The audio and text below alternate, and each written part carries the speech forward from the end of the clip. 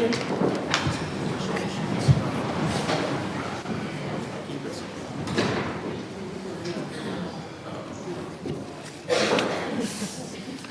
they here and left?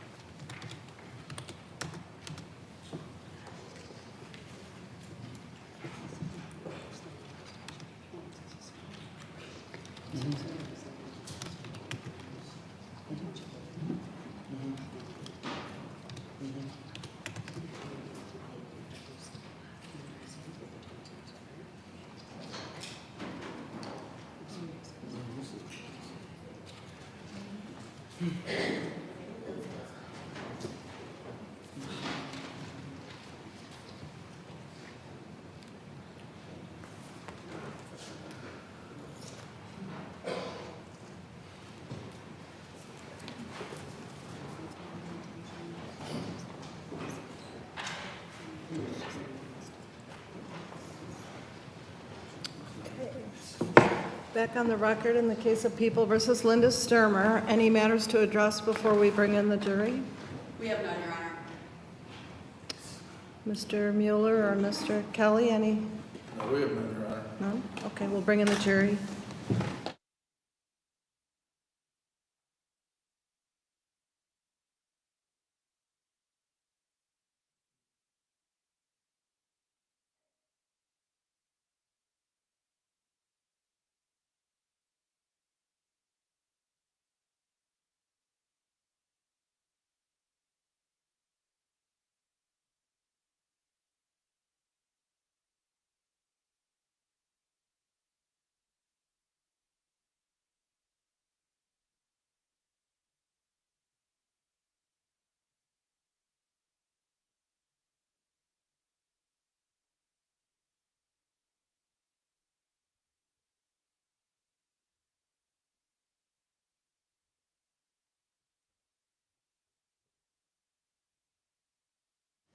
Welcome back, jury. Good morning. Start with an apology. I'm sorry for the late start up this morning. It's my fault. Okay. Counsel, Mr. Mueller, you may call your next witness, or Mr. Yes, Your Honor. We'd like to call Mr. Steve Benny to the stand.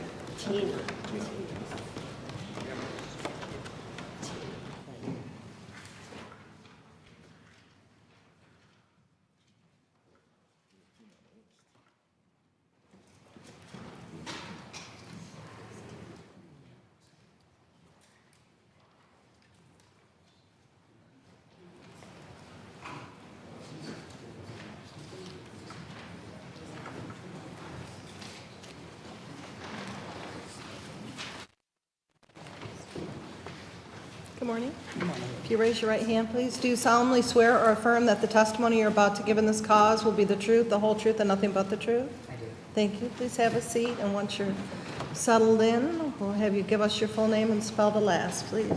And make sure that microphone's right up to your mouth. Christina Lynn Benny, B-E-N-N-Y. Okay, thank you. Mr. Kelly? Good morning, Ms. Benny. Do you know Linda Sturmer? Yes, I do. Okay. And did you know Mr. Todd Sturmer? No, I did not. Okay. And could you briefly tell me, how did you know Miss Linda Sturmer? Through Kate Fox. Through Kate Fox? Mm-hmm. Okay. And other than just being introduced to her, she being introduced to you by Kate Fox? Yes. Have you ever had any other dealings with Miss Sturmer? As far as what, I mean, before that, we didn't know each other until my sister-in-law introduced. I didn't know Linda until my sister-in-law introduced us Okay. Have you been to Miss Sturmer's house? after the fire. After the fire? Is that the only time that you've been there? We were there one time for my husband to look at a vehicle that wasn't working. For your husband to look at a vehicle that wasn't Yes. working? Okay. And so that was the only time that you've been to their home, was one time when your husband was over there to look at a car? Yes. Okay. Did you happen to go to their home after January the 7th of 2007? Yes, we did. And for what purpose were you there at that time? To get some materials to build a lean-to for the horses that we were going to take for her, and put, we got the materials from the lean-to that was on the property. So we had to tear some of that down to take to Kathy Eel's property to build a lean-to for a horse. Okay, and what was your responsibility for Miss STERMER'S horses? To take care of them.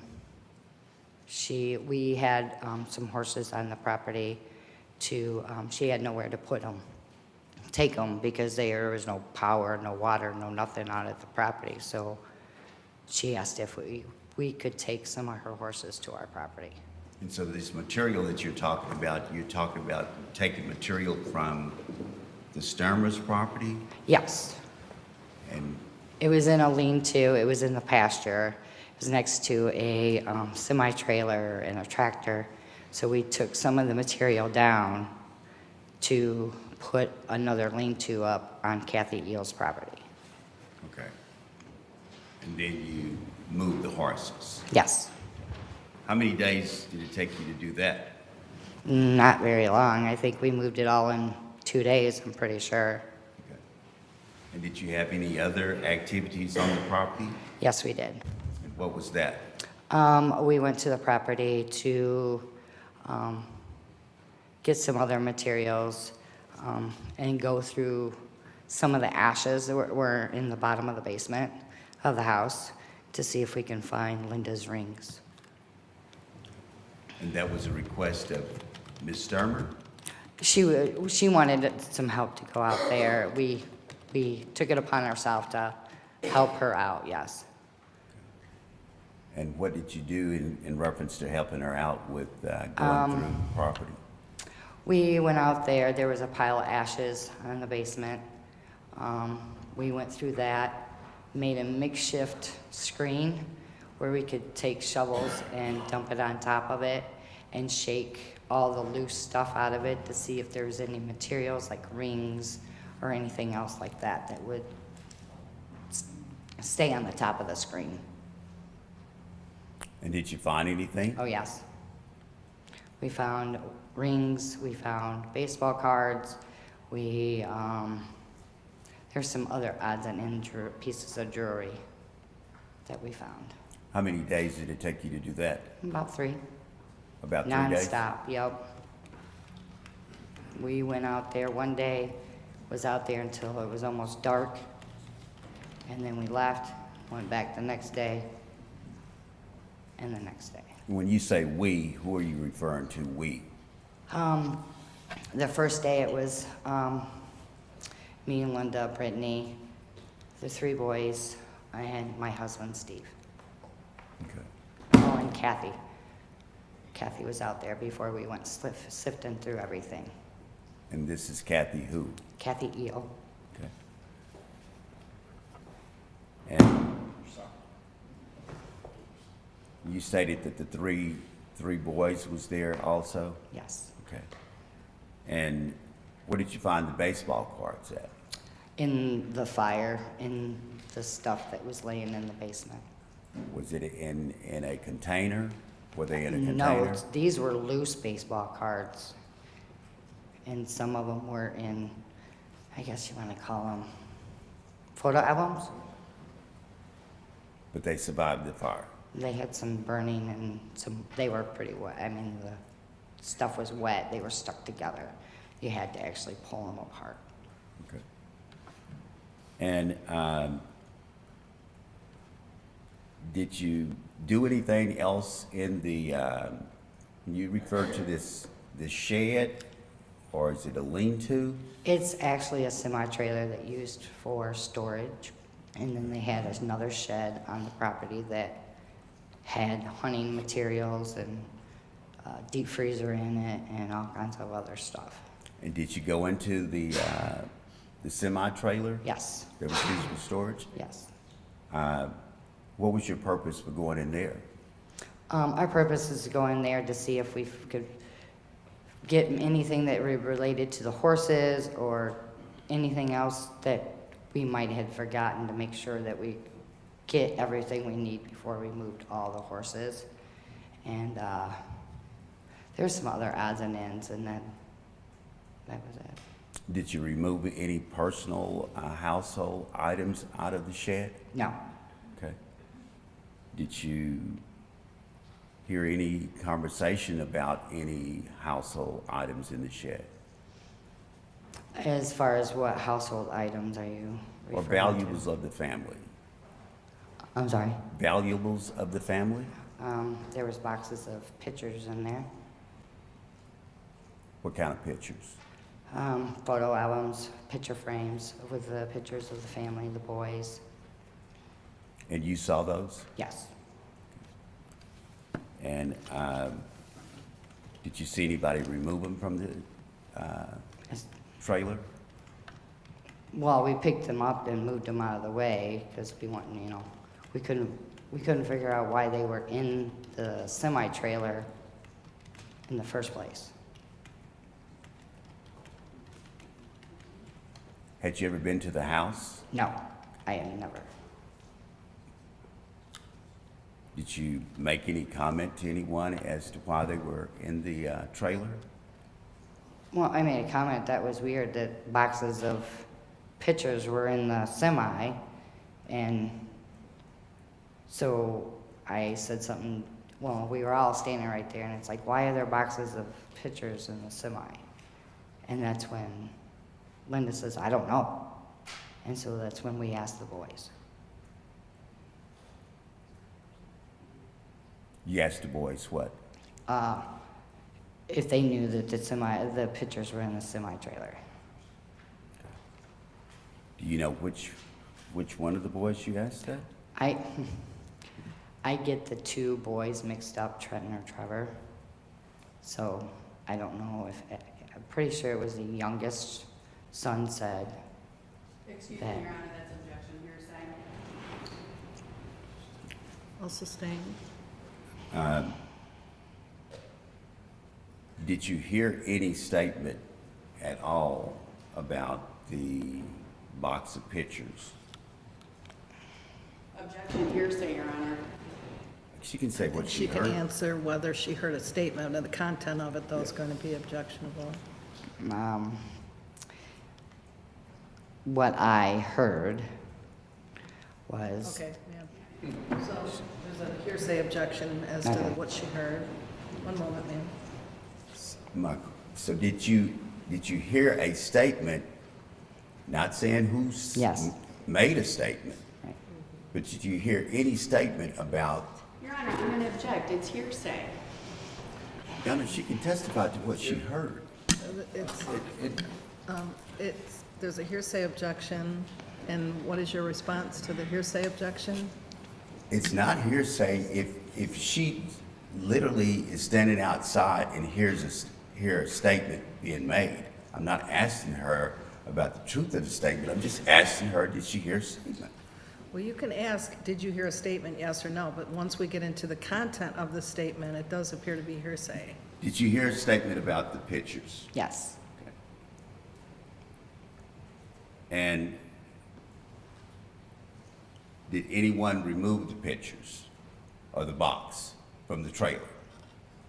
I don't recall. You I don't don't recall? remember them being brought out of the trailer. Okay.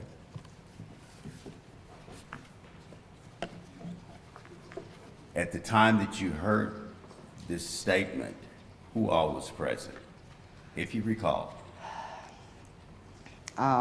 It was me, Linda.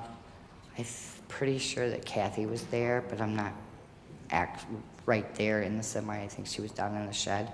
And my husband was nearby, and the boys. Okay. And where was Linda Sturmer? She was standing right next to me. Okay. Can I have just a second, young?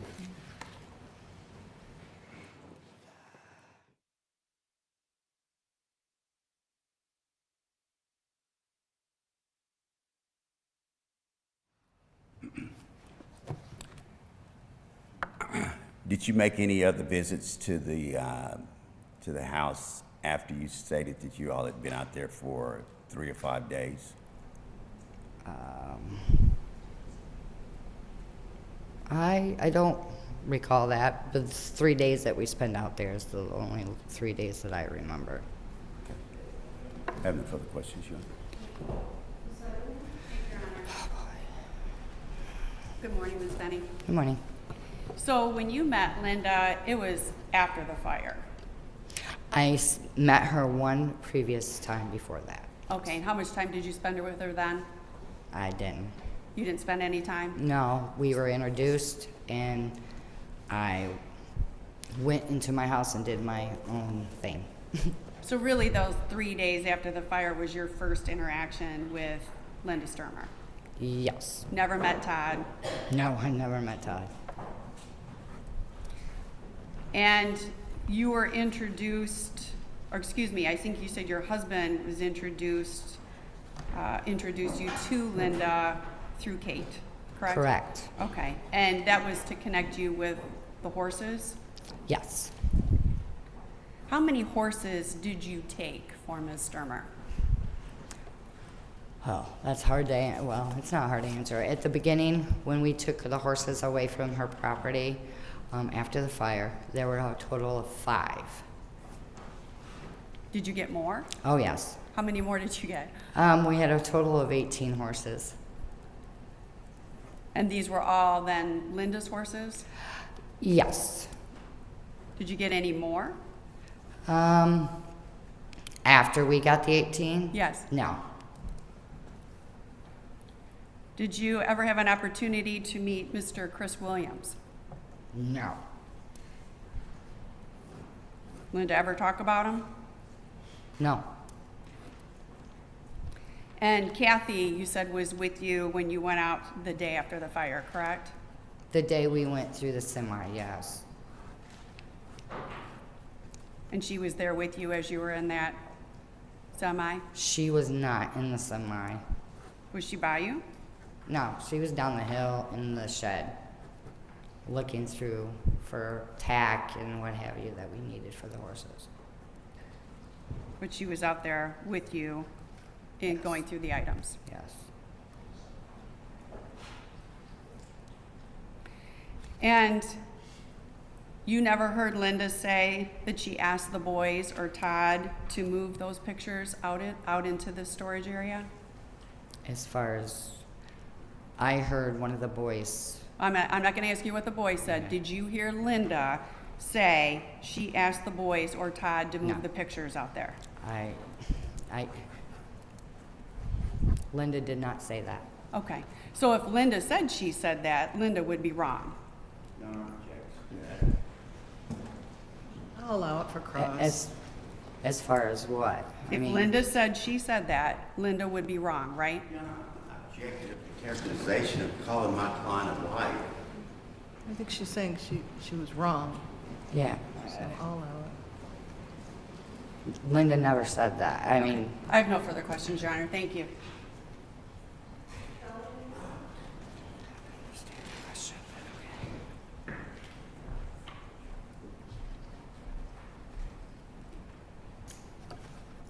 Ms. Benny, where did you, I just did.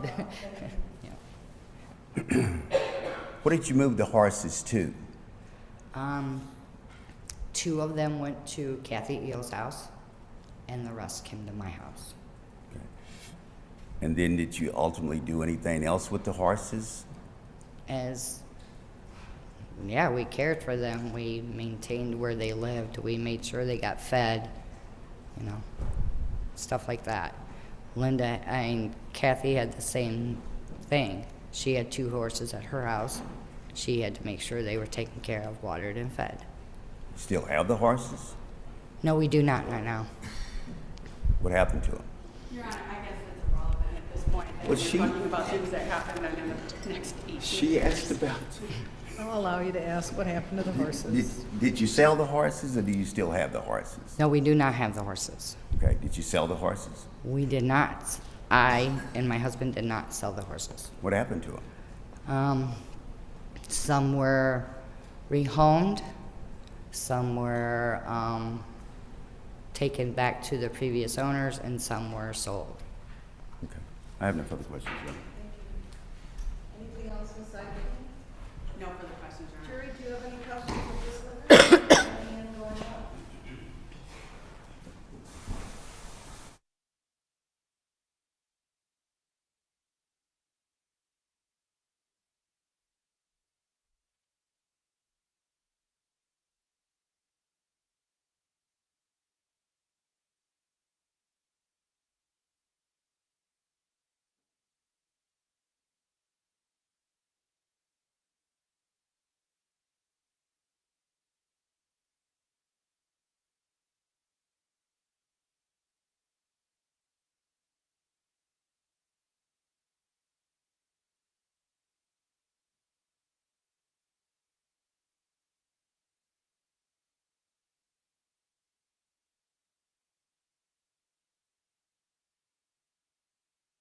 I have a question from the jury, ma'am. No objection from counsel. What were the dates that you sifted through the ashes and went through the semi-storage? Oh, I don't know exact dates, but I could tell you what season it was. It was like, not much later than after the house fire because the horses didn't have any water or any electricity, so we had to get them out of there as soon as possible. It was still snowing, so I'd say mid-February when we got the horses to my house and Kathy's house. Okay, thank you. Counsel, any questions in light of the question and answer? No, Your Honor. No, no. Jury, any other questions of her? None, thank you. If she's under subpoena, may she be excused? Yes, you. No objection. Thank you, you're all done. Thank you. Mr. Mueller? or Mr. Yes, we have witness Mr. Rich McGrew.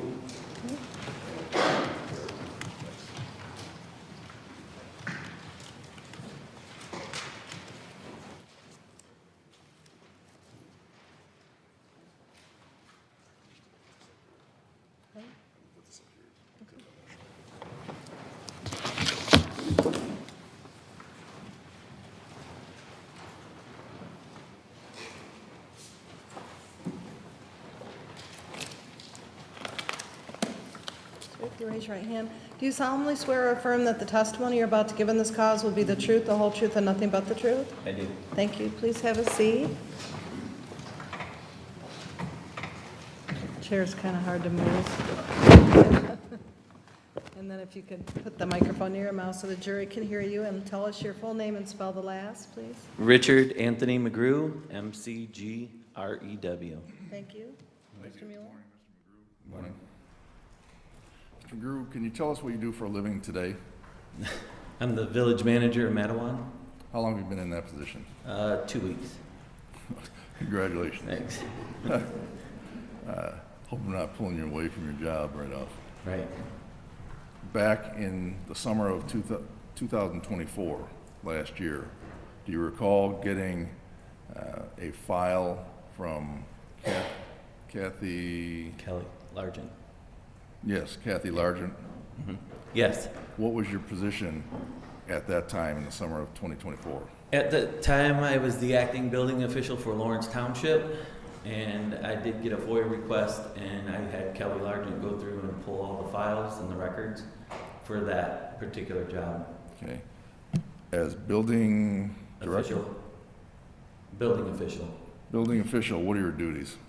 Run the building department. I do all of the building department, the zoning, planning, rental division, do all the plan reviews and the inspections for multiple jurisdictions at that time. When you say you do the planning and inspections for jurisdictions, would that include Lawrence Township? Yes.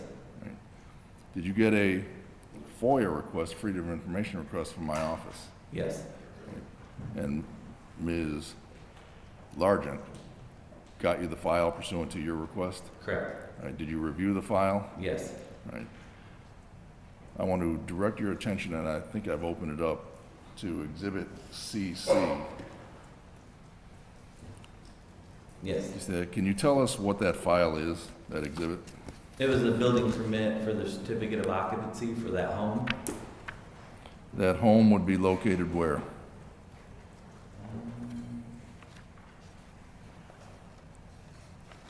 See the address? Good question. I don't see the If I address. look at a yellow page and you see the Bates numbers on the bottom right, page 226.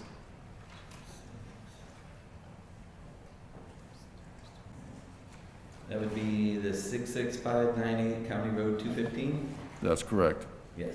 What did you understand, or who did you understand that particular file or that address to belong to? To Mrs. Sturmer. Okay.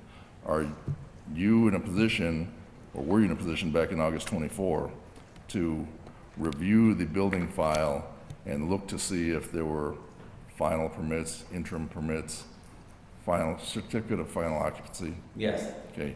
Does this file that we're looking at, Exhibit CC, represent the entire file that you were provided?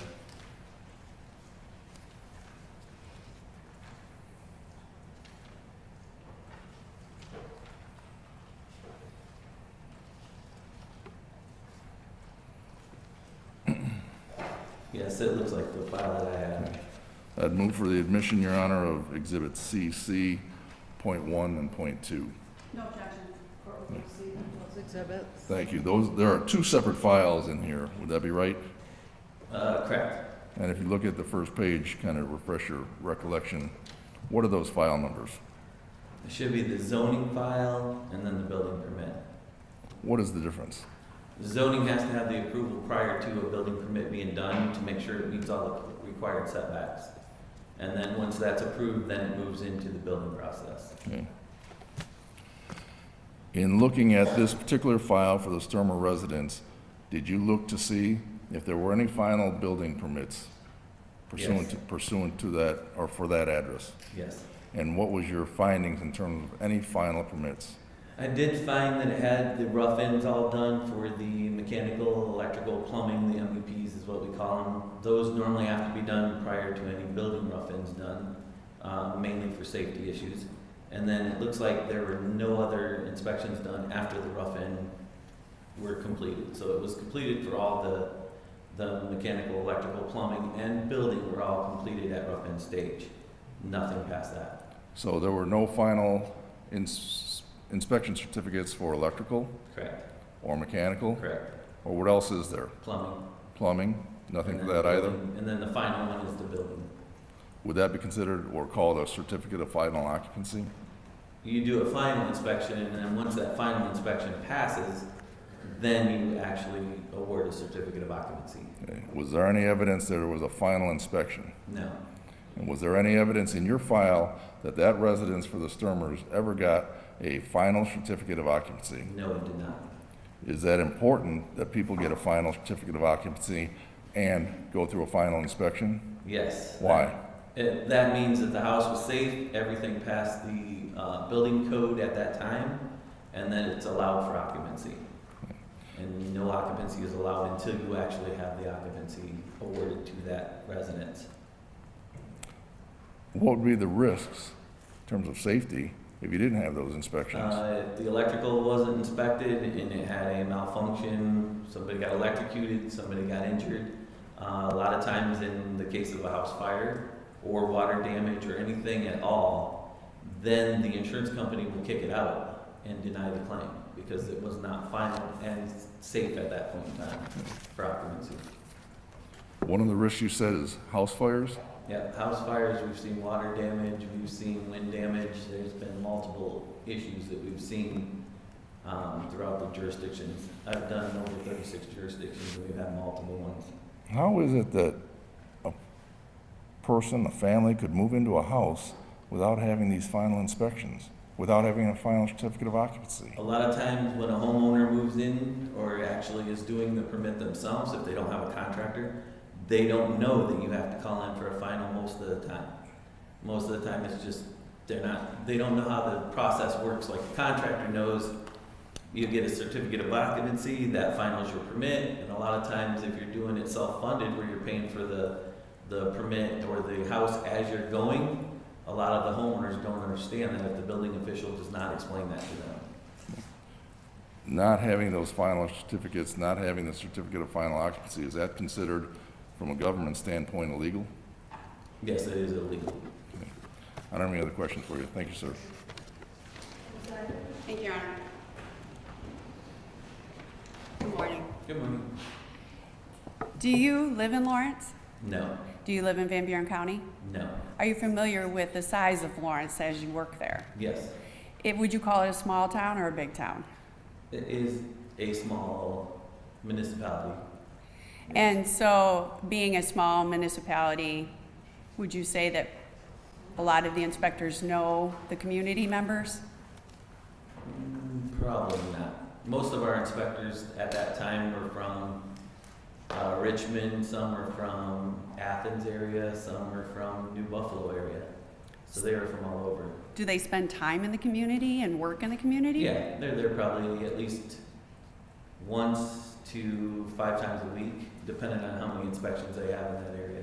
And you know when somebody's getting a building permit that obviously a house has started, correct? Yes, And you stated here that the plumbing, electrical, and the initial inspections were all done when the house was started.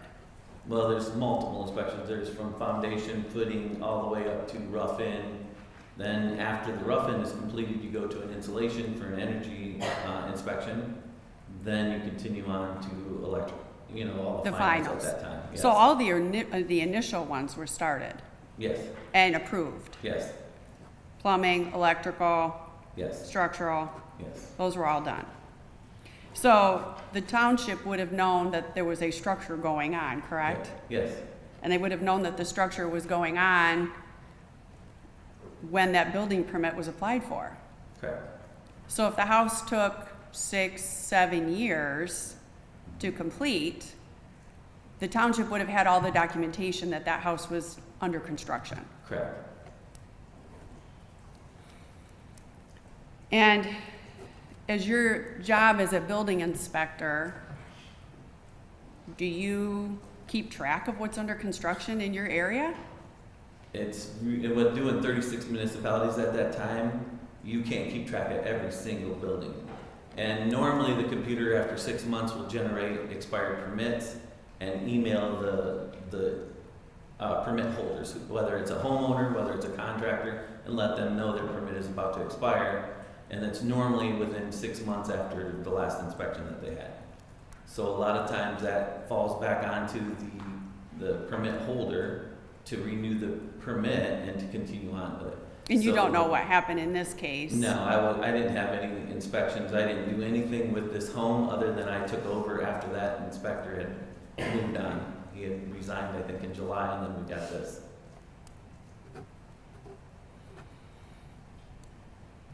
Can you agree, it's no secret that that house was under construction for a number of years? Right, yes. And in a small town, you were aware, or somebody was aware they were living there. I was not. Speculation as to somebody. I withdraw. Thank you. If the building inspector had notice of this home being built and any inkling that it would have been unsafe, would they have taken any action? We just object, assumes facts not in evidence, asking him to speculate on that. The way it's phrased, it does call for speculation. In your current position as a building inspector, if somebody was living in a home and they hadn't received their final occupancy permit, would you take action to remove them if you felt it was unsafe? I would red tag the house and explain to them that there is no certificate of occupancy, and until you have all the final inspections completed, then you could move back in. And nobody did that in this case? I don't know. Do you have anything in the file to suggest that that occurred? Nothing in the file shows that any finals were done. And nothing shows that it was red tagged? Nothing shows that either. Nothing shows that anybody went out to this house and had a conversation with them? Nothing. Other than obviously the emails from the expired permits. That would have been the only thing that they would have contacted them for. And at that time, it's the permit holder's responsibility to renew the permit or move on. with And the those project. emails are in that file? I'm not sure if the emails are, because it generates off the system. So it automatically sends them at that 6-month time, 180 days. In 2007, was that the case? That's a good question. I don't know. I wasn't at that company in 07. Okay. And you don't know what their procedure was at that time? No, I don't know if they had that same computer system at that time or not, because they did develop the system, but I'm not sure when they actually implemented their computer system. And you have no evidence that those were set in that file that's been provided today? No, I didn't see anything. Okay. in I have there. no further questions, Your Honor. Thank you. And just a couple follow-ups, sir. You said if it's expired, it's then the homeowner's obligation, whether Permit it's holder. permit holder, Yes. right? Whether, it could be the homeowner, or sometimes if you use a contractor, it's the Correct. contractor. Okay.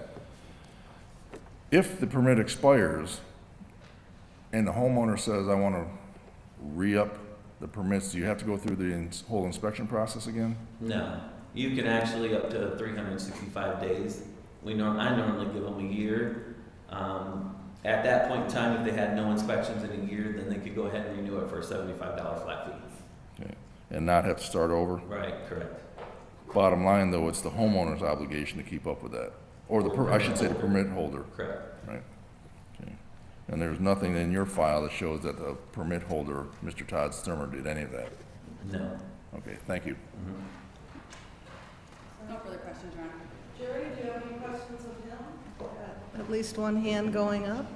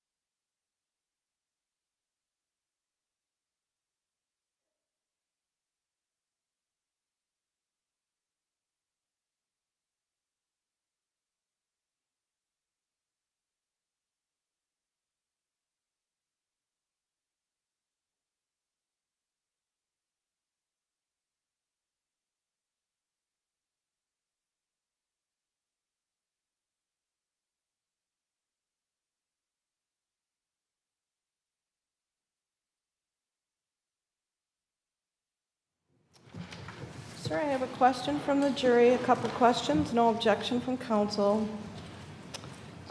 Did or does Lawrence Township have language on permits stating a final inspection was needed before occupancy permit was issued? Yes, normally on the building permit, it states what inspections are required throughout everyone that's on that particular job. It'll have a list of inspections that are required under stipulations. And is there standard language in all townships, villages for final permits per state laws? Yes. Counsel, any questions in light of the questions and answers?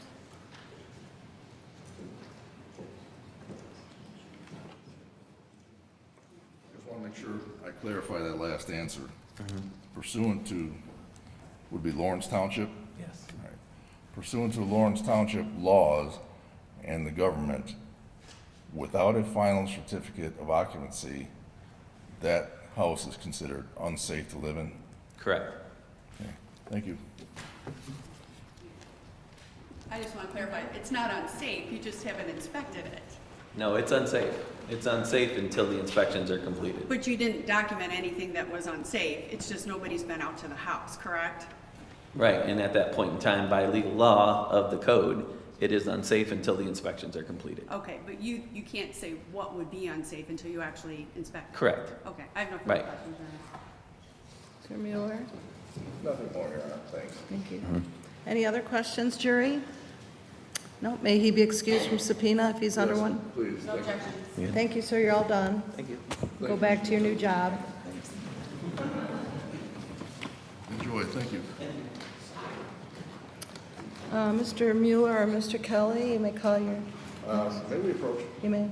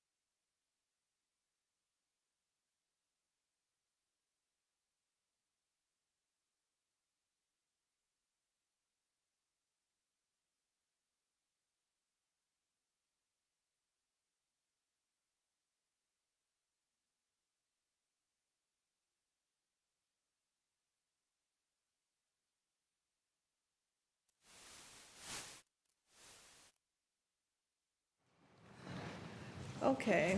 Mr. Mueller, did you have any One further? second, Your Honor, so I can just.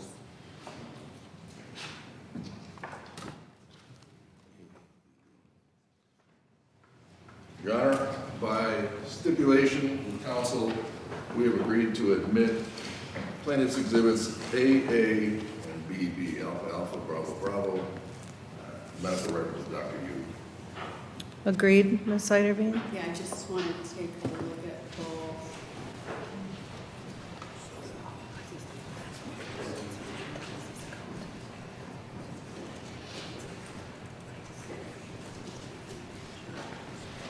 No, Your Honor, I just wanted to take a look at, we agree, it's just what he was prescribed in his medical records for the ear infection, so we agree, that's fine. Okay. So I'll admit, what is it, UU and A. Oh, UU you, and AABB. okay, we'll admit those by stipulation. And any other witnesses, Mr. We don't Mueller? have any live witnesses, Your Honor. We don't have Okay, no witness, your rest? No, Your Honor, we need to put something on the record. Okay, okay, outside the presence, Right. got it. And Ms. Ziderveen, did you anticipate any rebuttal? No, Your Honor, we have no rebuttal witnesses. Okay, thank you. So jury, what I'm going to do is, we're getting near the end here now, so we're working on final instructions and things like that. That's why we had a late start this morning. But I'm going to have you go and come back to the jury room at noon and go do whatever you want to do, but you're still under all the instructions of the court to not discuss the case or do any research or media searching. And then we'll get you some lunch back here. You can anticipate having some pizza or some lunch back here. And I think George is aware of dietary restrictions, but if you have any, you might want to let him know ahead of time, okay?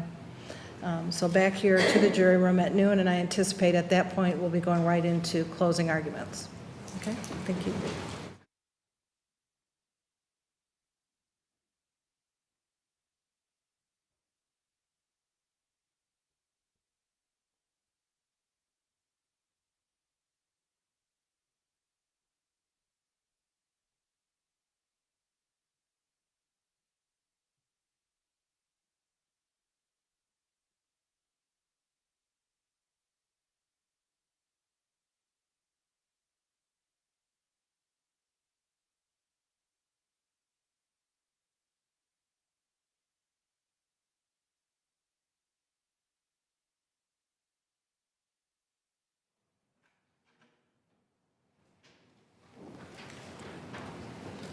Okay, counsel, the jury has left.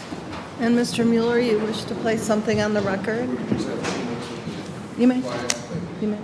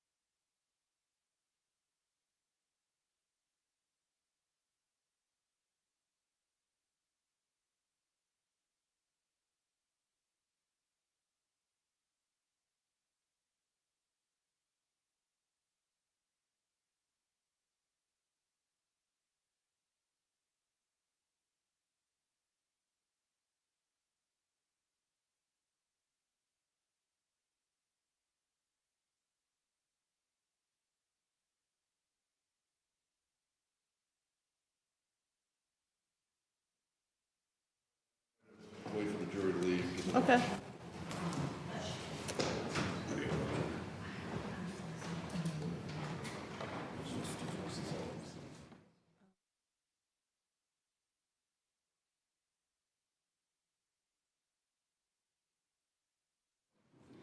Okay, you wish to place something on the record? Yes, Or, Your I'm sorry, Mr. Kelly? Yes, Your Honor. On behalf of Ms. Linda Sturmer, we have explained to her her constitutional rights in reference to her right to testify in this case. And she fully understands that she has a right to testify and that she's waiving her right to testify as it relates to participating as a witness on behalf of herself. And so to that extent, Your Honor, we would, if you have any questions you would like to ask of Ms. Sturmer or to me, Okay. we're prepared to respond. So, Ms. Sturmer, you've been advised that it's basically, it's your call on whether or not to testify in a criminal case, and so you've discussed this issue with your lawyers? And, Yes. okay. Do you have any questions about it? I feel that I'm fully advised of my constitutional rights and have decided to waive my right to testify. Okay. And you're certain about that? Yes, ma'am. Okay, thank you. Yes, I don't Your have Honor. any further questions of counsel or her. I don't know if, I don't either, Your Honor. Thank you. okay. Thank you, Your Honor. Okay, thank you, counsel. Anything else, counsel, to address before we reconvene to go through finals again? People have nothing, Your Honor.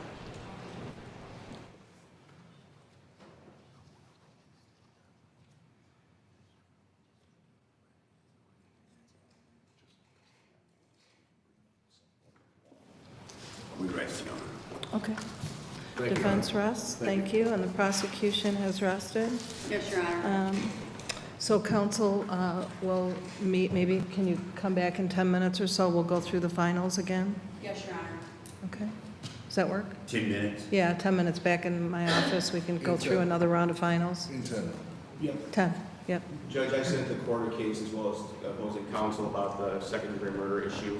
Okay, Just if you want to take a gander at it, I emailed it to everybody to look at, just so we have I think it resolves one of the discussions we had back in oh, Chambers. good, okay. I'll have a look at that. Okay, I'll see you all in 10 then. Thank you, Your Honor.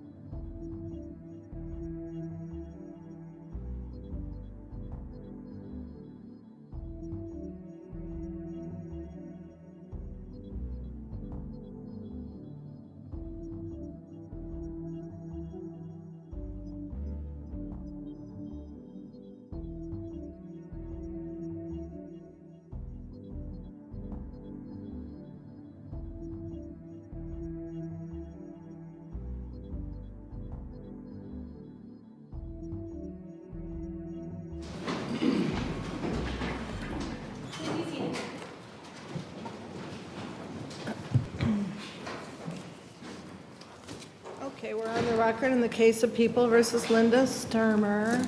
The jurors are not present. They're in the jury room. The record should reflect I've met on 2 occasions now with counsel to go through final instructions. And at this time, I will place on the record the instructions I intend to provide, and counsel can then indicate if I'm wrong in any way based on what we discussed, or any objections you can place on the record too.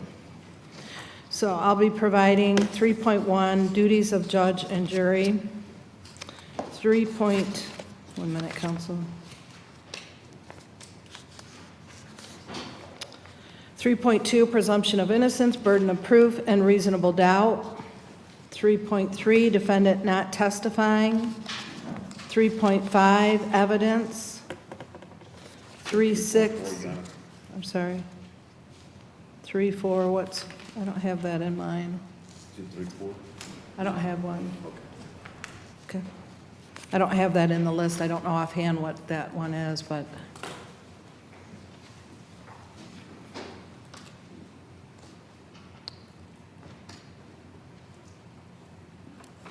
Are you just mentioning that because I skipped a number? Or, We just got the new. okay. Did, 3.4 is impeachment by prior conviction, we had none of that. oh, so 3.4 doesn't apply? Okay.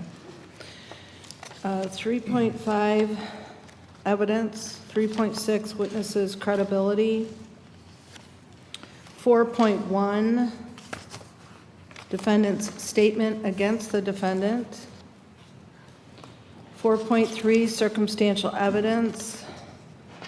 4.5, prior inconsistent statement used to impeach a witness. 4.7, stipulation. 4.9, motive.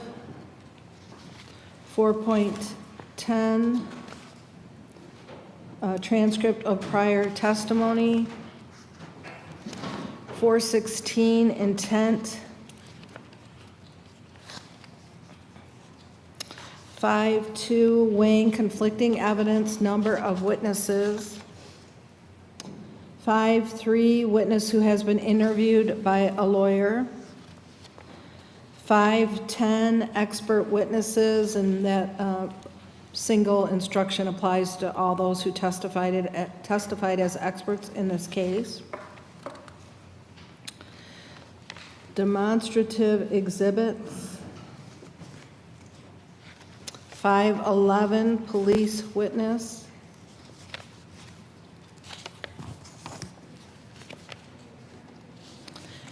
Then we move on, counsel, to the elements of the offenses. Initially, I'll note that after discussion with counsel, it's my understanding that counsel are in agreement that as to counts 1 and 2, the jury will be provided with the option of the lesser offense of second-degree murder. Is that correct, counsel? That is correct, Your Honor. Yes, Your Honor. Okay. And no one has requested manslaughter instruction of any sort. Is that correct? I am not, Your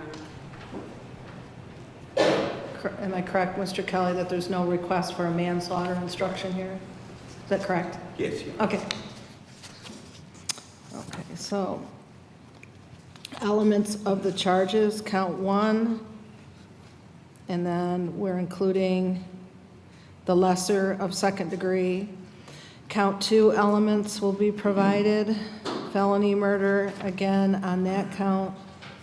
After discussion, we will be providing the lesser of count 2 on that one.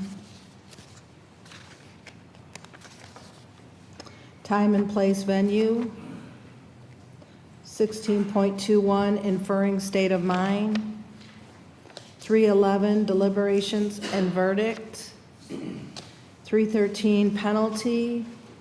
3.14, communications with the court. 3.15, exhibits, and we're still awaiting some of the defense. And exhibits, counsel will need to get defense. I think we have all the prosecutors, but you will need you to gather up the exhibits that have been admitted. Your Honor, we do have a tote sitting behind me then of all the physical evidence. Okay. So if the jury, or we'll turn it over to the custody of the court. Yeah, we'll get it in the jury room. So as soon as possible, once we're done with closing arguments and we get the jury in the jury room, if you could help us figure out where your exhibits are so we can get those to the jury. Written instructions, 316. Single defendant, multiple counts, more than one wrongful act, 320. Verdict form, 323. Counsel have been provided with the verdict form we intend to provide to the jury. The record sure reflects too, we did have significant discussion about the unanimity instruction, and I think everybody came to the conclusion that the way the charges are presented, that it was maybe more confusing than anything for the jury, so we're not providing that instruction. Is that a fair summary? Just that we're providing the standard instruction. I think what we talked about is that we took away the unanimity instruction that we thought pertained to open murder, but we kept the standard unanimity instruction for both counts. Correct. Is that your understanding, Mr. Kelly? That's correct, Your Honor. Okay. So counsel, and you both have I know we talked about a couple different verdict forms. You both have the final one we intend to use for approval? I have the one that we discussed. I don't see Okay. one attached in here. If it's the same one that was discussed prior to our break, or at our break, then I do have it. Okay, it is that same one. Okay. Because I don't have a copy of it. Let's see. Happens to be up here to give us an. He might be back at his desk. One moment, we're going to gather that form just so we're all looking at the same item.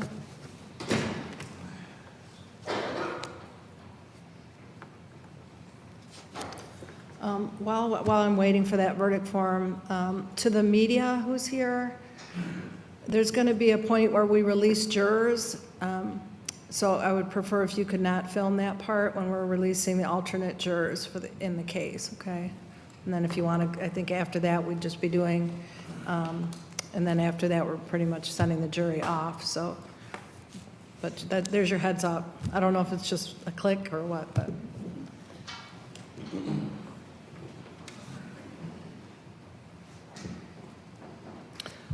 While we wait for the verdict form, Mr. Mueller or Mr. Kelly, did you have objections to the ones I intend to provide, or did you have special instructions or other instructions you're requesting? Yes, Your Honor. As we noted, we requested a spoliation instruction, adverse inference instruction with respect to the in-car video from Deputy Russ, which was shown, we showed in plaintiff's exhibits, 10 pictures taken over 9 seconds. Deputy Russ said it was from his in-car video. He didn't know where it went. The prosecutor apparently didn't know where it is. And it's never been turned over to us. Our argument is that clearly a video is way better than 10 pictures over 9 seconds in terms of showing in real time the progression of the fire. As the court knows, one of the big issues in this case is the speed of the fire, where the fire was located initially. So we think because it's the obligation of the prosecution and the sheriffs through the prosecution to turn that over in discovery, we've been hamstrung by that, we've been prejudiced by that, and we would request an adverse inference instruction that had it been produced, it would be disfavorable to the prosecution. Thank you. Prosecution response? Your Honor, what I can say is this, because this is kind of encompassing a discovery issue as well that I think we've actually talked about before.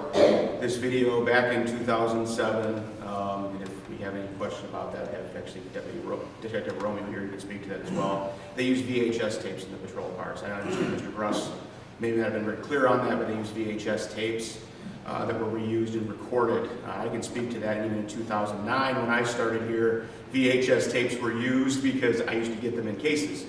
And unfortunately, those tapes were reused and were sometimes corrupted and didn't work properly or whatever. My understanding is these stills were taken from the videotape because the videotape itself was not in good working order. And that's why we have where we're at this point in time. They are a representation of what was on that videotape. It is all we've ever had in our possession since we took over, Ms. ZUIDERVEEN and I took over this case, and even prior to that, the original case file that we had in our office never had that videotape. I've been through all the evidence at the Sheriff's Department. There are other VHS tapes present there of different interviews and things, but this videotape has never, ever been located. All we've ever had is still photographs, which have been turned over as part of evidence. In the case from the onset, there is, I don't think there's any justification for a spoliation or an adverse instruction against the people. There's no legal justification, no case law in support of this, and I don't think it's appropriate for the court to give such. Thank you. Thank you. And I think you were indicating those were, instead what you have are these 10 photos that were taken Yes. over how many seconds? 9 seconds. 9 seconds. Okay, the defense is requesting a special instruction as it relates to this video. The court finds that I'm not going to provide the instruction. The defense has not demonstrated to this court that the government acted in bad faith in any way in failing to preserve the evidence, or that the nature of the evidence was such that the defendant would be unable to obtain comparable evidence by other reasonably available means. The court is citing People v. Kress reversed on other grounds. If the court uses the missing witness instruction, then the issue is whether the prosecution exercised due diligence. But in any event, under either standard, I find that the defense has not met its burden to get the instruction. May I give a 30-second response, Your Honor? No, thank you. And counsel, in the meantime, did you get the I've not seen an Okay. email. oh, it should be on the verdict form? We have a written one, but I don't. Oh, have you one. want an email? Yes, and Okay. he said he emailed it, but there's nothing coming up. Okay. You want me to forward that email to you, Wolf, that I got? Please. Oh, wait, Jay might be on the case here. Yeah, it was sent to all of us. It's not on your emails? No. I have it. We just, Okay. he just. I just forwarded it to Mr. Mueller. Hope maybe it was a.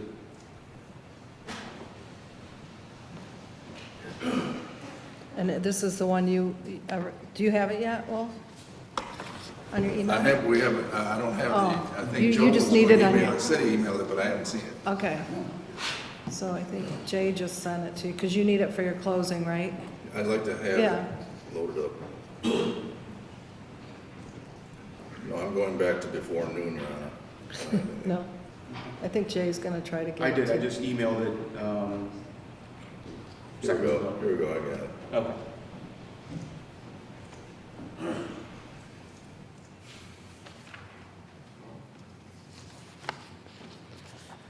Defense, are you good with the form of the verdict form, providing the option on each count of not guilty, guilty of first degree, or guilty of the lesser offense of second degree? Yes, Your Honor. Okay. And I know, Wolf, you're waiting to get your, Just 5 minutes real quick. Okay. I got the email, I'm just trying to, you put it into your please. PowerPoint or whatever? Okay.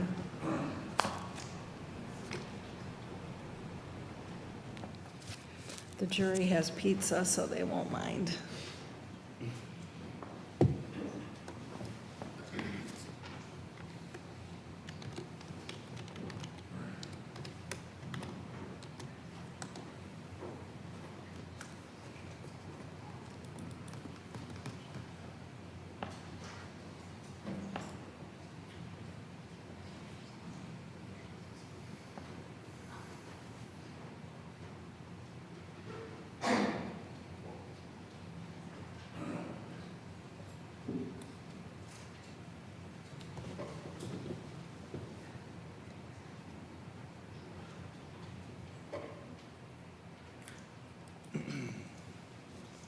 Thank you, Your Honor. You good? I'm good. Where's that verdict form? Do you have what you need, Mr. Mueller? Are you good? I'm good, thank you. Okay. Anything else, counsel, before we bring in the jury for closing arguments and final instructions? I have nothing, Your Honor. Anything else, defense? No, Your Honor. No? Okay, we'll bring in the jury.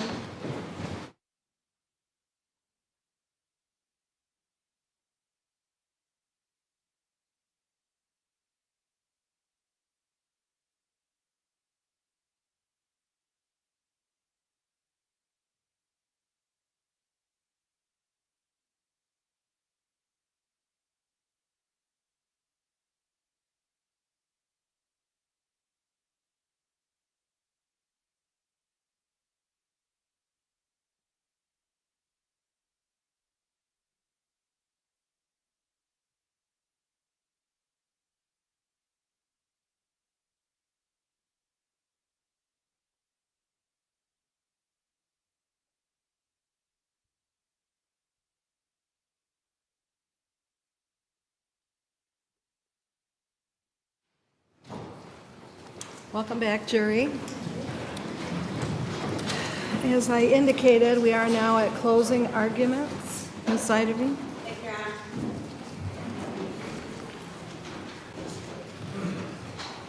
Good afternoon.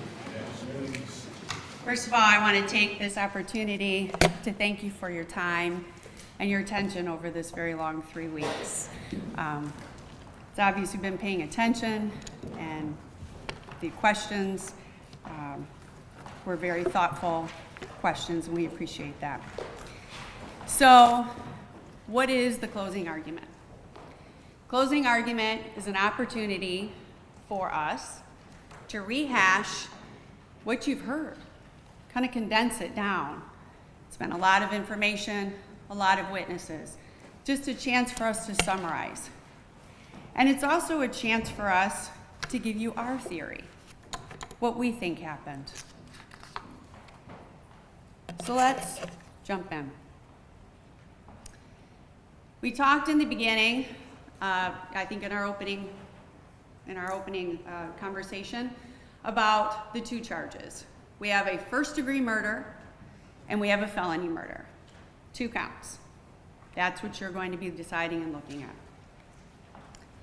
So, again, going back to the boxes that I have to check. That's what we talked about in voir dire, right? Those boxes, those elements. So, you can see on the screen what the elements are. Defendant caused the death of Todd Sturmer. Defendant intended to kill Todd Sturmer. That the intent to kill was premeditated or thought out beforehand. And that the killing was deliberate. There's some definitions there, which you will have. The judge will give you all of this in writing, but that's really breaking it down to the simple form. Let's take a look at count 2. That's your first-degree felony murder. 3 boxes I need to check. First, that the defendant caused the death of Todd Sturmer. Second, that the defendant had one of 3 states of mind. She intended to kill, or she intended to do great bodily harm to Todd Sturmer, or she knowingly created a very high risk of death or great bodily harm, knowing that death or such harm would likely be the cause of her actions. And third, that when she did this, when she caused the death of Todd Sturmer, that she was committing or attempting to commit the crime of arson. So those are your 2 counts. But within that, we need to take a look at arson, because that's part of that last element. So what are the boxes for arson? That the defendant burned a building, that at the time of the burning, that the building was a dwelling house, was a residence. Third, that when the defendant burned the dwelling, she intended to burn the dwelling. And again, there's a little bit more description there, which you will have a copy back in the jury room. But that's broken down simply. Those are the boxes. So, let's talk about the evidence that you've heard now for 3 weeks. Because every witness is only one piece of this trial. You are the fact finders on whether these crimes were committed. And it's taking all of the evidence into account. So let's take a minute to look at the evidence. First of all, you heard from Sandy Sturmer. She's the mother of Todd Sturmer, victim who died in this case. Todd and Linda were not in good financial standing. You heard lots of testimony about that. The loans, being behind on bills, never able to pay the bills. Sandy talked about how Todd was in good shape. He was an athlete. There was discussion about how he was a coach. Todd built that house that burned on January 7th of 2007, and Sandy described her son as a perfectionist. Linda relayed little detail or facts about that fire to her in the stories that she ever gave Sandy. Twice, Linda said she went out the basement door, and once she said she exited out the front door.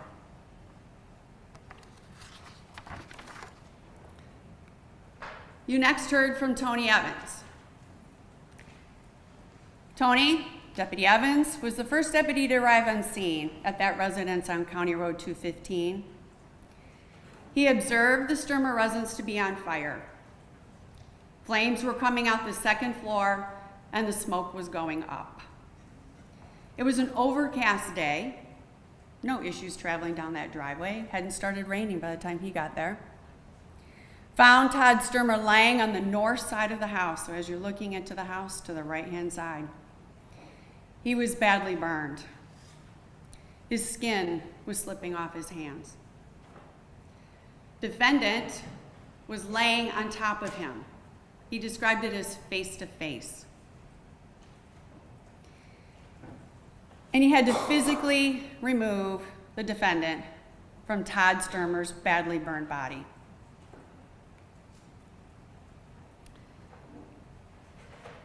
Todd had lacerations to his head and to his back, which you have then the autopsy, a copy of that, as well as pictures. His pants and his underwear were down to his ankles. Had his socks on. Deputy Evans used a plastic, he described it as a plastic molded sled to move his body to a safer location because of that fire, that fuel tank by the house. That was the fuel tank for the furnace. And when he was on the property, that's when he noted a van still running, smoke coming out of the tailpipe, parked in the rear of the residence. And that's when he saw the blood that you have the picture of, and he put a flag on.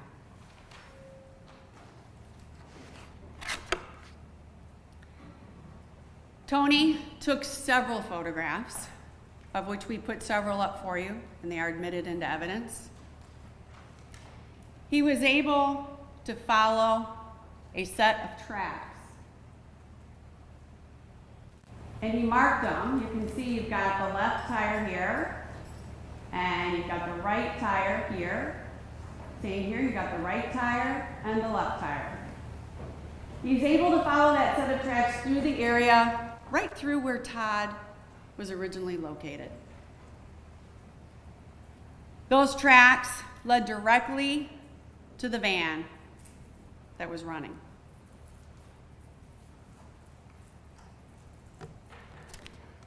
You heard from Deputy Gruss.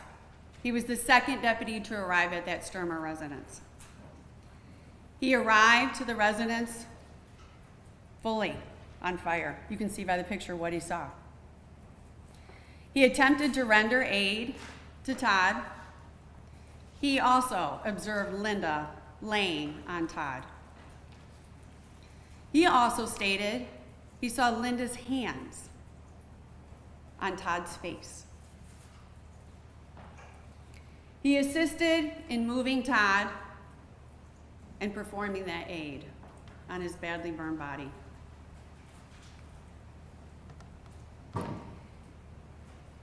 He had an opportunity to speak to Linda Sturmer, the defendant. Her statements at that time were she was downstairs doing the laundry, heard Todd yelling and screaming, ran upstairs to the main level, and it was full of smoke. She was yelling for Todd. She tried to go up the stairway but could not get through the fire. So she ran out the front door. Later, she saw Todd in the yard.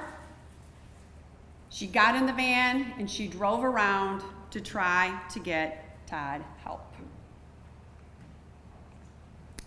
You then heard from Dr. Musali.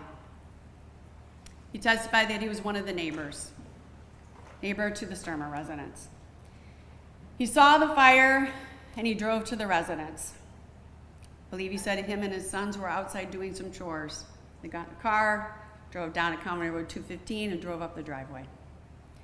He also discovered Todd in a badly burned state. Todd was laying near the house. He also said Linda was laying on Todd.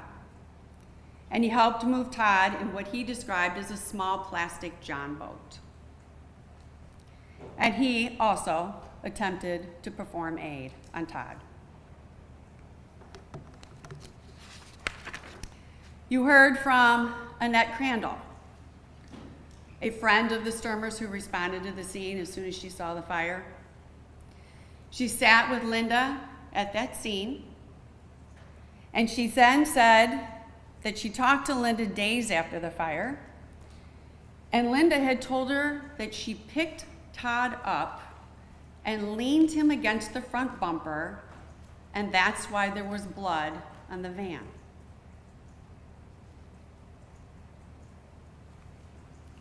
You heard from Steve Leach, also a neighbor of the STERMER'S. Saw the fire, drove to the residence, lives right by it. He also described how badly burned Todd was. He also talked about how Linda had to forcibly be removed from Todd, not once, but on 2 separate occasions. He talked about how he attempted to render aid to Todd's badly burned body.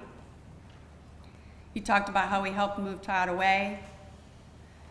And he stated, actually he was the Lawrence fire chief at the time, that he smelled fuel about Todd's person.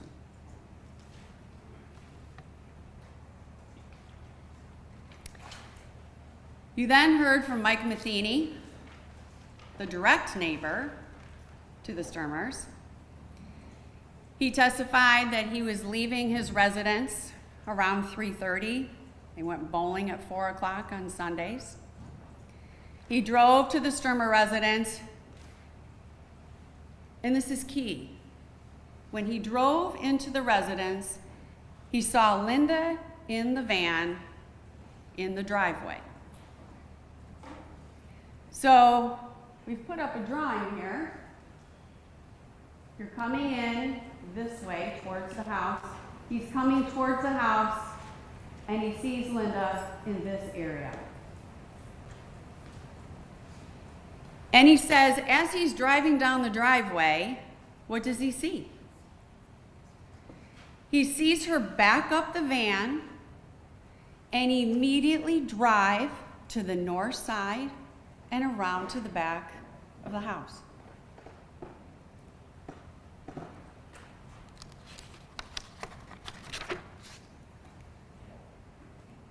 He stated he parked his own vehicle, went down behind where he saw the van going, and shortly after, as he's approaching, he sees Linda out of the van, walking away from the van. He kept asking for Todd's location. Where's Todd? Where's he at? And Linda finally said, there he is. Todd was unclothed when he saw him. He ran to his vehicle to gather some clothing to cover Todd. He talked about just grabbing some of his items that he had, some hoodies, some coats, of which then you'll also see physically. You have the physical evidence of it, and it's talked about in lab reports. He helped move Todd away as well from that location by the fuel tank.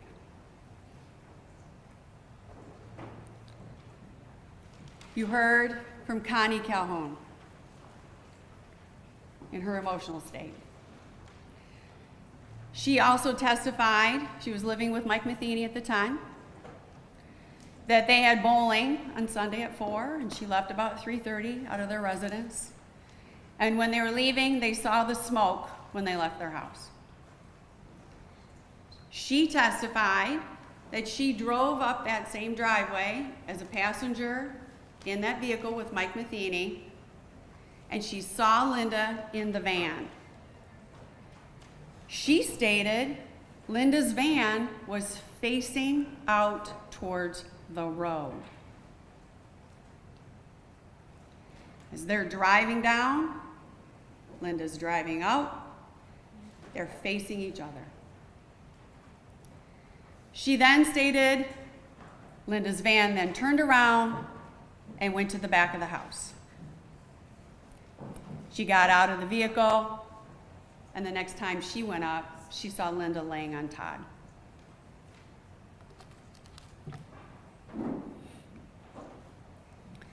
You heard from Kim Thompson. Kim arrived at the scene of the fire. She's a friend and a neighbor to the Sturmer family. She was just trying to go and help. She saw Linda for the first time that day on the hill on the north side of the house. Both the family dogs were outside. I think she told you about how they had to try to help catch the dogs a couple different times, or at least one of the dogs. Linda told her that she heard Todd yell, "The house is on fire." Then Linda opened the door, opened that basement door at the top of the stairs, and went outside, and she didn't know where Todd was. Another story that Linda told Kim was that there was a kerosene heater located near where Todd's chair was in the living room. In a third story, Linda claimed that Todd may have fallen asleep and dropped his roach.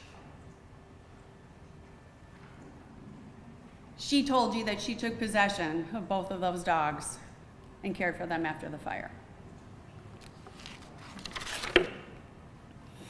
You then heard from Ken Thompson, her husband.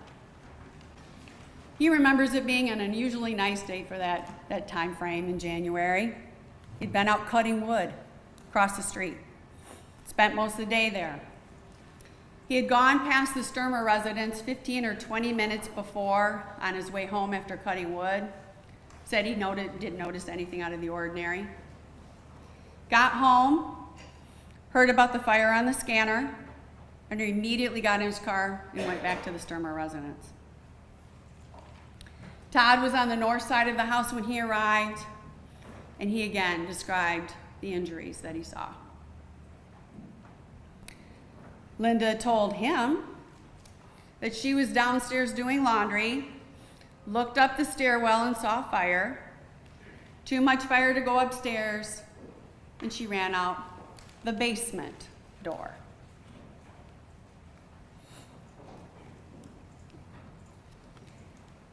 You heard Dr. Michael Markey, the forensic pathologist. He talked about how when he received the body, that Todd's body had the socks, the two socks, the underwear, and a shirt across the groin, and that's in the report, in detail in the report. He preserved those items and turned them over to law enforcement.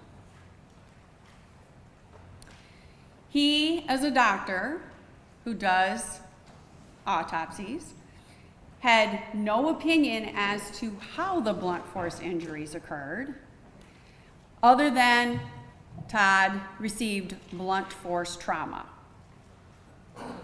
And he described what he looked for and why he made that determination, and how he looked for particular patterns and didn't see them.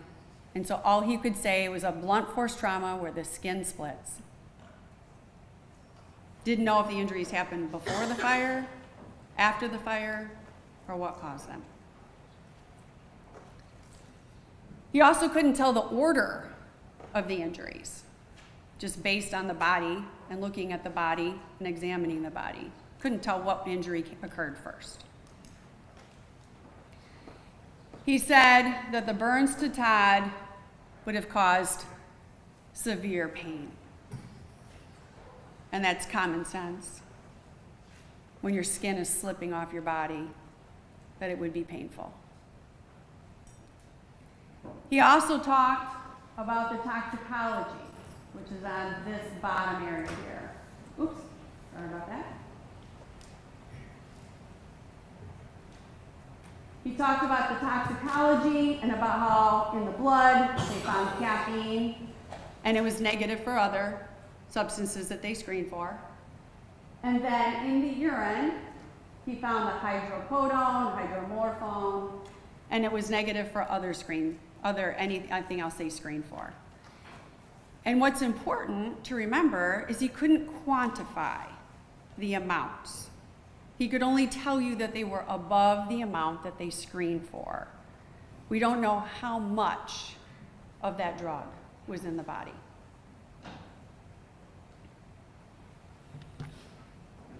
He also talked about 4 distinct lacerations in the head. He talked about 1 on each side, 1 on the top, and 1 in the back. And that's also in his report. He did say, upon questioning, and agreed that it would be consistent with injuries from being hit by a van. And he also said that the lacerations would be consistent with being hit by a blunt force object like a frying pan.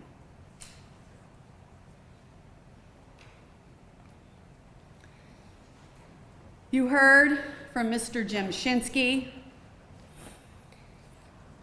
He gave the first detailed interview, or conducted the first detailed interview with Ms. Sturmer about the fire. We talked a lot in voir dire about what do you do when you have inconsistencies? How do you get to the truth? What do? You start asking more questions. We talked about it in voir dire. Those were the answers you gave me. I ask more questions. It helps me get to the truth.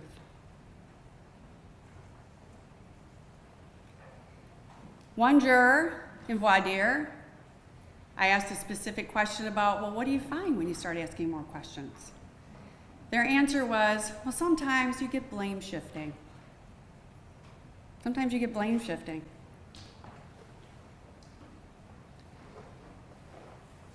Mr. Shinsky conducted detailed questions, started to dig into the inconsistencies.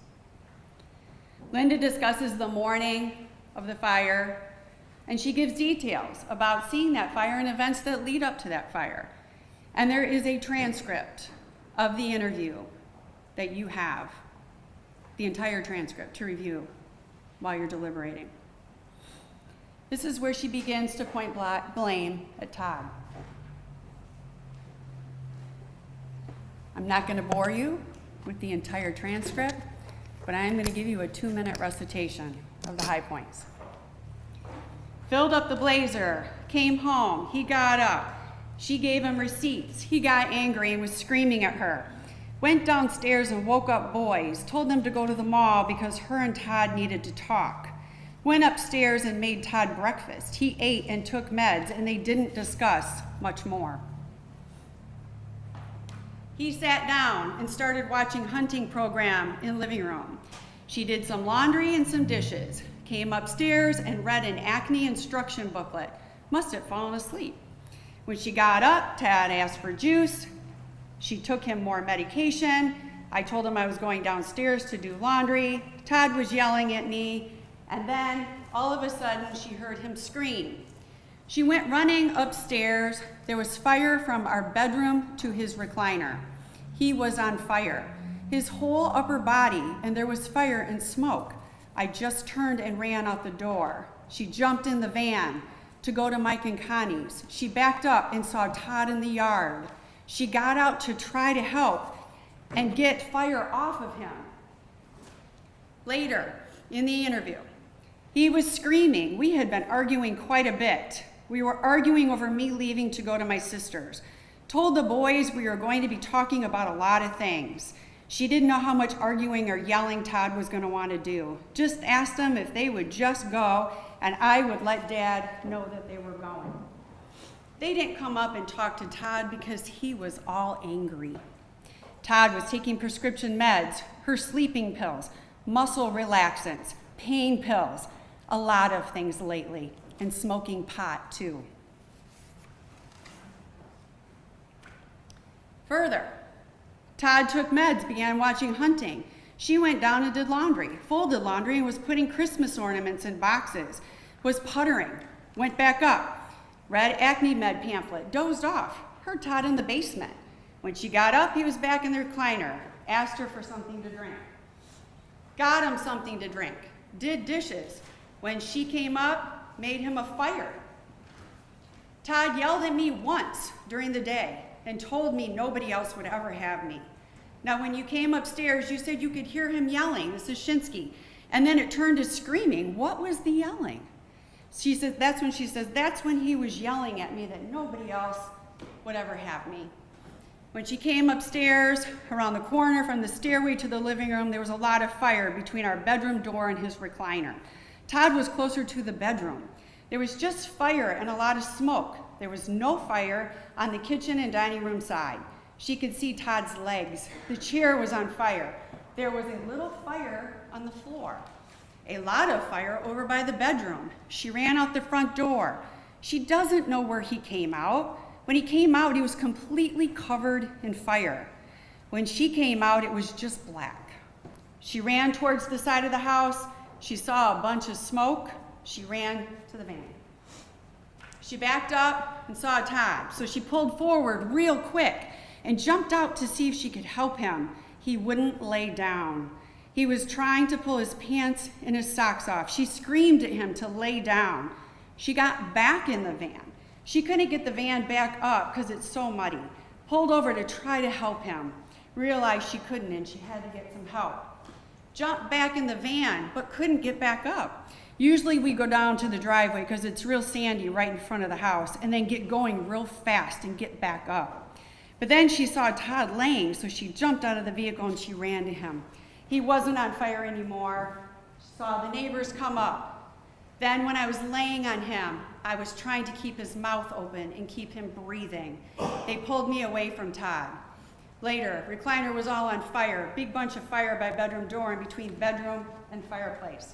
Bunch of fire by the recliner, not much fire in between. Ran out to van, parked in front. The keys were always in the vehicles, Todd does. She always brings hers in and puts in the kitchen. Todd was in the side yard. She pulled the van up real quick and jumped out. She was screaming at him to lay down. He was trying to get his pants off. She kept trying to get up and reach and grab him, his pants. He wouldn't stay still. Then he laid down. She jumped back in the van and tried to back up. She couldn't back up because it was too muddy. Couldn't see Todd when she backed up. Pulled down here because I was going to try and back up to get a running start, and she couldn't. Jumped out, ran to Todd. He was laying. She just laid on him, laid on Todd, trying to keep his airway open. She could tell he was breathing. She ran up almost to the fireplace, and fire came from our bedroom direction towards me, towards the fireplace. So it wasn't the fireplace. Her words. So it wasn't the fireplace. He could not have had fuel on him. I took him juice. I would have smelled it. Oh, since last winter was the last time we used kerosene. You think smoking's the cause of the fire? No, definitely not. We don't even own ashtrays. The kids were everything to him.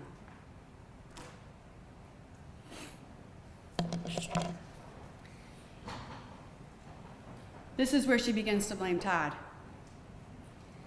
This interview greatly differs from the one that she gives Steve Willison 1 month later. Mr. Willison was the attorney hired by Farm Bureau Insurance. He conducted what's called an examination under oath of Linda Sturmer. The interviews were conducted in February of 2007, 1 month after the fire, and then again in October. Many statements blame Todd for the trouble, more blame shifting. Stories are more elaborate and more dramatic. These statements also greatly differ. Let's look at the February interview.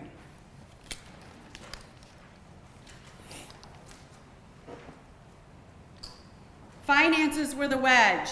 Todd not running his business as well as he could. And she felt he should work more. He was not putting in enough effort, in debt continuously. What other issues were in the marriage, he asked. Horses. Had 49 at one time during the marriage. Said he was addicted to sleeping pills. Saw him take one the night before the fire. What was it? Ambien CR. Night before the fire, he came in the bedroom and tried to pry her legs apart and take off her pants, but she wouldn't let him. Said if he tried to make her, she'd call the police. Got home that day and began cooking and put on coffee for Todd. Told him that she used his debit card. Todd was mad, and she told him, "You knew I didn't have any money to get any of this stuff," when she got back from the gas station. "You wanted me to take care of these things, but I didn't have any money. So I used your debit card again." I spent a total of about $50 to $60 that weekend. That night, she went downstairs to the basement the night before the fire.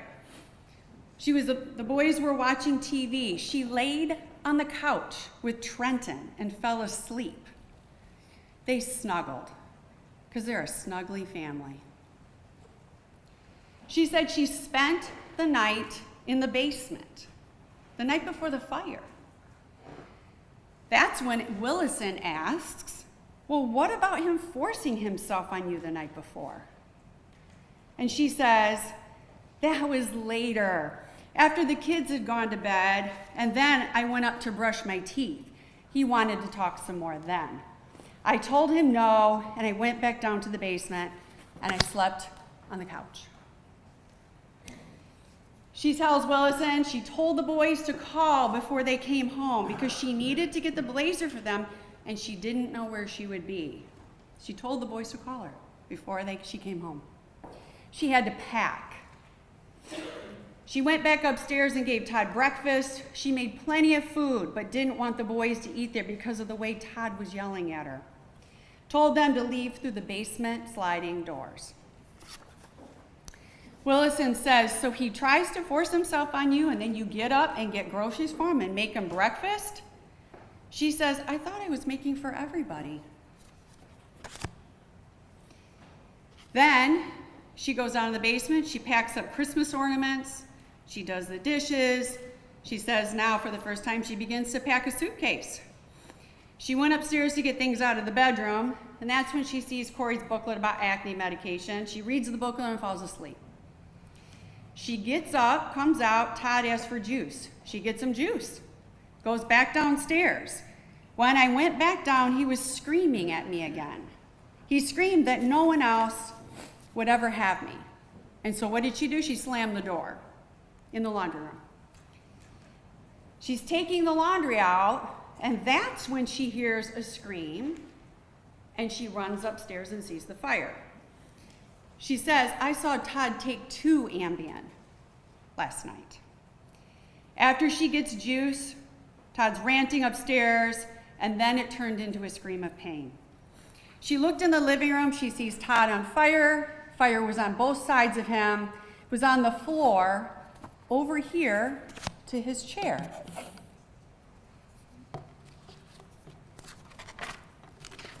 To make sure.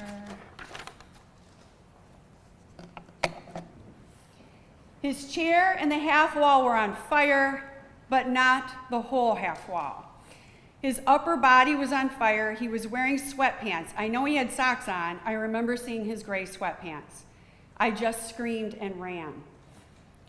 "I've got to get out of here." She jumped in the van to drive to the neighbors. "What did you do when you got in the van and backed up?" She said, "I backed up straight. Where did you see Todd?" And she marks the X of where she sees Todd when she first gets in the van. She's in the van and marked an X of where she sees Todd. When she sees Todd at that X, he was on fire. She was in the van facing the front door. She did not see where Todd came out. She was going to turn around, but backed up. She didn't back up very far, and that's when she saw Todd. So she pulled up and stopped the van at number 3, which I believe Mr. Willison said she originally marked this number 3, crossed it off, and then wrote the one on top.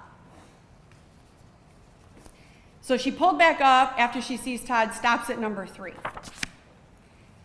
I drove up there real fast. I jumped out at number 3 and screamed to just lay down.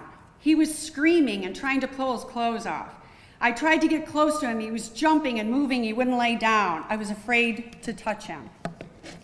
So she jumped back in the van, and she couldn't get it to go backwards. So I slammed it into gear, and I went forward, and I almost ran through the fence. And that's what she's marked, ladies and gentlemen, as number 4. So the fence, you recall, is on the side of the property, and I believe you have a drawing showing how many feet that fence is from the house when they did the overhead. Now she almost hits the fence. I almost ran through the fence. I thought if I could get down, because every time we've ever had a hard time anywhere in this driveway, we just come down here because it was sandy and better traction. She could floor it and get back up and get to the neighbors. She got to number 5, which was here. Number 5, so she moved to 5. So she's at the fence, moves to number 5. And that's when she decided she needed to go behind the house. Then she hurried and drove to 6, which is behind the house, and saw Todd. He was not on fire. She ran to him. He didn't have his clothes on and was badly burned. He was like pink melt. She ran to him. When she was close, she saw Mike and Connie. She was screaming, and she laid on top of him. She was laying on him because he was naked, and I didn't want him to not be able to breathe. She said, I could feel his heart beating. I could tell he was breathing, but it was hard for him. So I put my mouth on his mouth a few times, and I just tried to give him little breaths. She saw Todd's skin was melted. She threw her purse in the van while she was talking to the boys as they were leaving. She talked to them on the way out because she had turned water on in the horse tank, told them to hang on a minute, not to take off without her purse, went out the basement door with them, put purse in the van because she thought she'd be leaving in the van. The fire was not connected to the fireplace. That's February.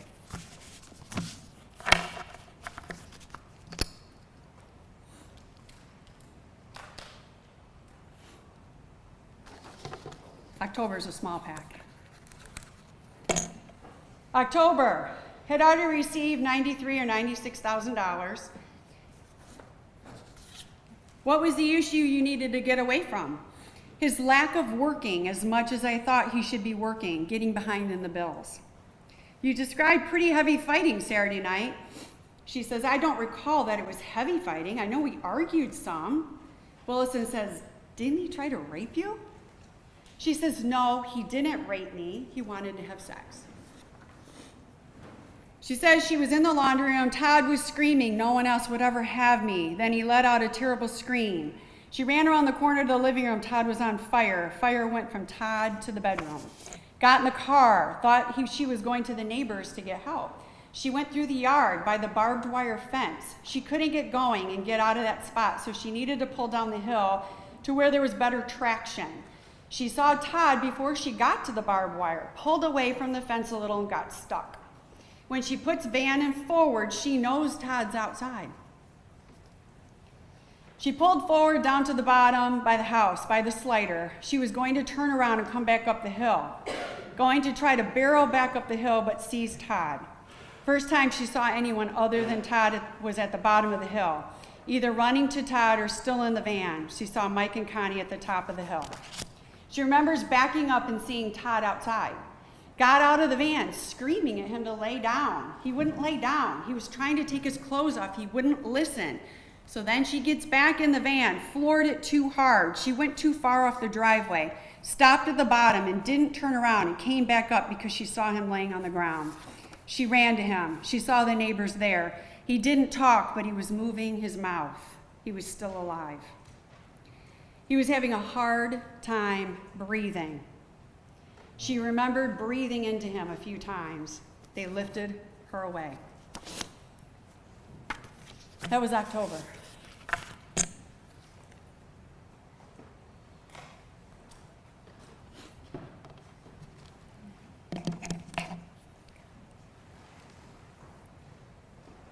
There's multiple inconsistencies, some consistencies. There's many different statements that blame Todd and point to this blame shifting. The stories are more elaborate, and the statements differ from the ones given to Shinsky. You then heard from David Hayhurst. He's from the Michigan State Police Crime Lab, and he conducted the examination of the van belonging to Todd Sturmer. He noted that there were several red-brown stains on the front bumper and the underside of the van. He actually took samples, L1 through L6, of 6 different locations on that van. Said started from the front and went towards the back.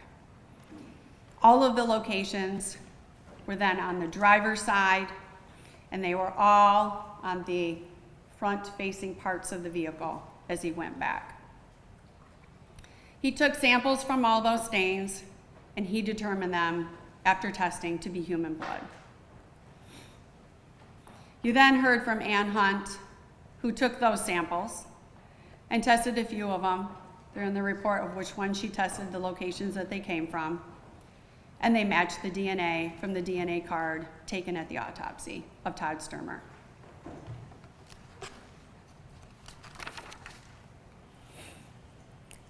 You then heard from Troy Ernst. He tested the socks, the underwear, the sweatpants, the shirt across Todd's groin area that went into the body bag. And what did he find?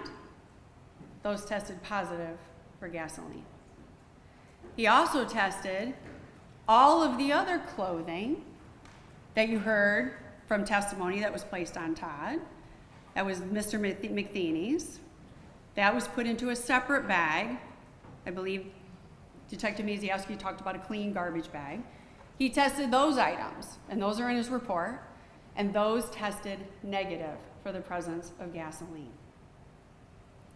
And when I asked him about would it be more likely from one of those to then transfer to the other, he said that due to the nature of the particles on the sweatpants, the socks, the sweatpants, the socks, and the underwear, and the difference in the testing that he had done, I believe he described it as lighter and heavier particles, that it would be more likely the transference would have happened in the body bag from the sweatpants, socks, and underwear to the shirt, based on his testing of those particles.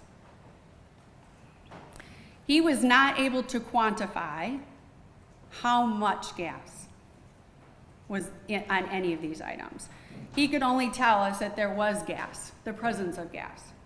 And he also told us that there was the presence of gas in that gas can, which he also tested.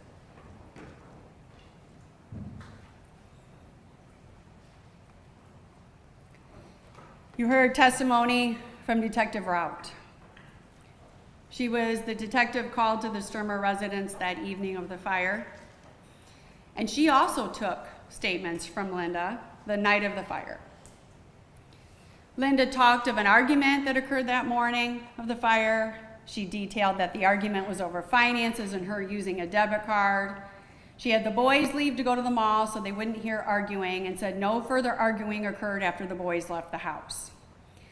After the boys left, she went outside to turn on water for the horses. She went into the bedroom while Todd was watching TV to read acne pamphlet. Todd was watching TV and she was going to read the acne pamphlet and fall asleep. Woke up, Todd asked her for juice, of which she brought him. She then stated that Linda went downstairs to do the laundry, let out both the dogs and the cat. Not sure where the cat was or why she remembered a cat. Straightened up a bathroom, was in a laundry room and heard Todd scream that there was a fire, ran upstairs, saw a fire in the living room and a lot of smoke, but could not see Todd. And she left the residence, got in the van, heard a boom, and saw Todd on fire on the north side of the residence. Todd was on fire trying to shed his clothes. Then she stated she lost sight of Todd and drove around the north side of the residence to the west side near the basement to either get help or get Todd into the van. Todd was on fire. He wouldn't stop moving. She denied that she ever grabbed Todd. He was burned and gasping, and she was trying to keep his mouth open. Eventually, Connie, Mike, and Dr. Musali arrived, and she stated that there was a fire going in the fireplace. Detective Tom Maziowski testified. He was also another detective called on the scene the night of the fire. He arrived at scene, he contacted other officers to get details. He observed the person of Todd Sturmer. He noticed the significant burns and the lacerations to his head. He also noted that Todd's person smelled of fuel. He collected the clothing taken off of Todd, and he attended the autopsy and also collected those items.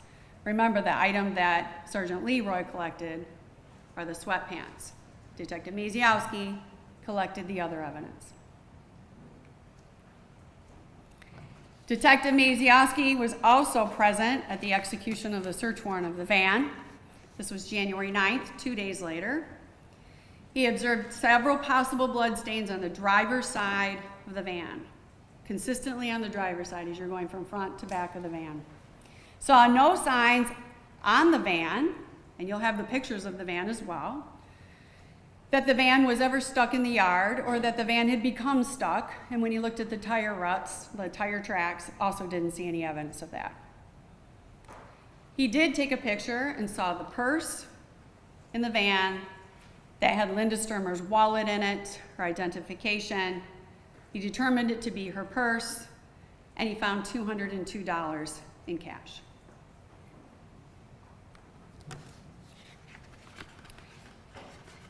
Scott Leroy was the expert witness in the fire investigation. He was called in to determine the cause and the origin of fire at the Sturmer residence. He collected these sweatpants that you see at Todd's ankles, as well as the socks and the underwear. He took photographs of some photographs of the Sturmer residence that night, more later. And there was no examination of the house because it was still smoldering. It was the night of the fire, so he didn't go into the house due to safety concerns on January 7th. As he's removing the sweatpants, he's smelling accelerants.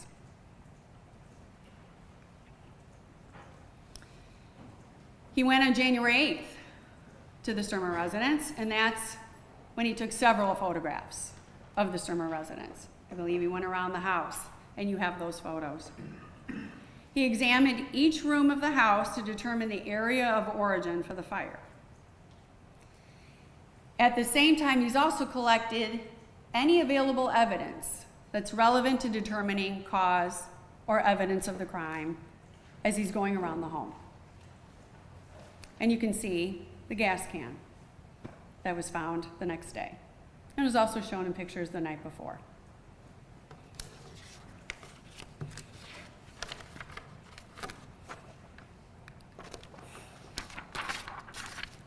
With all the data that Sergeant Leroy has, he uses it to determine the area of origin. Data of what he's found, data of what he sees, the pictures, the data of the statements made by Ms. Sturmer. He uses a systematic approach to examine for evidence and determine the area of origin. He explained to you what he did, what his system was. He talked to you about burn patterns and mass loss, and about how that was used in the determination. And what he determined that the area of origin was the living room. And later, this was confirmed with the additional statements of Ms. Sturmer. This is where he marked the area of origin. He talked about mass loss. He talked about the roof that you still have in place.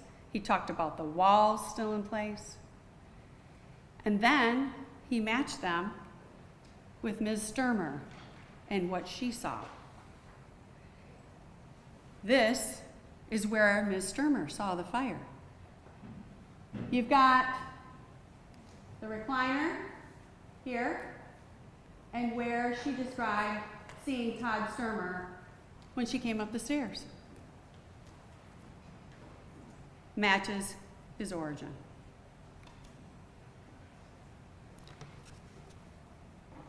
He told you how he examined several different possibilities. Any causes that he felt were relevant, he used his common sense, formed his hypotheses at that Sturmer residence. He considered the furnace. He ruled it out based on the mass loss, based on the burn patterns that did not support the fire starting in the furnace area in the basement. Also, that furnace is not in the area of origin. It's not in that area. Ms. Sturmer didn't describe it in the basement, said she was in the basement, said she came up, and it was in the living room. Considered a possible electric fire in the area of origin. He said there was no evidence that supported an electrical fire. Electrical fires typically start in the walls. The wall studs would have been completely burned away.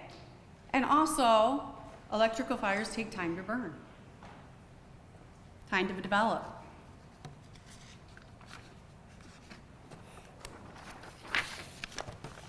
He also considered the fireplace as a cause of the fire.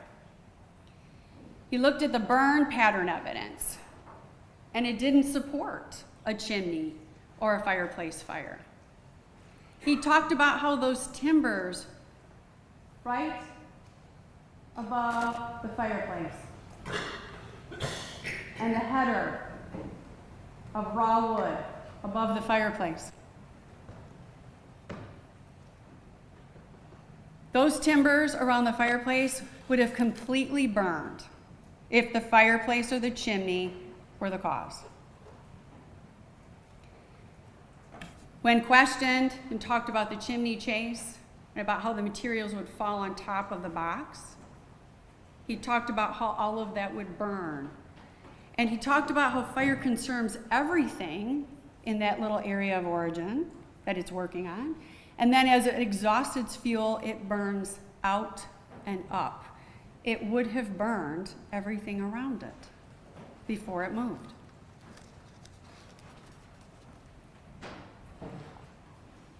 He also stated that there would have been a lot of smoke expected in a chimney fire, and that would have been probably noticed by able-bodied adults. Other possible causes were also considered and eliminated. He looked at the fuel oil lamps. They were small. They would have been a very small fire. They weren't consistent with gasoline or a description of the fire from Linda. And per Linda, the fire was not in the dining room or the kitchen, which is where those oil lamps were. He also considered the log rolling out. Talked about how there'd be a slow, smoldering fire, would not have spread quickly, and would have probably been noticed by Todd.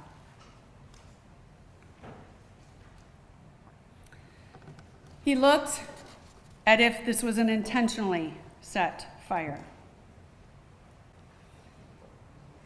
He considered the fact that there's gasoline present in the area of origin with no explanation of why gasoline would be present there. Todd is found with gas on his sweatpants, socks, and underwear. He's on fire in the living room. Why is there gasoline there?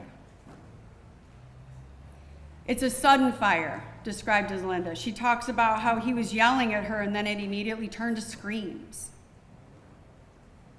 Not the description of a small, smoldering fire.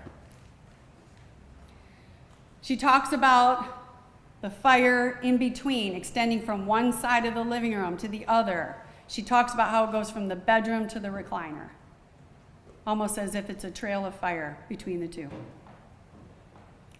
All of these, ladies and gentlemen, are consistent with an intentionally set fire. Common sense.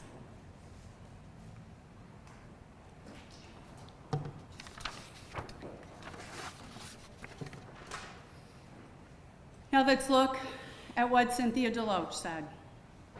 Cynthia Deloach remembers January 7 of 2007 because it's a small town. She worked that day. She thought her mom's house might be on fire.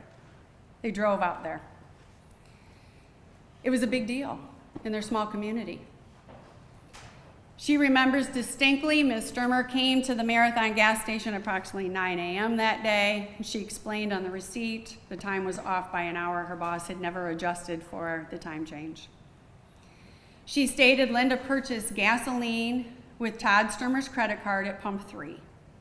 You can see she described the account numbers match on the receipts,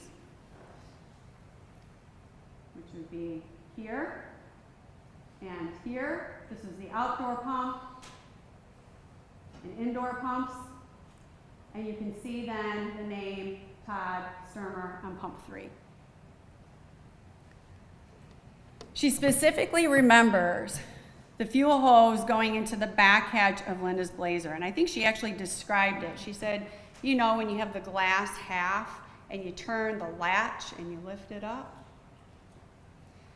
And she specifically remembers the hose going into the back, underneath that glass hatch. Like if she was filling up a gas can.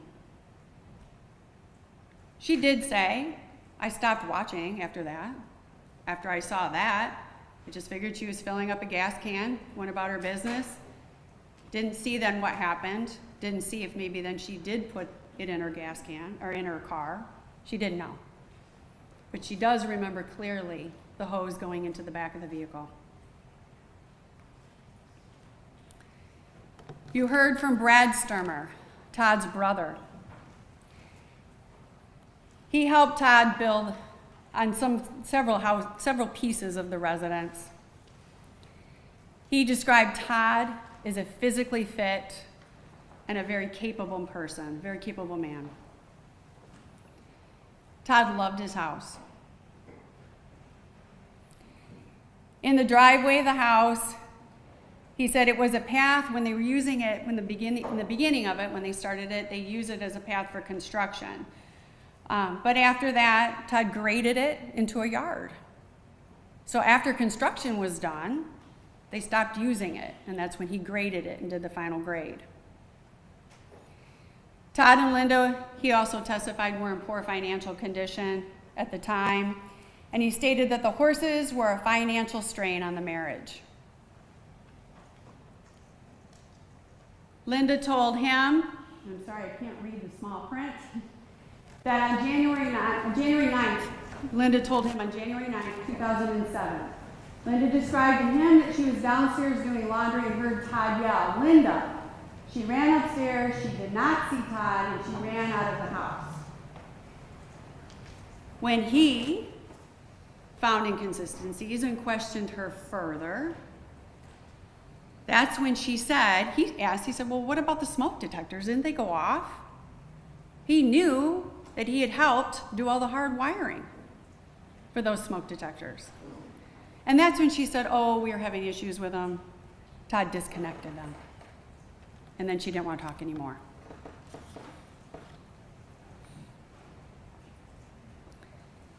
You heard from Mr. Chris Williams.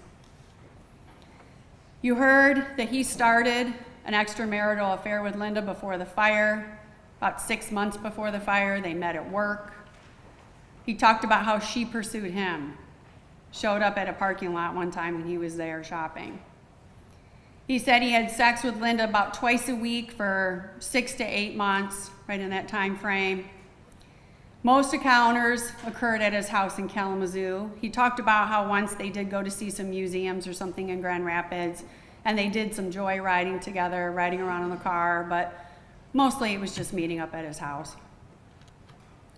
He said they did try to keep it quiet at work, and he knew she was married. That's why they tried to keep it quiet.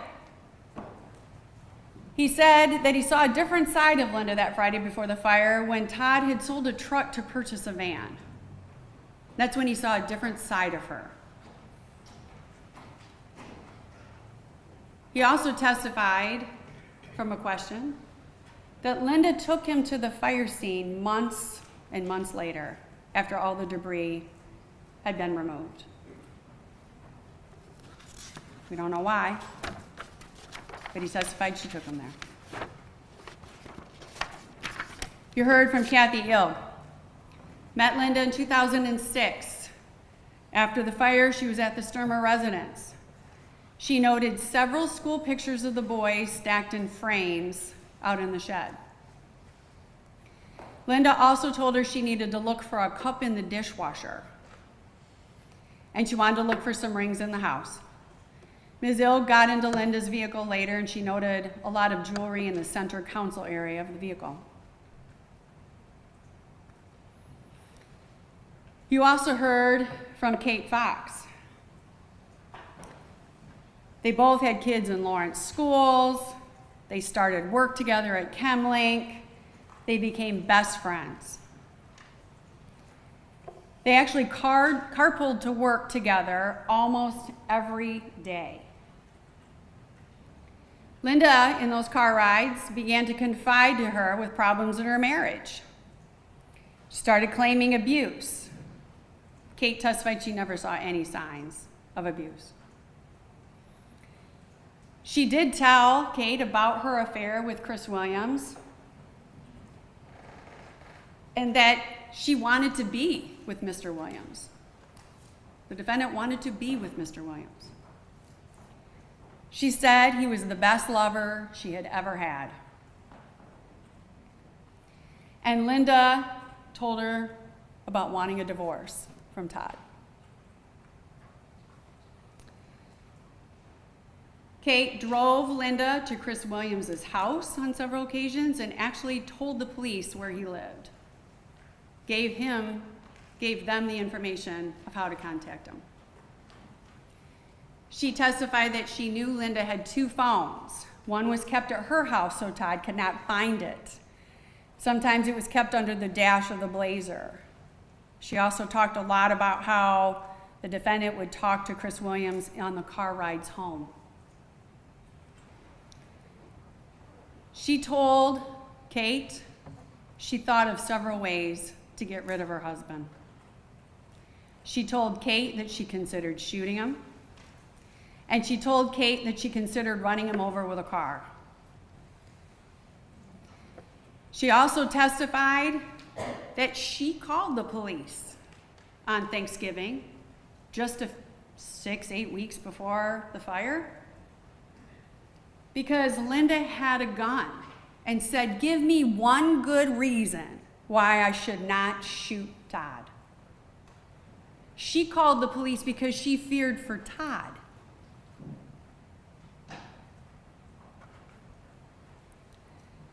She said Todd was suspicious of Linda 2 to 3 weeks before the fire because he discovered a secret post office box.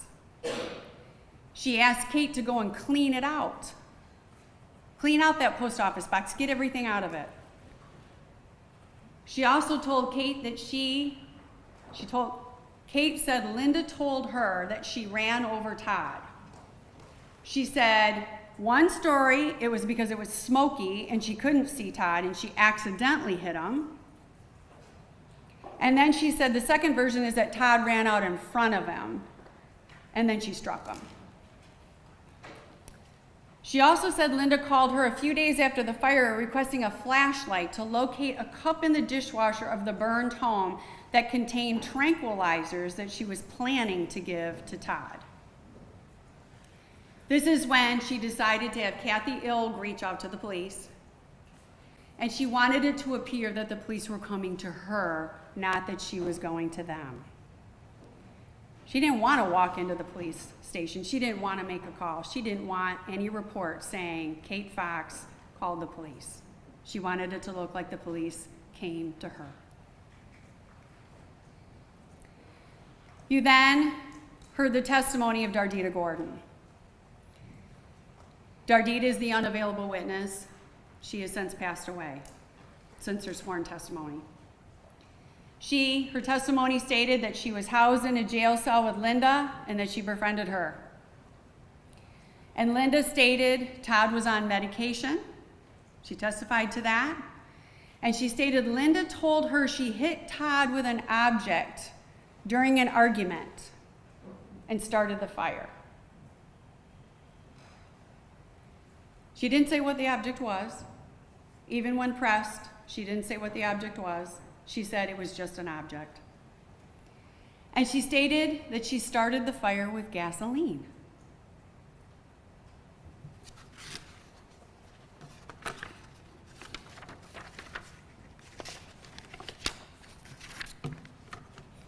You heard from Corey Pierce, the nephew raised as a son by Todd and Linda. You heard what happened the night before the fire.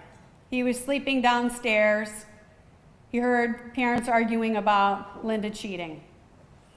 He said Linda did not come downstairs that night. He did not hear his father working on the furnace, and his bedroom shared a wall with the furnace room. He says the day of the fire, he woke up to an argument between Todd and Linda about cheating.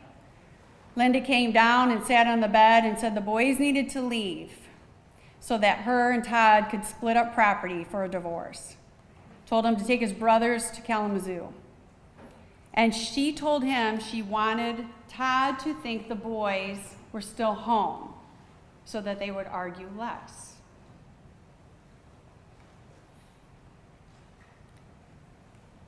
The day of the fire, Corey testified that he went upstairs, he saw Todd sitting in the living room, saw his arm, but he didn't see his face. He testified that Linda blocked one of his brothers from going to see Todd. He testified it was always common practice to give a hug and a kiss and say, "I love you," before leaving the house anytime. He specifically remembered seeing Linda's purse on the kitchen counter when he walked straight up the stairs. He said Linda told him that there were some statements about what had occurred in the fire, and those conversations usually happened in the vehicle with his brothers after the fire. He said one version, there was too much smoke when she tried to get up the stairs, and that she ran out the basement. Another version was that she ran upstairs and saw Todd on fire and ran to get help. When the brothers would question her differing events, like we talked about in voir dire, confronting with conflicting statements, that's when she would yell and become physically violent. He stated Linda coached him and his brothers on what to say prior to any interview or testimony, and said if they didn't listen, they didn't listen to her instructions, that they wouldn't receive any insurance payout to replace their things that they had lost in the fire. You heard from Trenton, the youngest. He was 12 at the time of the fire. He remembers an argument the night before. He stated Linda did not come down in the basement the night before the fire to watch TV or to cuddle with him. He said Linda did not sleep downstairs, and he did not hear Todd in the furnace room. The morning of the fire, he stated Corey woke him up, they got ready, they went up the stairs. He stated Linda blocked him from seeing Todd. It seemed like Todd was sleeping, but she shooed them out of the house. They left the residence in the black Blazer. He said that when Linda talked to them about what happened, there were differing stories. One version was she couldn't get upstairs and that she exited out the basement. One version was that if she could get upstairs and then she exited out the front door. He said Linda would attack him if he confronted her with her changing stories. He stated Linda gave him a bloody nose on one occasion and would instruct his brother Trevor, the older brother, to silence him when he started questioning and pushing. Linda told him to say, "I don't remember," to certain questions during the insurance investigation.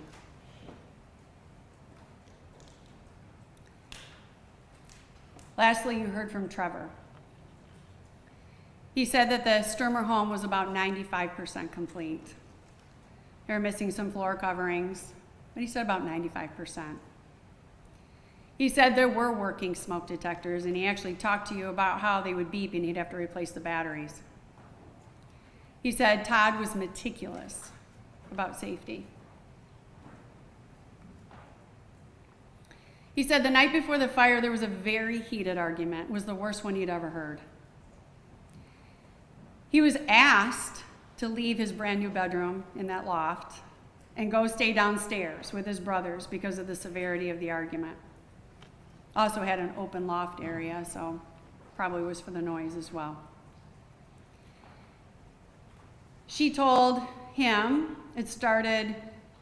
he talked about why they were arguing. He said it started with finances related to Linda's horses, and then it transitioned into Linda's infidelities. He also said Linda did not stay in the basement on the couch or cuddle with any of them that night. And Todd did not come downstairs that night. He said on January 7th of 2007, he woke up at 8 a.m. He tried to go upstairs, but Linda stopped him. Remember, he was the first one to wake up. He woke up early, and he wanted to get some breakfast. And she stopped him twice from going upstairs. Said another argument broke out that morning. And I think he actually said Linda brought him down a Pop-Tart at one time. Linda asked the boys to leave the house to go to Kalamazoo to a mall and movie. He didn't want to go. He wanted to wake up his dad and make an argument of why he wanted to stay. Tried to speak with Todd twice, just hoping maybe he could just stay home. And both times, he was blocked by Linda from going to talk to his father. He said after the fire, Linda's stories changed each time. What door she exited would change. She'd get angry and attack his brothers, or direct him to attack Trenton to stop the questioning of her stories. He said Linda sheltered them from any outside information. He only knew the facts as provided by Linda. He also coached them on what to say when questioned by the insurance or police. He also remembered a duck boat. He remembers Todd having a small plastic duck boat. He said it never had a gasoline engine. It had oars that they would use. And they would take it out in the back pond to go duck hunting on the property. Told a story about how Todd let him spray paint it camouflage with the green and black paint. He also said Linda's horses were an obsession. So let's break it down by the elements.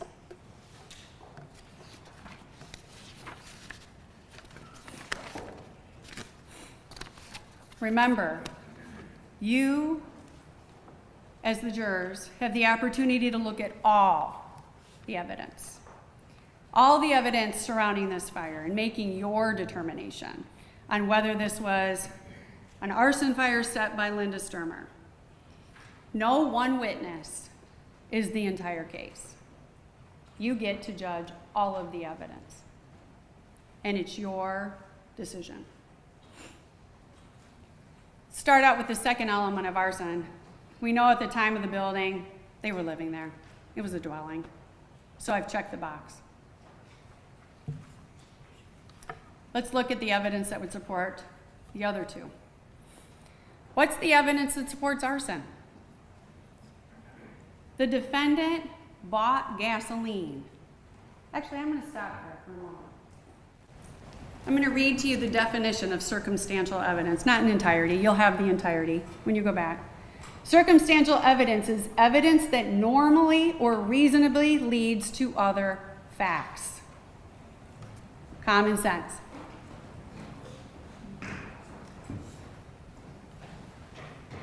The defendant buys gasoline the morning of the fire. She's observed by Cynthia Deloach to have the hose in the rear of her hatch. The only reason would be to be filling a gas can. She's certainly not pumping it into the interior of the car. There's a small 1-gallon gas can found in front of the Sturmer residence at the fire. There's no explicable reason for this can to be in this location. You saw a picture of all the gas cans neatly stacked in the shed. All of them, except for this 1 gallon.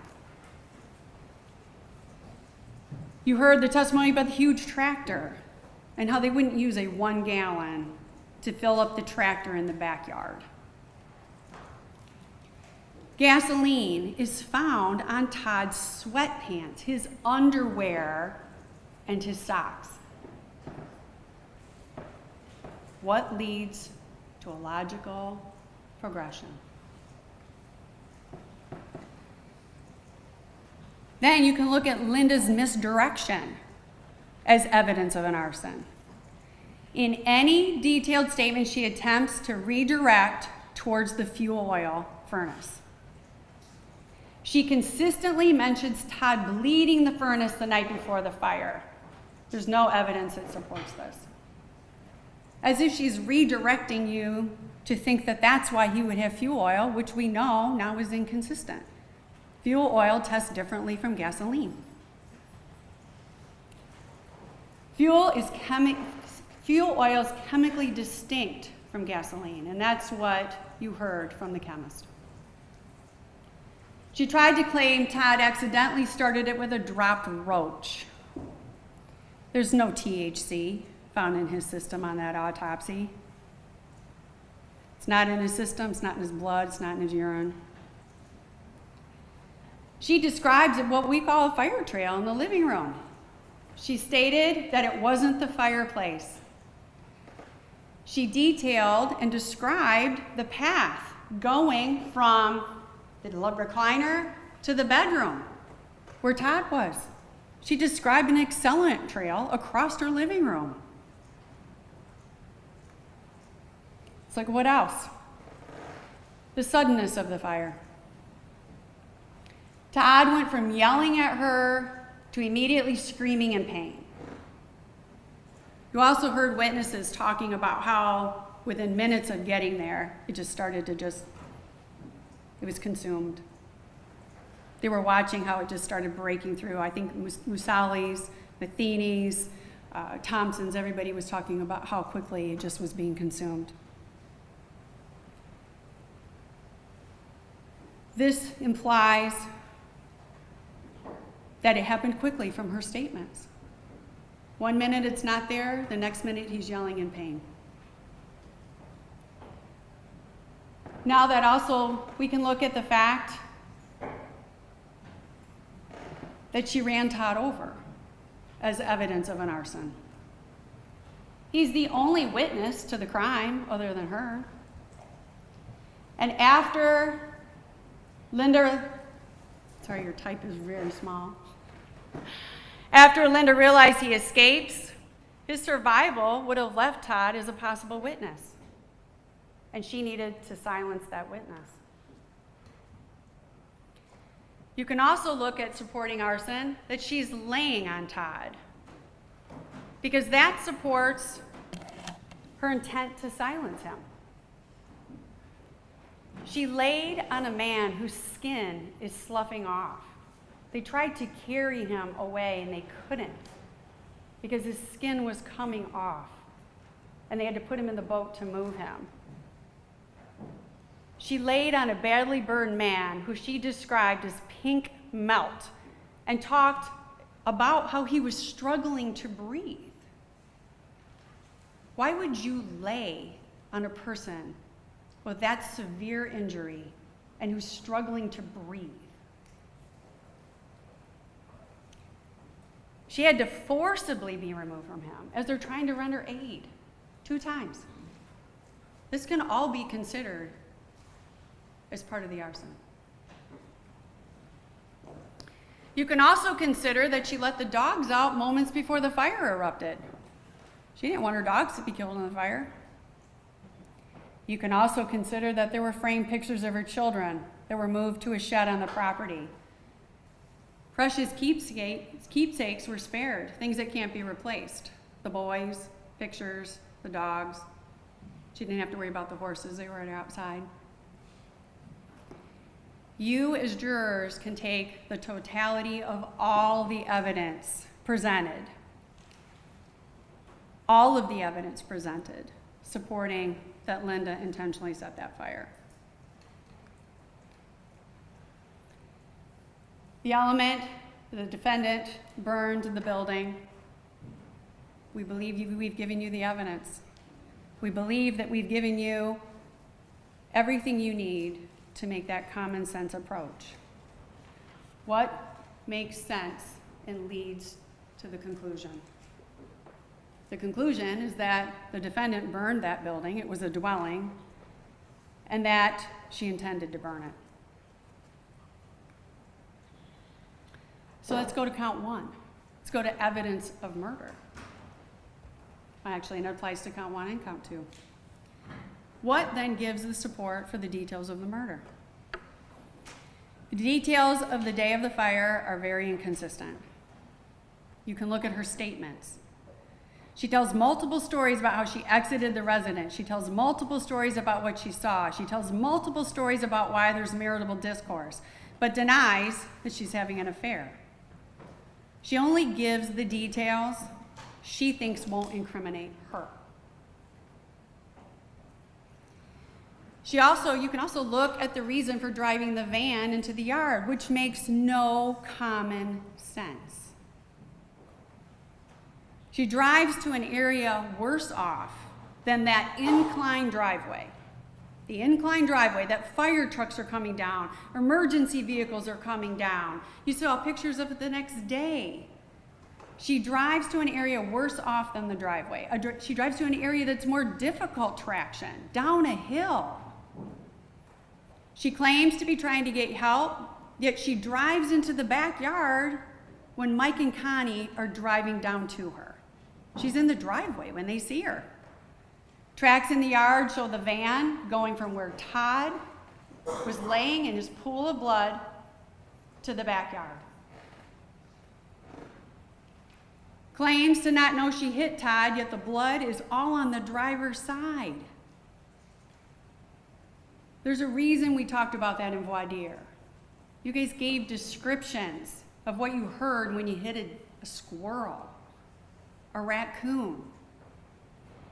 This is all on the driver's side, and there's 7 points of impact with Todd's blood. She claims she didn't know she hit Todd, yet blood's all over that driver's side.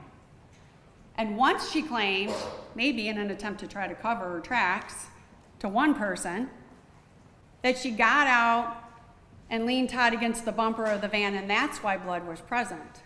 Which is interesting, because he would have had to have been bloody before she hit him and then leaned him up against the bumper in order for that blood to get there.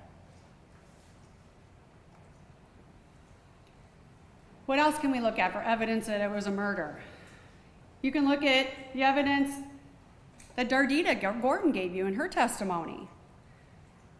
Linda admitted to striking him with an object during an altercation. She admitted to starting the fire with gasoline. She knew Todd was on a medication. That's an odd fact for somebody at the jail to know without directly being told by the defendant. Todd suffered multiple lacerations that can easily be explained as a result of being struck by a blunt object. There's one completely in the back of the head. There's one on the top of the head. There's two on the sides. One could easily be explained by a blunt object. Perhaps even the frying pan that you see in the rubble that was not above, there was no kitchen above, and it was found in the laundry room. She admitted to wanting Todd gone. You can consider that evidence. She concocted ways to kill Todd. She thought about running him over and said that to Kate Fox. She thought about shooting him with a gun. That's why Kate called the police. She'd become violent with the boys. You can consider that. When confronted with inconsistencies, she became physically violent with the boys when they pressed on her inconsistencies. She coached the boys on what to say. Why would she have to coach them on what to say? She told him what to say at interviews, told him what to say to the police. She'd only do this. She's trying to hide the truth. Why didn't she just tell him, tell the truth? Tell what you know. Why'd she coach him on what they could say? So let's look at evidence of premeditation, because that's count one. You gotta find evidence of premeditation. First thing, purchasing gasoline. You can consider for all these different things. You can consider for the arson, you can also consider it as evidence of premeditation. She gets up in the morning, she buys gasoline the morning of the fire. Cindy sees her, putting the hose in the rear of the hatch. Only logical conclusion, she's filling a gas can. A 1 gallon gas can is found at the front yard at the time of the fire. Tells Kate Fox she wants to kill Todd. She's thinking about it. It's premeditation, it's thinking about it. She contemplated differing ways of completing the act. She attempts to frame Todd. You can consider that. She uses Todd's credit card to purchase gas. She claims she didn't have any money, which I read to you, which is why she used the debit card, but yet she has $202 in her wallet in cash. Why is she using Todd's credit card? She wanted to look like Todd was the one that bought the gas? She consistently tried to paint Todd in a terrible light, despite having no evidence to support her accusations. Blame shifting. You can consider that as evidence of premeditation. You can also consider that she sent the boys away from home. She's thinking about it. Why did she send them all away? She told them to call first before coming home. She didn't let them see their dad. She physically blocked them from seeing their dad.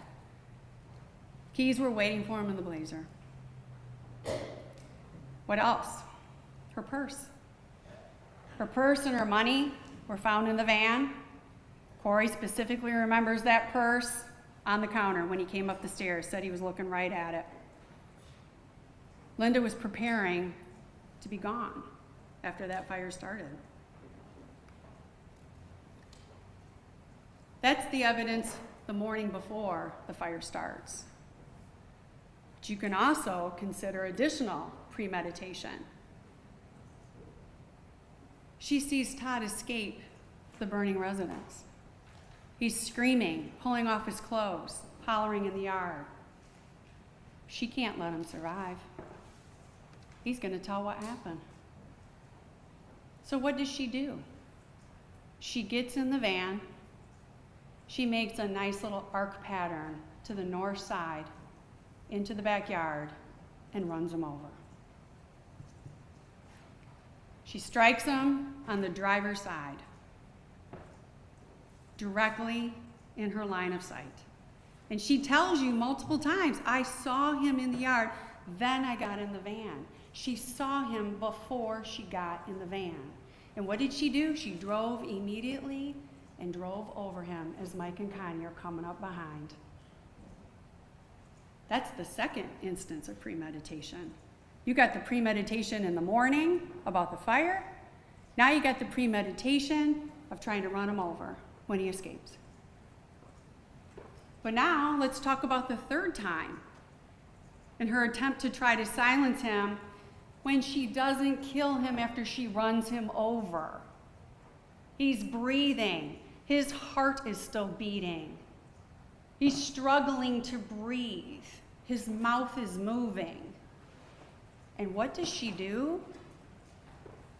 She jumps on him, face to face, on his burned body. She places herself on his body, covers his face with her hands, by one witness's description.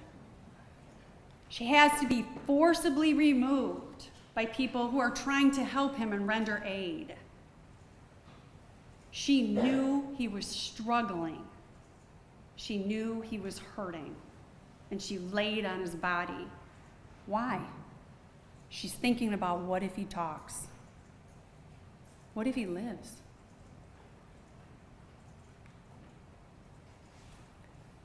Judge is going to give you an instruction. We don't need to prove motive, but it's something you can consider.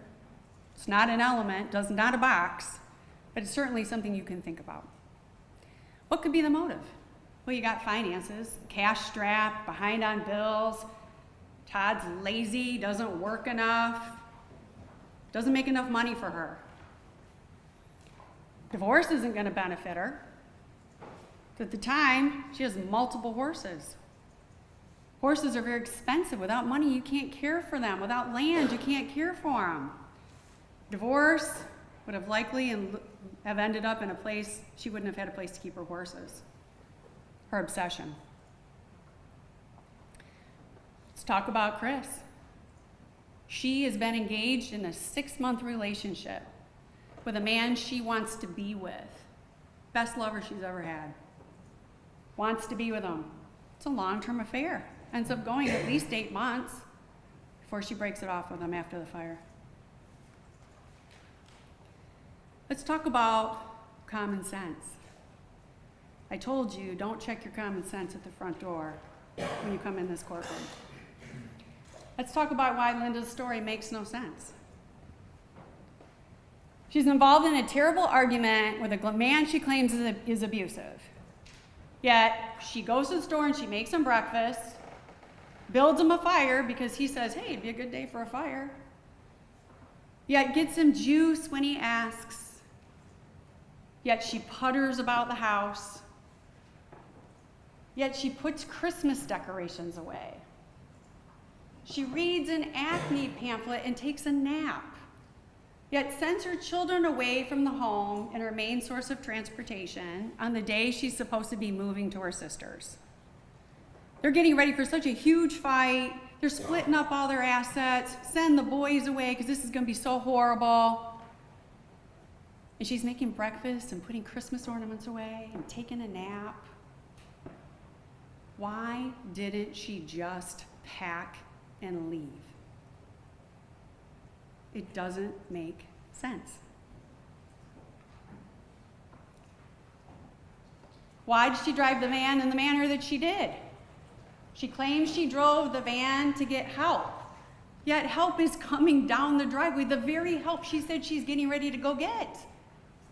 She's going to get Mike and Connie to help. They're coming down the driveway. Why? Why is she driving to the north side of the house when help, the very help she wants, is coming down the driveway? She claims to not have ever seen Todd in the side yard. Yet she strikes him on the driver's side, going at what we've heard may be slow speeds. She lines up and hits him on the driver's side. She says it was so smoky she couldn't see him in the yard. Look at the smoke, ladies and gentlemen. There's no smoke in the side yard. Certainly not obstructing your view in the side yard to see. You could see the trees in the background. Common sense says if you got outside, you saw your loved one escape that house on fire. Common sense says, oh, I probably better go and try to help this person because by the time I drive down to the neighbors, how many feet away, this guy's going to be burned up. Common sense, okay, let's say you panic and you don't think that way. Common sense would be like, oh my goodness, my husband, the father of my children is on fire. You'd keep your eyes on him to see what's happening. She says, I see him when he comes out. He's on fire. But then she claims, then she didn't know where he went. Doesn't make any sense. Why she drove onto the backyard? She claims it was to get better traction. Testimony established this was not an improved driveway. You saw all the pictures. You can have them back in the jury room with you. Traction in this area is way worse. Going down a hill. Think about your grade, your basement, even if you have an 8-foot ceiling, you're going down 8 feet. Claimed she did this to get to the neighbors, yet the neighbors are already there. So let's talk about what does make sense. What leads from one conclusion to another? The morning of the fire, Ms. Sturmer gets up. She's contemplating the fire.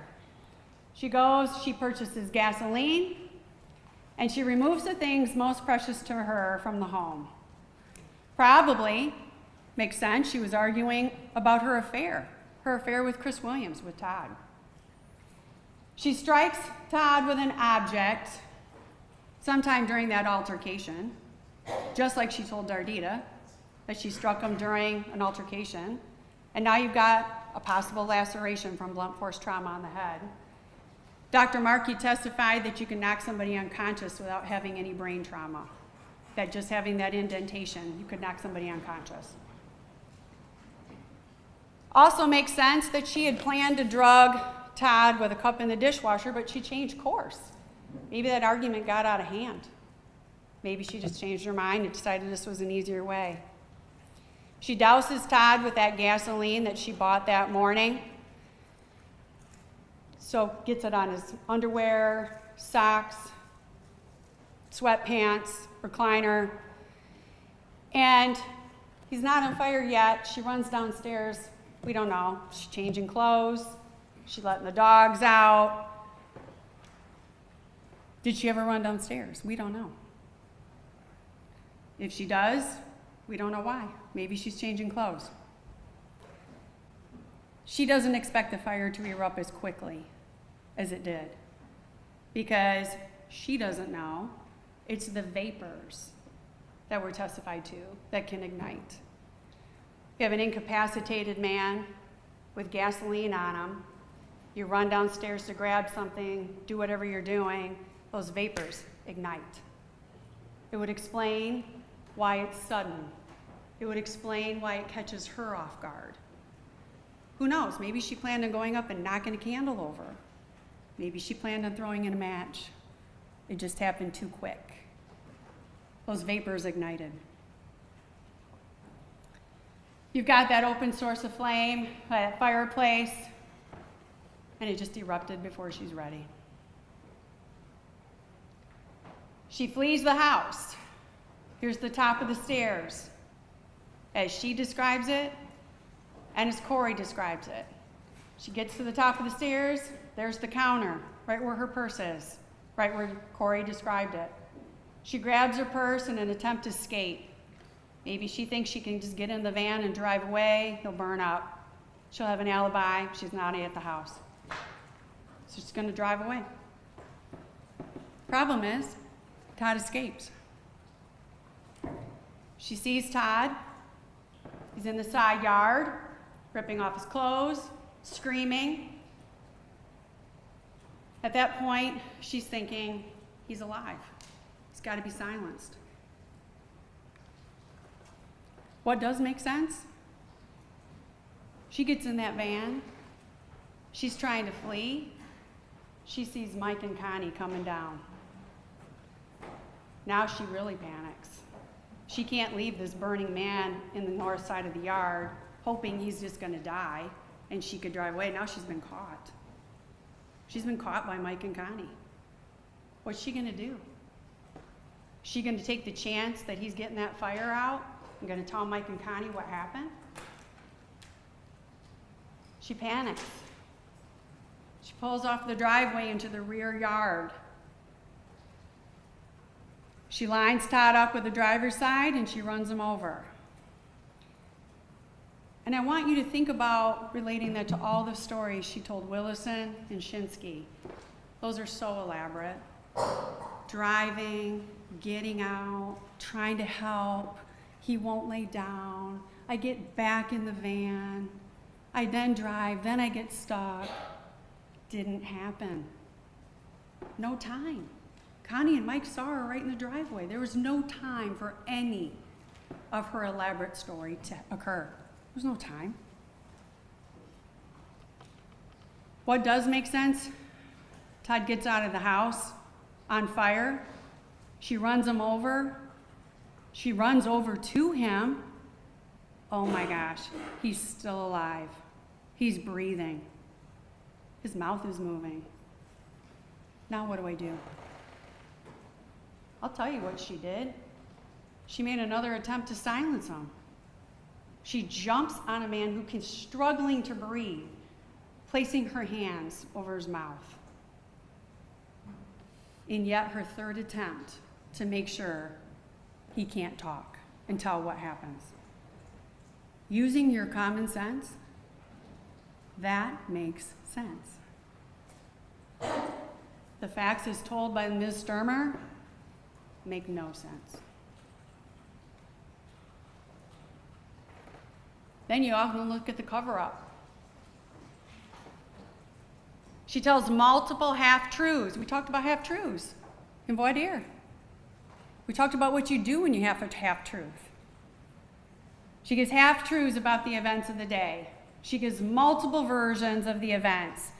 She changes details surrounding the cause of the argument. She can't even keep straight what door she goes out of. She becomes physically violent or emotional when she's confronted with inconsistency. She coaches her sons on what to say. More questions lead to differing stories. This is because, ladies and gentlemen, she can't tell the truth of what happened on January 7th of 2007. Because the truth makes her guilty of premeditating that murder, of trying to kill him in an arson, and ultimately his death.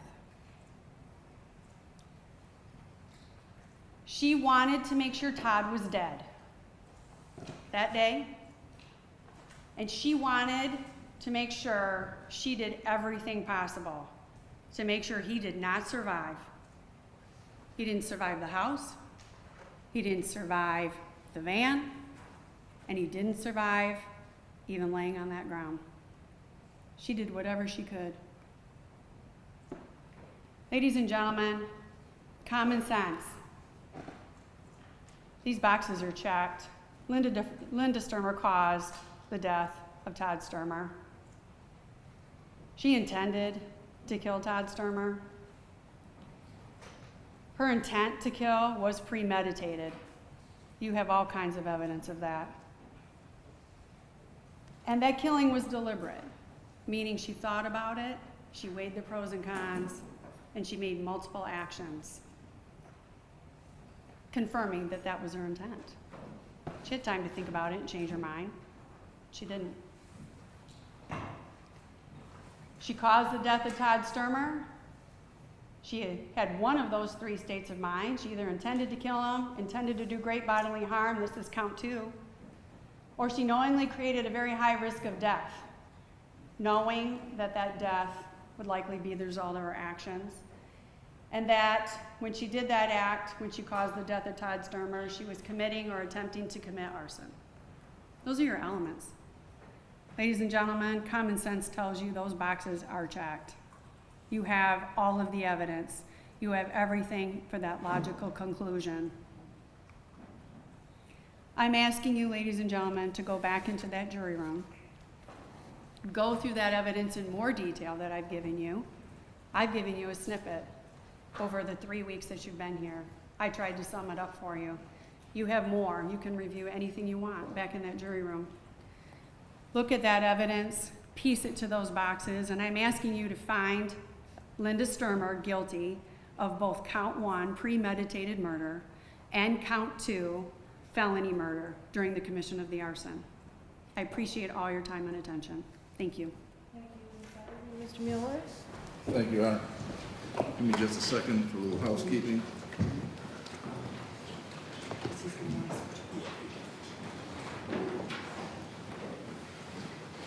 Yes, thank you.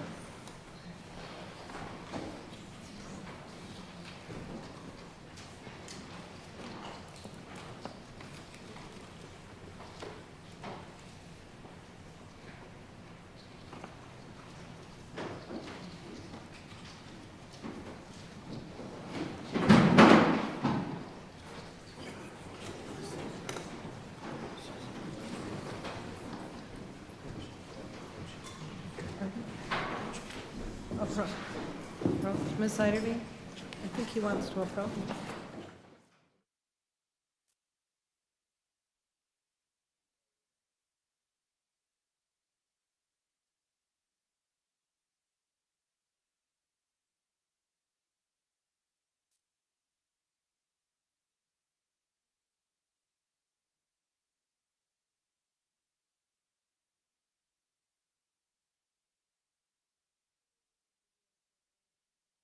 Mueller's closing argument, so we'll make it the usual, about 15 minutes, directly to the jury room. Remember your rules.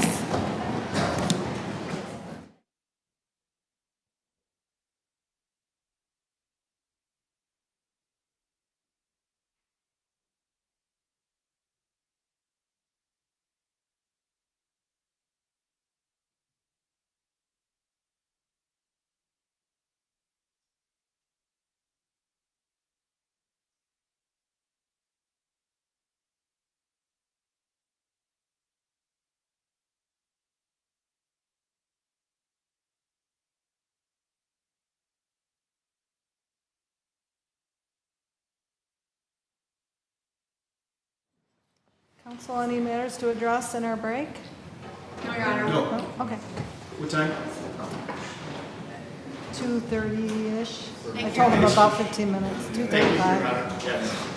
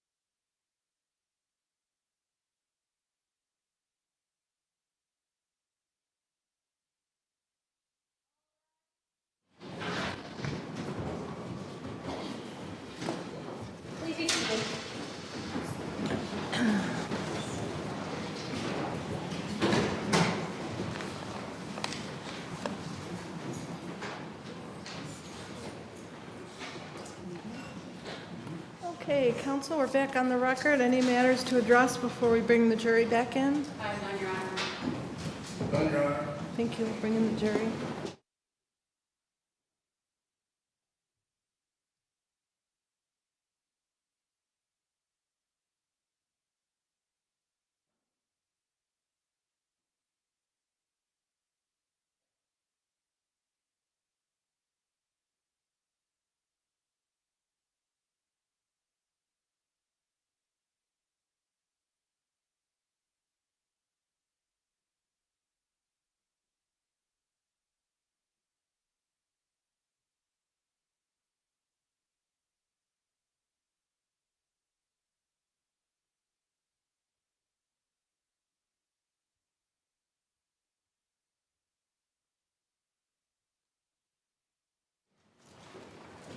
Welcome back.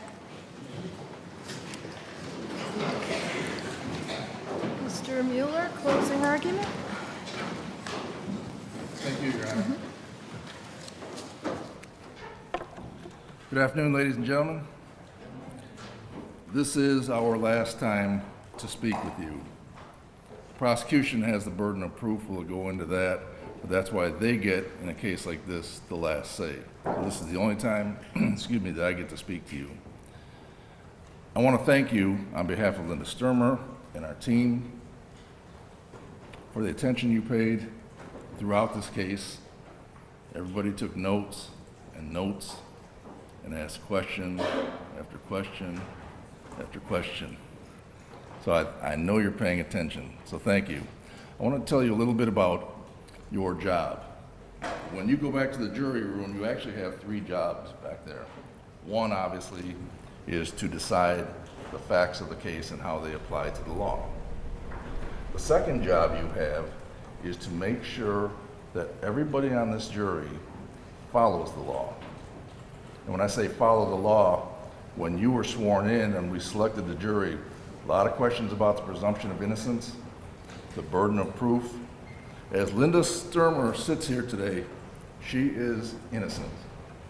As Linda Sturmer, when you go back into the room, when you walk through those doors, she is innocent.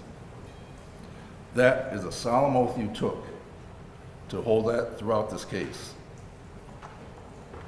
The third job you have, when you go back there, is to explain your position to the 11 other people on the jury, how you saw the evidence, what you thought about, how you considered it, and to also listen to them fairly and make sure that everybody gets their word. When you follow the law, what I'm saying is you have a right as a juror to make sure that when you go home after this case, everybody followed the law. Nobody bullied anybody else into trying to cave their opinion without following the law about presumption of innocence and the high burden of proof beyond a reasonable doubt. You heard Ms. ZUIDERVEEN speak for an hour and a half, and I timed it. She spent 5 minutes on the fire and the cause of the fire. So let me tell you what this case is not about. This case is not about a van impact. You heard Dr. Markey on the witness stand. Dr. Markey and Ms. ZUIDERVEEN said what she thought Dr. Markey told you. The one thing that Judge Brickley will tell you is what we say here is not evidence. What you heard from the witness stand, that's evidence. That's what you consider. And I'm sure Ms. ZUIDERVEEN didn't intend to misrepresent anything, but she didn't have a transcript of his testimony like I do, like we purchased. So I want to tell you what Dr. Markey said in terms of the cause of death. On page 19, Dr. Markey said to a question, my question. Well, let me just kind of summarize and make sure we're clear before I leave you. The van impact had no connection with the death. The death was caused by thermal burn injuries. Fair? Said yes. I believe his death was caused by the thermal injury. Dr. Markey's opinion is the official medical opinion in this case. It's undisputed. And the government, the state, with all its resources, couldn't find another doctor in the state or in the country to say that the van impact had anything to do with Todd Sturmer's death. It was solely caused by the fire. And Linda Sturmer has not been charged in this case with anything having to do with a vehicle impact to Todd Sturmer, not even a misdemeanor. So what does that tell us? One, the van didn't cause the death, and the van certainly didn't start the fire. Why did they spend so much time on the van? Well, I'll tell you. Because they wanted to distract you from the fact that they have no evidence of how the fire started. This case, ladies and gentlemen, the charges are first-degree premeditated murder. Ms. ZUIDERVEEN showed you the jury instruction and went through a whole bullet PowerPoint. Boiled down to, Ms. Sturmer intended to kill her husband, thought about it for some time, and then carried it out. But the carried it out part is she's charged with felony murder. The felony is arson. So if there's no arson, there is no crime. If there is no crime, there is no premeditation. And so when you consider what you need to do is look at two things. Was the fire intentionally set? And if it was, did Linda Sturmer set the fire? Those are the simple issues in this case. The burden of proof for the state is extremely high. Let's talk about that. Burden of proof is beyond a reasonable doubt. Reasonable doubt, ladies and gentlemen, simple terms, is doubt based on reason and common sense. If you have any doubt, as you look at all the evidence today that I'm going to show you and summarize the evidence, if you have any doubt that doesn't require you to abandon reason, then that's reasonable doubt. And what is a doubt? Well, remember I explained it with Mr. Leroy. To lack confidence in, to not trust, that's doubt. Here's the burden of proof, ladies and gentlemen.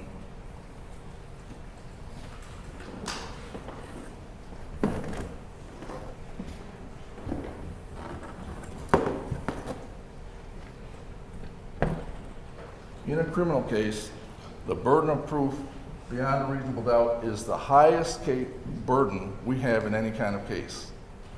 And the reason is because when the government is going to take your freedom, our founding fathers made sure that they couldn't just say, we don't like you, we think you're guilty, and we're going to put you in prison. So what do we do here? Let's look at this.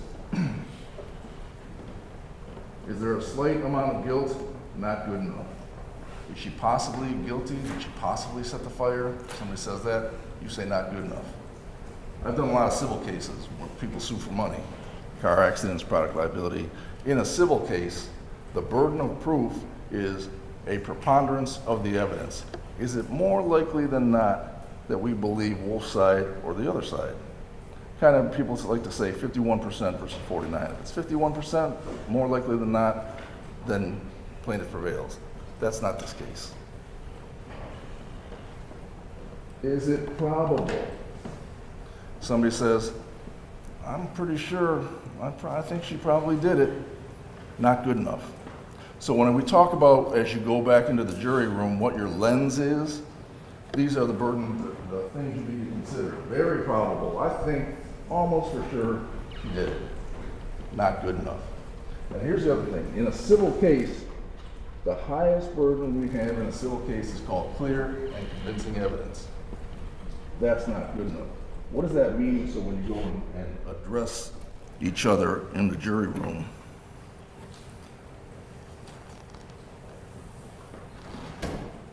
Clear and convincing evidence under the law is to be clear and convincing. The evidence must be strong enough to cause you to have a clear and firm belief that the proposition is true.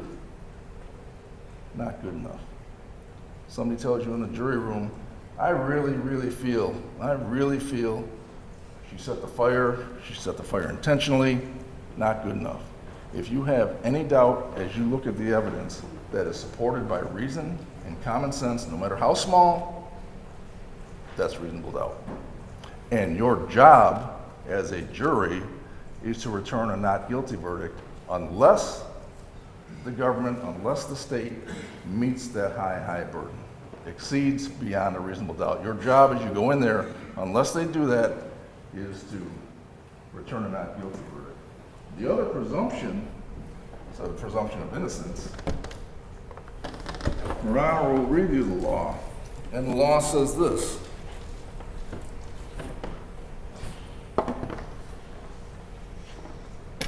We start out with the presumption that where there's a fire, the law assumes that it had a natural or accidental cause. The prosecutor must overcome this assumption and prove beyond a reasonable doubt that the fire was intentionally set. You start with the presumption that's an accident.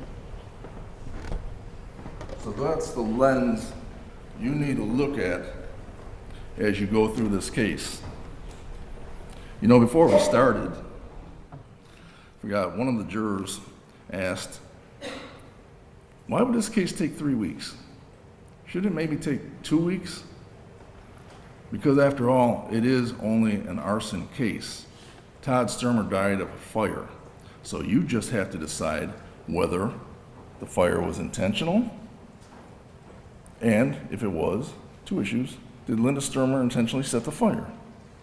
Instead, what you heard, and I counted the witnesses, 20 witnesses over 1 week to talk about the van, to talk about infidelity, to talk about other issues. And why? Because the state wanted to distract you from your job, which is simply to decide, was this an intentionally set fire? And it's interesting, in opening statement, and I had that, everybody took good notes, I'm sure, so you'll be able to go back to opening statement. The prosecutor never said what caused the fire. And here, after 3 weeks, Ms. ZUIDERVEEN spoke for an hour and a half and spoke for 5 minutes on the fire. And the best she could do is say that Scott Leroy said the fire was consistent with being intentional. You don't get a conviction based on it would be consistent with being intentional. Experts, as we'll talk about, are held to high standards. There's no guesswork in experts. You don't get to speculate. We'll talk about speculative opinions that Mr. Leroy had and possibilities. You heard from every legitimate expert in this case, starting with the MSP chemist, Troy Ernst. We don't engage in speculation. Speculation masqueraded as an expert opinion is misleading. So that's why we don't do that.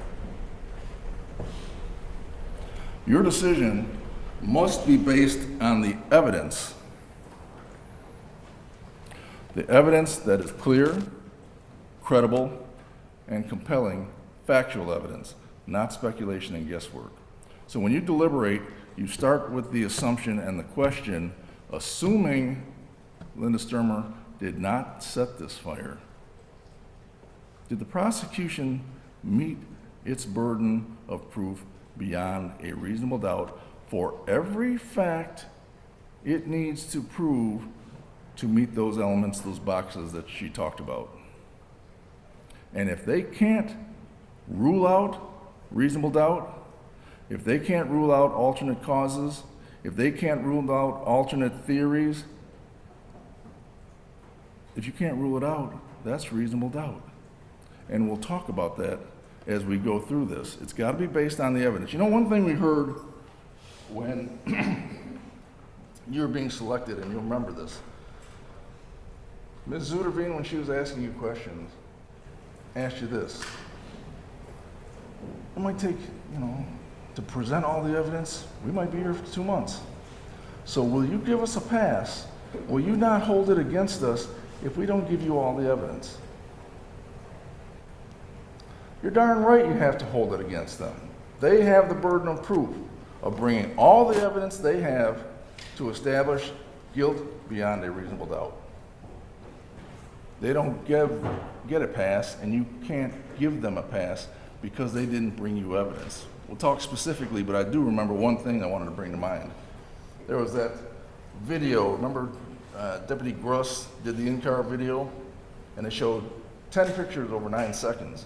One of the critical issues in this case, as you remember, is how fast was the fire, the speed of the fire, the direction of the fire. 10 stills over 9 seconds. I asked Deputy Gruss, what happened to your video? I don't know. Don't you think it might be better, since we're talking about speed of fire and direction, if we had the video? Would that help? Yeah, that would help. But they didn't have it. So they can't help you with a critical decision in terms of the speed and propagation of the fire.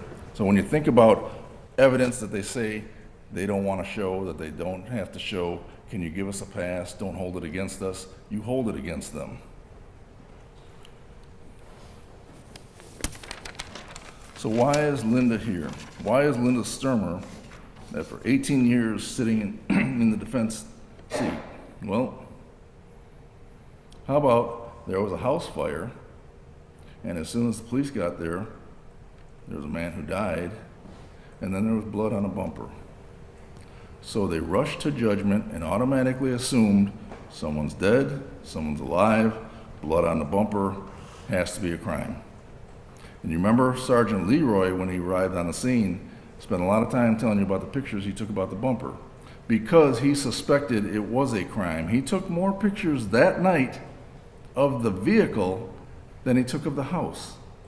He is the state's origin and cause expert. This became a rush to judgment with no evidence. In fact, what it really was, as you will see, this was a prosecution looking for a crime, because they worked backwards.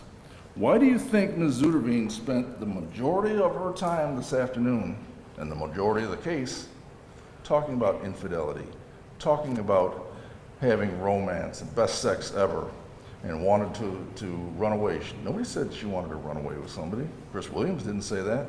You can look at your notes. No, they wanted to show you the why, the motive. Remember, she said, we don't have to show you motive, but they spent the whole case and the whole afternoon talking about motive. Because they wanted to show you the why, so you wouldn't focus on, how about the where? How about the area of origin? And more importantly, how about the how? Because they can't tell you how the fire started. Sergeant Leroy, when you go through your notes, and I'll summarize it, you will not find anything where he said he could identify the cause of the fire, how the fire started. And if you can't identify the how, and even the where, then you certainly can't identify the who. This was a prosecution looking for a crime, working backwards. And all because they found blood on the bumper. Ms. Sturmer, from pretty much the first night, within a couple hours, had a target on her back, a bullseye on her back. She's grieving the loss of her husband, and they make her take her clothes off to give it to them for evidence within 2 hours. Her husband's still there. Remember, you saw the pictures from Sergeant Leroy. He's there at 7 o'clock at night taking pictures of the body. She has to take her clothes off and switch clothes. She had a target on her back, a bullseye on her back, only because there was blood on the bumper, and as Sergeant Leroy said, time of day and 2 able-bodied people, and only one of them survived. And we'll talk about that is no kind of scientific evidence. We're going to talk about the scientific method in a bit. But I wanted to tell you about one thing. As you look and listen to Ms. Zuiderveen, one of the things that she was talking about motive was the idea of they were in debt and she had a financial motive and she wanted to get money so they could clear the debts and whatever. Remember what Attorney Willison said, who interrogated Linda Sturmer for 2 days? After his investigation, he's a 30-year lawyer, doing nothing but exams under oath, trying to detect fraud. What did he say? And your notes will say this: there was no financial motive. I looked. There was no financial motive. There was no romantic motive. So when you think about what's been said here, it's all about credibility. We lawyers, we hope we have credibility. We hope what I tell you is backed up by your notes and the evidence. But what Ms. ZUIDERVEEN told you about a financial motive was completely opposite from what the witness said. It certainly wasn't about romance and sex. Now let's talk a little bit about what Sergeant Leroy did, because we're going to talk about the fire investigation. Remember, we talked about the scientific method. You probably learned more about the scientific method if you're not into science than you ever wanted to.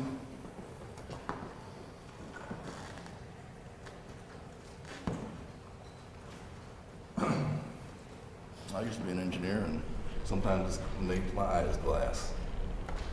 You have to collect the data. Most important step. This is always for these fire guys: figure out the origin of cause. So it really starts with step one here. Collect the data, all the available data that you can that might be relevant to the task. Even Sergeant Leroy said that. All the available data. Remember, witness statements, building records, we'll talk about those, physical inspection, excavation.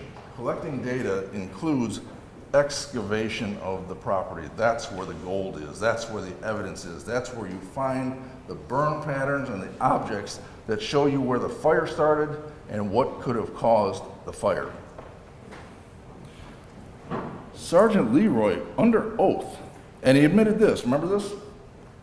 If you don't collect the data, you can't analyze it. You have nothing to analyze, which means you can't develop a hypothesis, which means you can't test anything because you don't have that, and you can't select a final hypothesis. If you don't do every single step, what did he tell you? You have an unreliable methodology. And if you have an unreliable methodology, what did he tell you? You have an unreliable opinion. It can't be relied upon. It can't be trusted. The very definition of doubt. Garbage in equals garbage out. So we're going to talk about all the various things he did and whether it complied with the scientific method like he said he did, or this guidebook, which every single fire investigator trains to, tests to, and teaches to, NFPA 921. There were some questions about, this is the 2024 version. It's been going on every 3 years since 1992. But the main thrust is you have to comply with the scientific method. The scientific method has been around in the sciences for decades.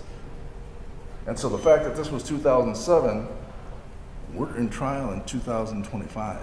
The 2024 version is what is in effect, what you have to comply with. And you might say, well, why are you holding the guy to 2024 when it happened in 2007?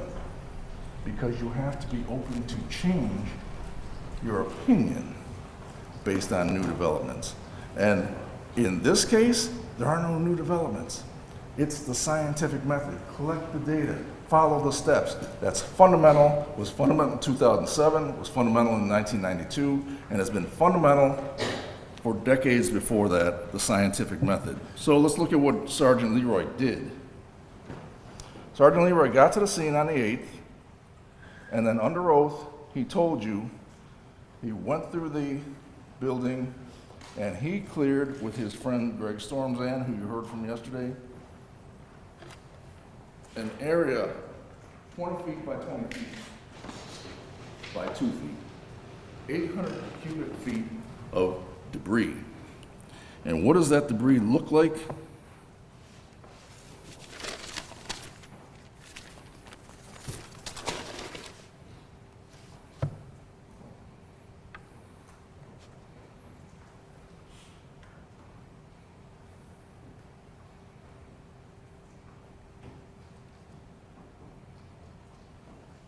This is Sergeant Leroy's picture of his area of origin.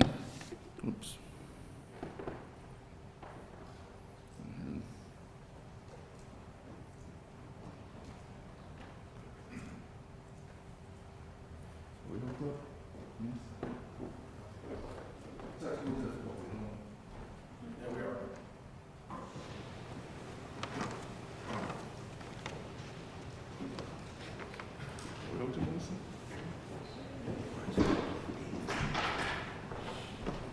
Oh, should be coming. There we go.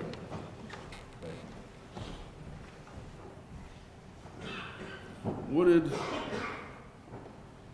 Mr. Leroy's area of origin look like when he was there?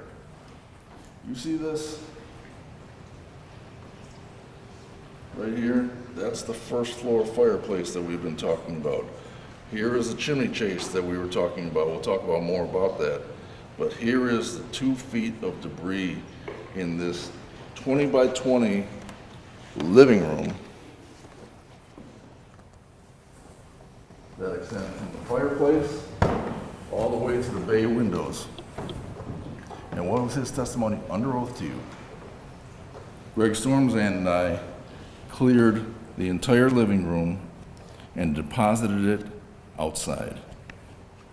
And he said, my pile was 4 feet by 8 feet by 7 feet high, as tall as Shaq. When you do the math, that's nowhere near an 20 by 20 by 2 cubic feet. That's about 28% of it. I had a calculator. And what did it look like when the next person came? The next person who came was Mr. McHugh. You remember that? And he took a picture of the back. He was there on the 10th. 2 days after Sergeant Leroy, on the 10th, and he testified, I think it was yesterday, maybe the day before, and all he saw was this. And then Mr. Shinsky came, and Mr. Shinsky came a couple days later on the 11th, and his picture was better.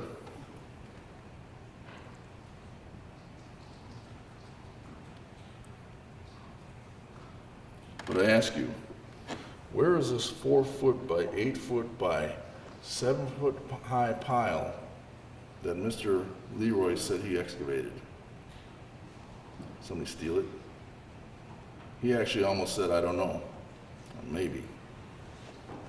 Here's the thing. You remember Mr. Shinsky?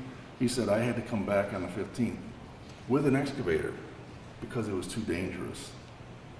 So if it's too dangerous for a veteran like Mr. Shinsky, who, by the way, trained Mr. Leroy, then you know Mr. Leroy wasn't doing any excavation of the whole living room floor, and there was no clear 20 foot by 20 foot area. Shinsky's picture, after they came back with an excavator, you remember, here's the fireplace area, and there's the living room, goes out to what would have been the bay windows. Look at all that rubble, look at all that debris. I could basically, and by the way, Mr. Shinsky testified that he did the excavation. How do I know what he exactly said? Because I have his transcript, and we have his words. And his words were, in reference to the structural damage, you would then have to contract with someone else to come out and do the excavation of the house. Correct? No, I conducted that. You did the excavation yourself? Yes. Physically, hand by hand? Physically, hand by hand. And hired an excavator so we could remove the areas of the house that were hanging over the burned out section of the rear of the home so that it was safe to get in and actually do that. And then he continued, how many days did it take you to perform the excavation of the property? He said, I would believe I was there for 2 days. You remember when Mr. Leroy first told you that he looked for his pictures of the excavation and he couldn't find them. And then this half-truth, sometimes you just got to keep asking questions and then you get to the truth. And then he says, I didn't take any and I didn't make any reports. His testimony is directly contrasted by Mr. Shinsky's. And what was his excuse? It was a long day. I was tired and I forgot. You remember I asked him, would you take that answer from somebody you're training? What was his answer? Yes. Well, it depends on the fire. This is a death case. It doesn't get more serious. Like Mr. Stormzan said, you have to bring your A game. Leroy, I can say it in lawyer terms, his story was demonstrably false, but if we want to just be real, he lied to you. And if he lied to you, you can't trust his opinions, because if you can't trust the messenger, you can't trust the message. So when you go back and you analyze Mr. Leroy's work in this case, think about that. He lied about the very thing he needed to do, step one, collecting the data, so he could get to the conclusions, so he could develop the hypotheses, so he could try to figure out what went wrong and caused this fire. And you know what he said about that? He said, I didn't take any evidence because it had no evidentiary value. You see, there's that half-truth again that Ms. ZUIDERVEEN has been talking about. You're right, you didn't take any evidence because you didn't look to find any evidence. When you analyze what he's doing, look at it in the terms of his credibility and the high burden of proof. If you have any reasonable doubt about any of his opinions, especially when he lied to you, that's all you need. And when you have one reasonable doubt, ladies and gentlemen, about any issue, your job is done. Your job is done once you find one reasonable doubt. There's only two questions, really. You're going to hear, and I'll tell you about the verdict form and first-degree felony murder, first-degree murder, second-degree murder. It's all about, did she set a fire, and was it intentional? That's it. And you remember, well, we'll talk about it in a little bit, but as I said, one of the jurors was talking, we were talking about half-truths. When my kids, I think they're lying to me, I just keep pressing, and then I get the answer. We kept pressing, Leroy, and then we got the answer. So I want to look at these experts in this case, because this is very important. I brought to you Bob Trenkle. Bob Trenkle is almost a 60-year veteran. Got born and raised in Detroit, cut his teeth in Detroit, literally the murder arson capital of the world back then. He has trained people, taught people, tested, been on committees, and what did he tell you? He spent 2,000 hours in this case, 2,000, over about 10 years. And when I asked him, how much you charge? Like $250 an hour? And then Mr. Blair came up, he couldn't wait to do the math. And they said, I'm not charging anything in this case. I think there was a question. If you're not charging anything, this is America after all. You must have a personal relationship with the family, with Linda Sturmer. There is no relationship. He spent 2,000 hours in this case. He knows every piece of the evidence. He knows everything that Leroy did and Shinsky did. Leroy spent less than 6 hours on the scene and developed his report. You know, he spent more time testifying, defending his opinions than he spent on the scene getting his opinions. And when you think about this, these are real questions that need to be asked when you go back to the jury, these kind of devil's advocate, cynical questions. Mr. Shinsky is a veteran, way more experienced than Mr. Leroy, taught Mr. Leroy. Mr. Shinsky was actually at the house, as you saw, same time Leroy was, same week, did the excavation, did an investigation, why didn't they hire him? Why didn't they hire Mr. Shinsky to come in and tell us how good Leroy's opinion was and his methods? Maybe because Shinsky said, I did the excavation, and he would have known that Leroy lied. And the other thing is, Mr. Shinsky was asked to read this interview. Remember, read nothing but a transcript, bored the heck out of all of us. He's a fire origin and cause guy. He determined the origin and cause. Why didn't they hire him and ask him his opinions? Maybe because he disagreed with Mr. Leroy. And if you think there's any chance that's supported by reason and common sense that Shinsky disagreed with Leroy, that's an intentional fire, and maybe he determined based on all the damage that you can't just get every scene. It's undetermined, like Mr. Trenkle. That's why they didn't retain him. That's why they didn't hire the second most experienced guy who you saw in this case. And you know what? Greg Stormzand was with him. You remember he was his partner on that excavation. Stormzand said, well, you got to document so people can understand what you did. And it'd be the guy who was supposed to, I was just assisting because it's not my jurisdiction. He's the one who's supposed to take photographs. He's the one who's supposed to report. He didn't. You can't just omit this stuff. And when you think about this poor excuse of I was tired and I forgot, did you forget to write a report? Would you forget you were tired when you were writing a report and left out the excavation? Or maybe you didn't do it. Maybe you didn't do what you said you did under oath to us. If there's any reasonable doubt about Leroy's methods, how he failed the scientific method, anything that's supported by reason and common sense, no matter how small, that's reasonable doubt. And when you get one reasonable doubt, you're done. Not guilty. By the way, Mr. Leroy really kind of has an inherent conflict of interest when you think about it. He's up here defending his own work, and nobody's defending him. Like I said, he spent more time in the last 18 years defending what he didn't do than he spent getting the evidence.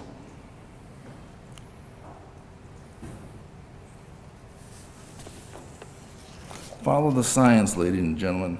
When you look at what was done here by Leroy, follow the science, what he collected, what he analyzed in 2007, and not what they're trying to suggest, well, so-and-so backs you up on this in 2024. That's not when he did the investigation and the lack of excavation. 2007 is when you hold him to the evidence that he collected and his analysis.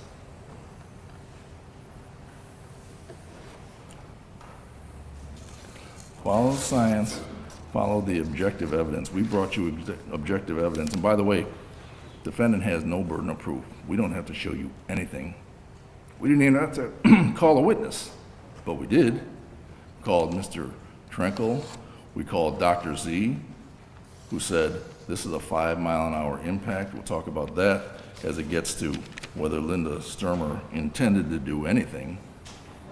But let's talk about the reasonable doubt in this case. Starting with, as I said, Mr. Leroy's conclusions. And so because I didn't want to write it on the board, because my handwriting kind of sucks. Here, Leroy's opinion. Opinions are not reliable. Garbage in equals garbage out. And there was a whole lot of garbage in what he didn't do. You can't trust his opinions because you can't trust his methods because he didn't do it. He didn't comply with 921. He didn't comply with the scientific method. Did Leroy rule out an alternate area of origin? You remember, Mr. Leroy agreed with me, his living room here is about the size of this courtroom, all the way to the bench. Sometimes, as you saw NFPA 921, it says, sometimes the damage is just too much and the area is too big, and you can't make conclusions. You heard Mr. Trenkle. Ideally, You're trying to get to a point of origin. It was the back of the toaster. It was the electrical outlet. The bigger you get, the worse your reliability of your opinions are going to be, because they're just too much. And by the way, when you look at this and you're considering reasonable doubt, think about this. I stood here. Could the fire started here? Don't know. Could the fire started there? Don't know. Could the fire started there? Don't know. He can't tell you the where. If he can't tell you the where, you can forget about it. Because remember what NFPA 921 says? If you're not in the right area of origin, you can't find the cause. Because the cause is going to be in the area of origin. But if you don't look, and if you don't excavate, you will never find it. So then we talked about alternate areas of origin. Remember that chimney chase? And Mr. Trinkle said, the chimney chase, you heard from Cassandra Grigg, one of the witnesses yesterday. She talked about, first of all, how everybody talked about this house was unfinished. The whole living room is OSB press board, subfloor with a couple throw rugs. And the chimney, the surrounding area, was press board. You didn't hear them bring anybody to say it wasn't. They could have asked the two boys. They had them up there today. What about the chimney? They didn't ask that question. There's a reason they didn't ask that question. They didn't want to hear it out of their own witness's mouth. Could the chimney chase reasonably be a possible area of origin? Well, Mr. Trinkle told you it's consistent with the witness reports of a fire from the back rear of the place, flames shooting out of the roof, chimney chase. That chimney chase is 2+ stories high, and if you have a problem in the chimney from the flue, which you saw the rubble, he didn't even analyze, then you can have rubble pouring down, and by the laws of physics, things don't drop straight down. They go in arcs. They go out and down, in an arc. And when you have a wall collapsing, that would be consistent with getting Todd in the living room. That would be consistent with his burns on his hands. And that would be consistent with a pretty sudden fire and him screaming. So we don't have to prove that it's the chimney chase. We're not here to prove that the chimney chase is where the fire started. He can't rule out the chimney chase could logically possibly be the area of origin because he didn't do the work. And if you can't rule it out, that's reasonable doubt. Let's look at the next one. Gasoline was on sweatpants not related to the fire. Can he rule out that maybe the gasoline he found on the sweatpants had nothing to do with this fire? Well, you remember his testimony? At least he was candid with me, because I had his old testimony from 4 years ago. He has no opinion on whether the gas on the sweatpants had anything to do with this fire. He said, I don't know how it got there.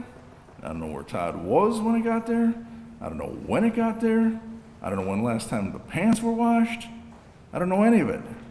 So finally he was candid enough, because I had him trapped, to say, I don't know. I have no opinion.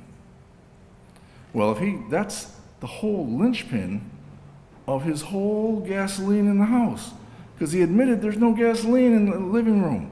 None was found. None.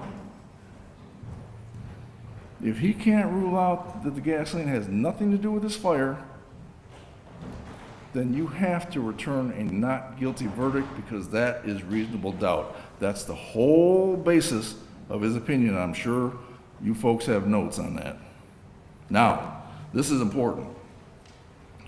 The other thing that can cause reasonable doubt is, do you remember when I was asking him about his opinion, he relied on Linda Sturmer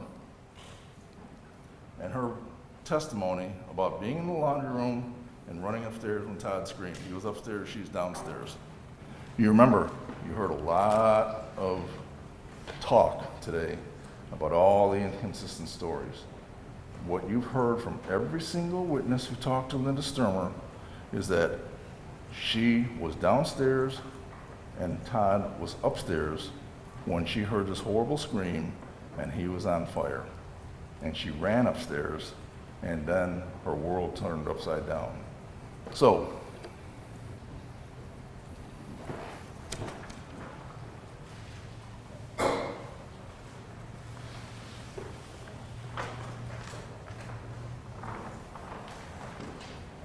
my easel finally. Todd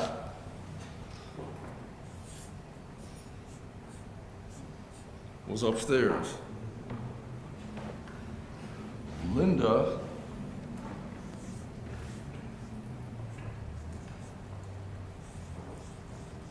forgive me, that's how my mom used to draw her when I was a kid, was downstairs.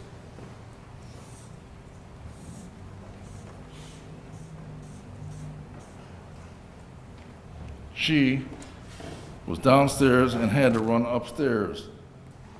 Even Sergeant Leroy agrees with the obvious, you can't be two places at the same time. That means when he caught on fire, she wasn't there. She wasn't with him. And the interesting thing is, oh, wait.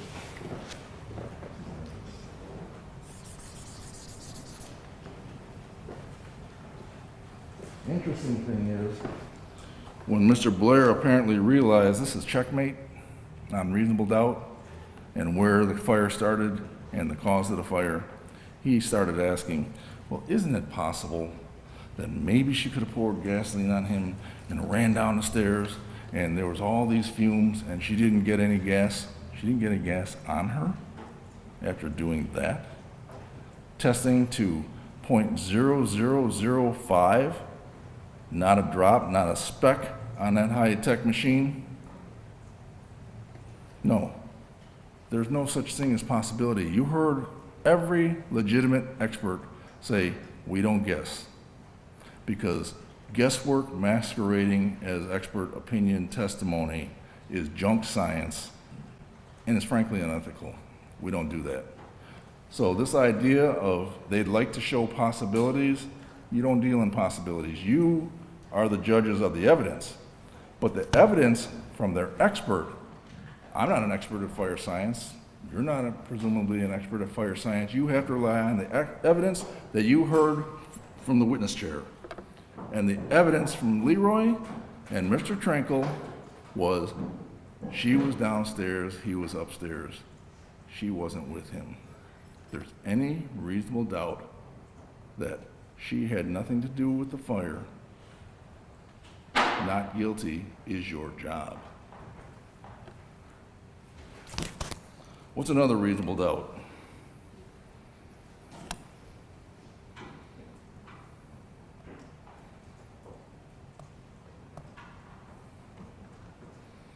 No evidence of an ignition source. Let's talk about that for a little bit. Because you don't collect any evidence, he couldn't find any evidence of an ignition source. You remember we talked about NFPA 921 and the causal factors. Causal factors, if you'll recall, you look at your notes, are you have to have an ignition source and you have to have a first fuel. Ignition source, what's the thing that made something catch fire? If you're at first fuel, what's the first thing that caught fire? And most importantly, how did 1 and 2 come together? He didn't have any evidence of an ignition source, so he supplied one and said it's an open flame. Could be from the fireplace, could be from candles, don't know. Well, he didn't rule those out either.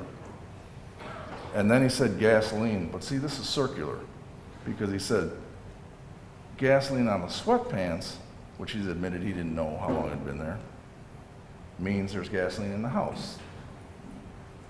That's completely illogical. He didn't have a first fuel. And he certainly couldn't put 1 and 2 together to tell anybody what caused the fire. How did the first fuel, even if it was open flame, 2, gasoline, how did it come together? What's the first thing that happened? Doesn't know. What's the second thing? Because you have to, as an expert, you have to do this. You have to say, this is the first thing that caught fire, and based on our training and experience, We know this, the fire propagated this way. This caught fire, then it caught that fire, and it caught that fire, and it caught that fire. You tell how the fire started and how the fire progressed. He couldn't do that because he didn't do step one of the scientific method. He didn't collect the data. Garbage in equals garbage out.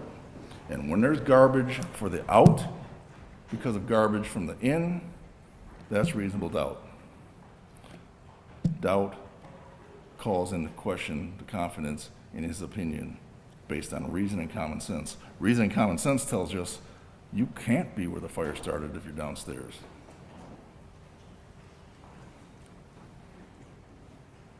He couldn't give us the how. Frankly, he couldn't even give us the where because he doesn't know within this huge area of origin where the fire started.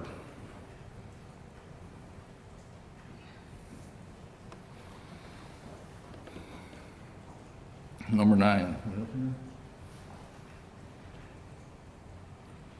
Since he couldn't tell us the cause, he certainly can't tell us the classification. Accidental fires, natural fires, lightning strikes, undetermined, and incendiary. Incendiary is the only classification that supports a crime. And if you don't have a cause, you can't have a classification. If you don't have a cause, the only intellectually honest thing you can do with integrity and honesty is say, it's undetermined. And there's no shame in that. Because sometimes fires are just too total. The damage is just too much. Did he rule out an electrical or mechanical cause of the fire? Well, he's admitted he's not an electrical expert, and he's admitted under oath that he didn't collect anything. So how could he rule something out that he didn't collect? And what does he do? He explains that, well, electrical fires in walls, they start small and slow, and so this is why this whole able-bodied thing comes into play, and an able-bodied person, if it was electrical, could figure that out and escape. Electrical fires in walls can explode all the time. Happens all the time. Did he exclude and rule out a mechanical cause? The flue. You saw all that damage to all the flue pipes. That's why we bring in people and they look at it and they try to see what could have been a failure of the flue, and that's how things started in a chimney chase. He's not an expert, he said that. He didn't collect the data. You saw how Shinsky laid out the stuff like you're supposed to do. What did Leroy do when he was tired and it was a long day? He threw the stuff in a pile in the back of the house. And forget about 123.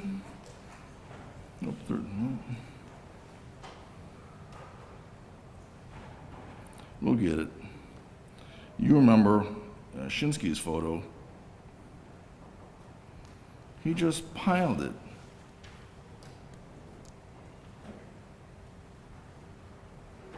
There's no analysis, there's no thorough investigation, there's no thorough, rigorous testing, which is what NFPA and a scientific method say you have to do. He just threw it out so he could go home because he was tired. And remember I asked, why didn't you just come back the next day? Didn't have an answer for that. Wouldn't you have told your young associate? Nothing wrong with going back, why didn't you go back? And why didn't you write a report? And why didn't you do what you were required to do in this death case?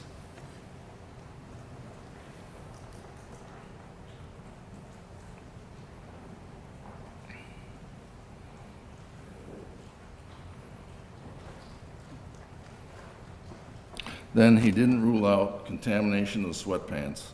Remember, he found 3 hours later Todd Sturmer, and he smelled gasoline. We'll talk about that in just a second. He smelled fuel. I shouldn't say gasoline, because he said, at least he was honest, fuel is fuel when you're smelling it. I don't have a super nose. So he smelled fuel, and that's why he took the sweatpants. But remember, he's there 3 hours later, and this is the final point of rest for Todd Sturmer, after he's been taken in this boat to here. So, if you find in here, you have to analyze, could there have been a transfer to the boat, or you remember, Matheny put clothes on him, a bunch of clothes, and they found that here, right? Could there have been a contamination from there? It's not whether there was, it's whether he can rule out the logical possibility that there was. And how do you do that? You use the scientific method like all scientists do, like all professionals do, and you collect data, starting with the boat, working backwards. I asked him, did you use a rag, anything? No. Did you talk to anybody? No. Talk to the family? No. That's all data. No. I don't even think he knew there was a boat involved. So he couldn't collect the data, so he couldn't do the rest of the steps, so he couldn't comply with the scientific method, which means that his methodology is garbage, so any opinion that says that didn't matter, that's garbage too. If he didn't rule it out, that's reasonable doubt.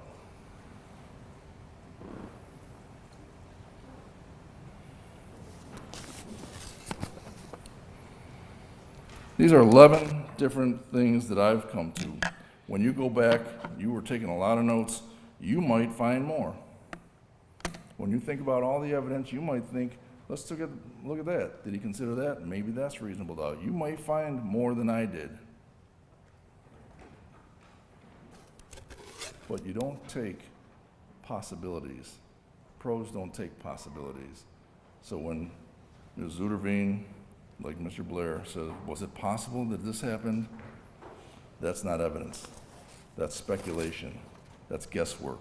Experts don't do that, and you can't accept that as valid evidence.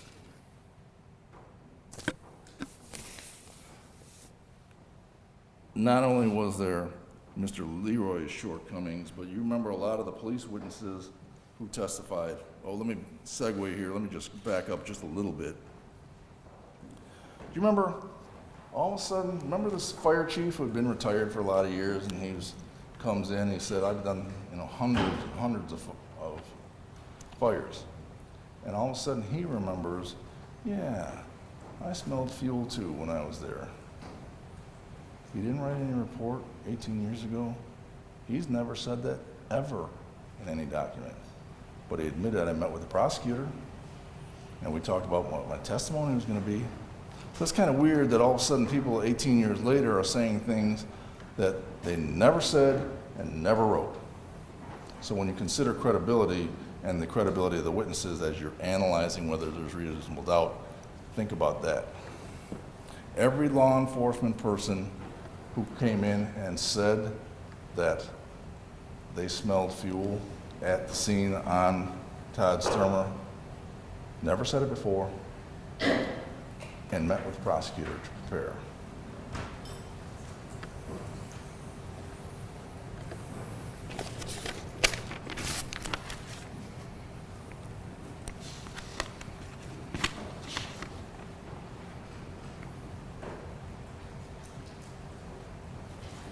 One more thing I did forget.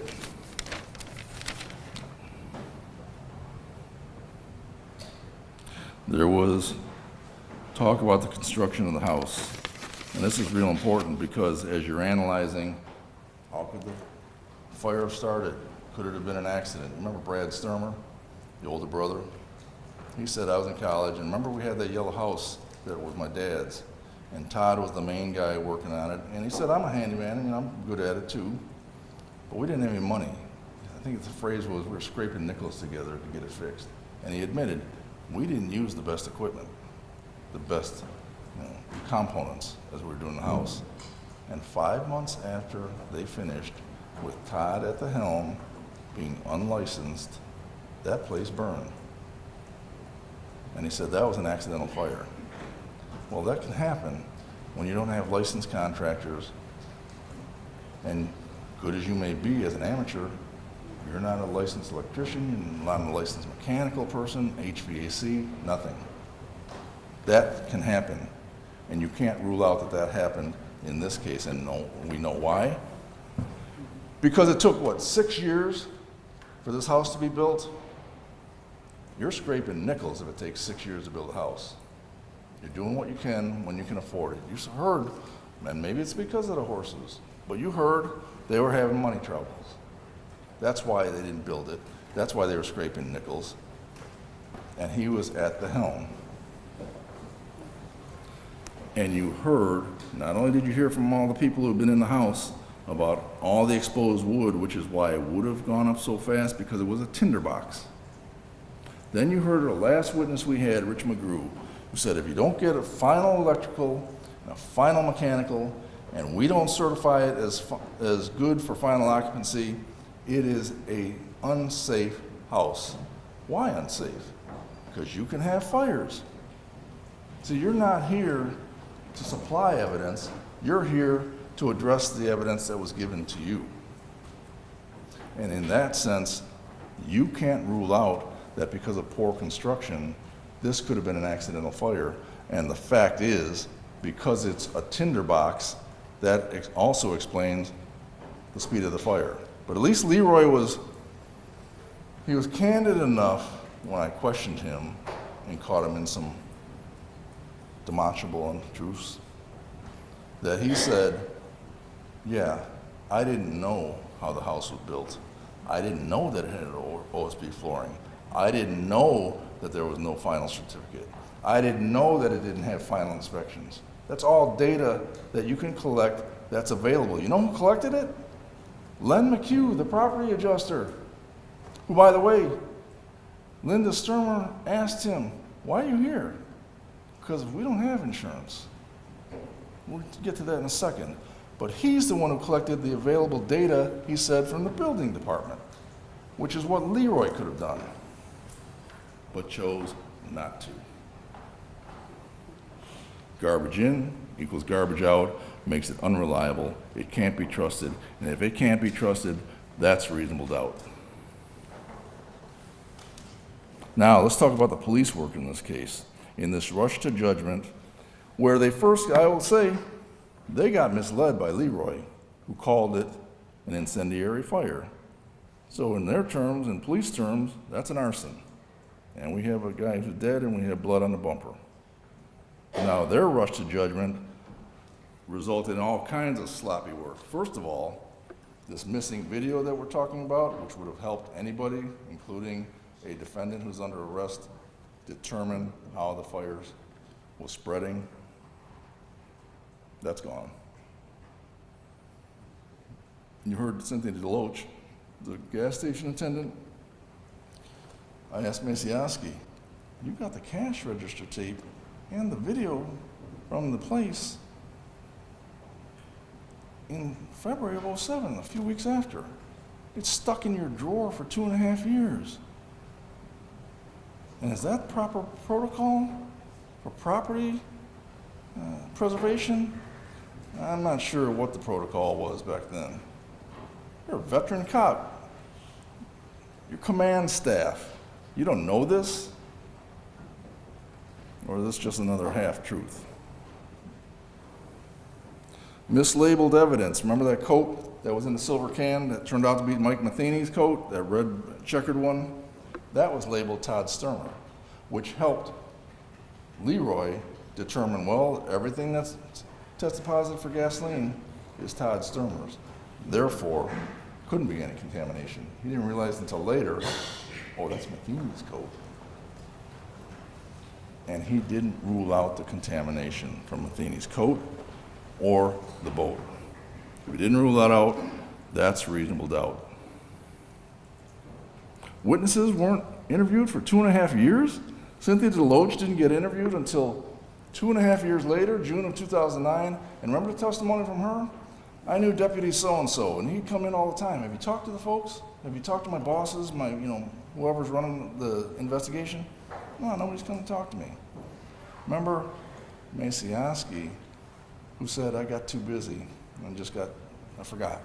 Everybody seems to forget here. He got too busy. He didn't go see her for 2.5 years. When you look at it with a bit of a jaundiced eye, this other detective, if he's going to Cynthia DeLoach, what'd she say, every month, every 2 months or so, have you talked to us? Have you talked to our guy? Have you talked to our guy? You think he's not going back to the department? Why don't you talk to this woman? She's got evidence. He didn't do it. And by that time, she forgets, because you heard her testify.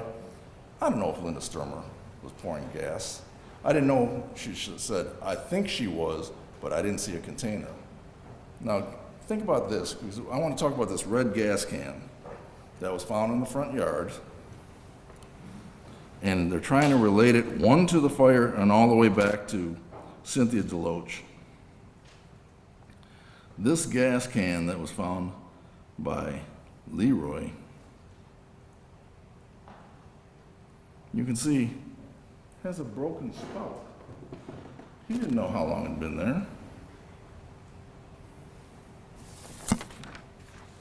This gas can that tried to relate to and make this big conspiracy by Linda Sturmer, she went and bought gas in the morning and she put gas in the truck. Linda Sturmer is all about 5'6". Chevy Blazer, remember the talk was the hatchback. 5'6" woman doing this into a gas can, and you didn't spill a drop of gas. You didn't spill any gas. You didn't get on your clothes. You didn't get on your hand. How do you pump $11 of gas, roughly 4.5 gallons, into a 1-gallon tank? You don't, because there was never any gas being pumped into a gas can. And how do we know that? Because Trevor was honest enough when he testified to say, remember when we went to the mall in the Blazer? I didn't smell any foul smell. You know what gas smells like, right, Trevor? Yeah, I know what it smells like. You didn't smell anything, did you? No. Anybody, including me, when it's time to use a snowblower and I gotta go to the gas station with my gas can, I put it in the truck of the SUV, it smells. And I may not spill the drop. But anybody who spilled gas on clothes or their hands, it reeks. For a while. So when you think about credibility and what is trying to be portrayed as this grand scheme, reasonable doubt. Was this even connected? No. The most telling evidence is their expert, Leroy, said, I have no idea. It has anything to do with it. So what you're being told by the prosecutor is some theory based on no evidence, trying to connect dots. But it's a bridge too far, a road too long. You can't connect dots because all you're doing is guessing. And you as a jury have to evaluate the evidence, not the talk of me, not the talk of Ms. ZUIDERVEEN. Judge will tell you that. What we say is not evidence. What they said was evidence. Leroy said, no idea. No idea. Now, we have all kinds of reasonable doubt, at least 11 things, just in terms of how the fire started or where the fire started. But now I want to talk about the second part of it, intent. Did Linda Sturmer intend to set a fire? Let's look at the objective evidence. Then we're going to talk about all these 5 ways that Ms. ZUIDERVEEN said Linda Sturmer tried to kill her husband that day. 5 different ways, and we'll analyze that against the objective evidence we have. First, the thought and the theory by the prosecutor is Ms. Sturmer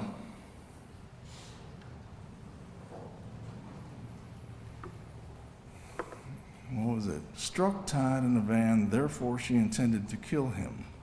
Well, let's look at that through reason and common sense.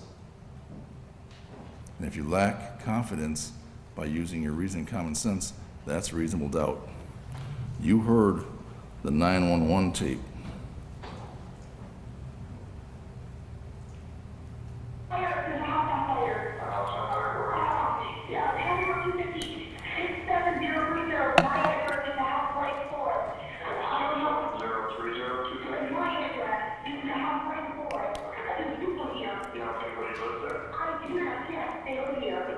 concerned you? I don't know. I see people right now. I don't know if anyone has died. 670. Please. Is it north or south of you? Oh my God. Is it outdoors? Yes, right before my house. It's right before. So there's even time before me. Okay, well, that's for a mile away. What's your name, please? My name is It's Linda Sturmer's house. Linda Sturmer?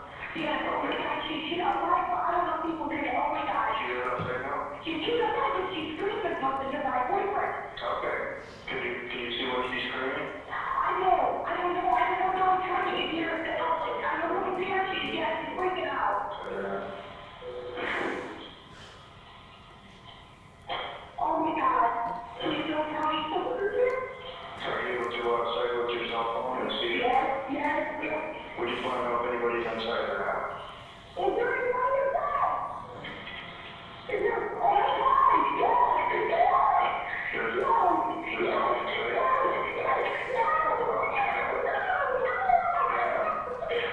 Calm down. We got the fire department on them? Okay.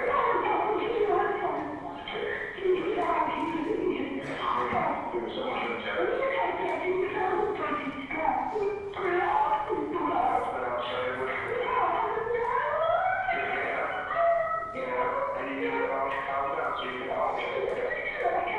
Okay, just calm down so you can help me. Do you know how many people are inside? She said you can do it.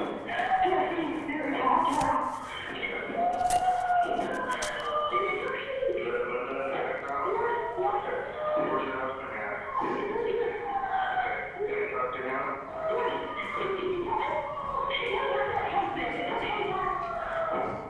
What's his name? What's your husband's name?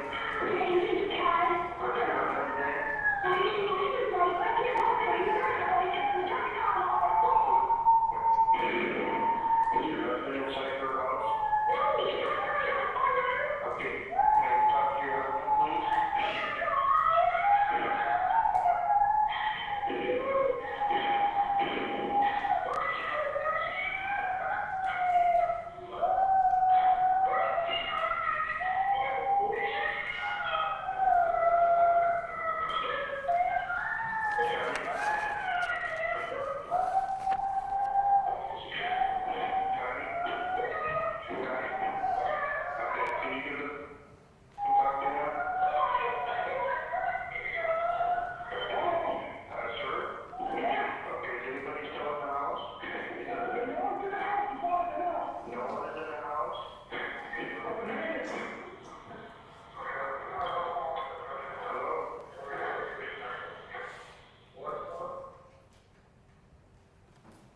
That, as you know, is Connie Calhoun, and you saw her stress level, the chaos she was going through. She wasn't in a fire. Her spouse wasn't on fire. Her house wasn't on fire. And you saw how she was. And by the way, every person who testified here from law enforcement or people like Connie Calhoun and Mike Matheny and Dr. Masali all testified she was hysterical. She was beside herself. Now, she would have to be the greatest actress in the history of Hollywood. Meryl Streep would have nothing on her. And by the way, remember the theory that Ms. ZUIDERVEEN just told you? She was driving down the driveway. She was escaping. Let's look at that through reason and common sense and see if we doubt that statement. Who is a mastermind who supposedly got gas in the morning in a gas can to torch a place, scooted the kids out, and then is escaping, as she said, and escaping with no shoes, and escaping with no coat in January, and is escaping with no cell phones in January, and is beside herself hysterical? All it takes is a little bit of doubt based on reason and common sense. And anybody who heard that 911 call cannot come to any conclusion other than she was shocked by the fire and she was in a state of panic. And you heard Bob Trinkle, firefighters, police officers, military folks, they train so they can have muscle memory when the stuff hits the fan. She's a middle-aged woman who never engaged in any of that. And she acted like she'd lost her mind, because it's fight or flight. And she ran, but she wasn't escaping. She was trying to get help. And it is pretty darn cynical to listen to that 911 call and to say she was trying to escape this mastermind was. Now, there were talk about valuables in the house. One of the things you look at, as any cynical person like Willison would be, is if you're gonna torch your house, I wanna make sure my pictures of my kids and all my valuable stuff and all my guns and everything else are out of there. Then I'll torch the house. Remember, Trevor's baseball cards that were so valuable to him were found in the basement in the rubble. And you heard from Tina, Benny, and she said, my husband and I, we had this handmade little sifter, and we found a wedding ring, Linda's mom's wedding ring, valuables that were in the rubble, by using equipment that Scott Leroy should have been using, that he has, that they use. So this idea of you hide valuables, reason and common sense. And reason and common sense tells you if you have a financial motive, you kind of know you had insurance. Len McHugh said, she asked me, why are you here? We don't have insurance, our insurance lapsed. This is the financial motive? This is a get rich quick scheme by this mastermind?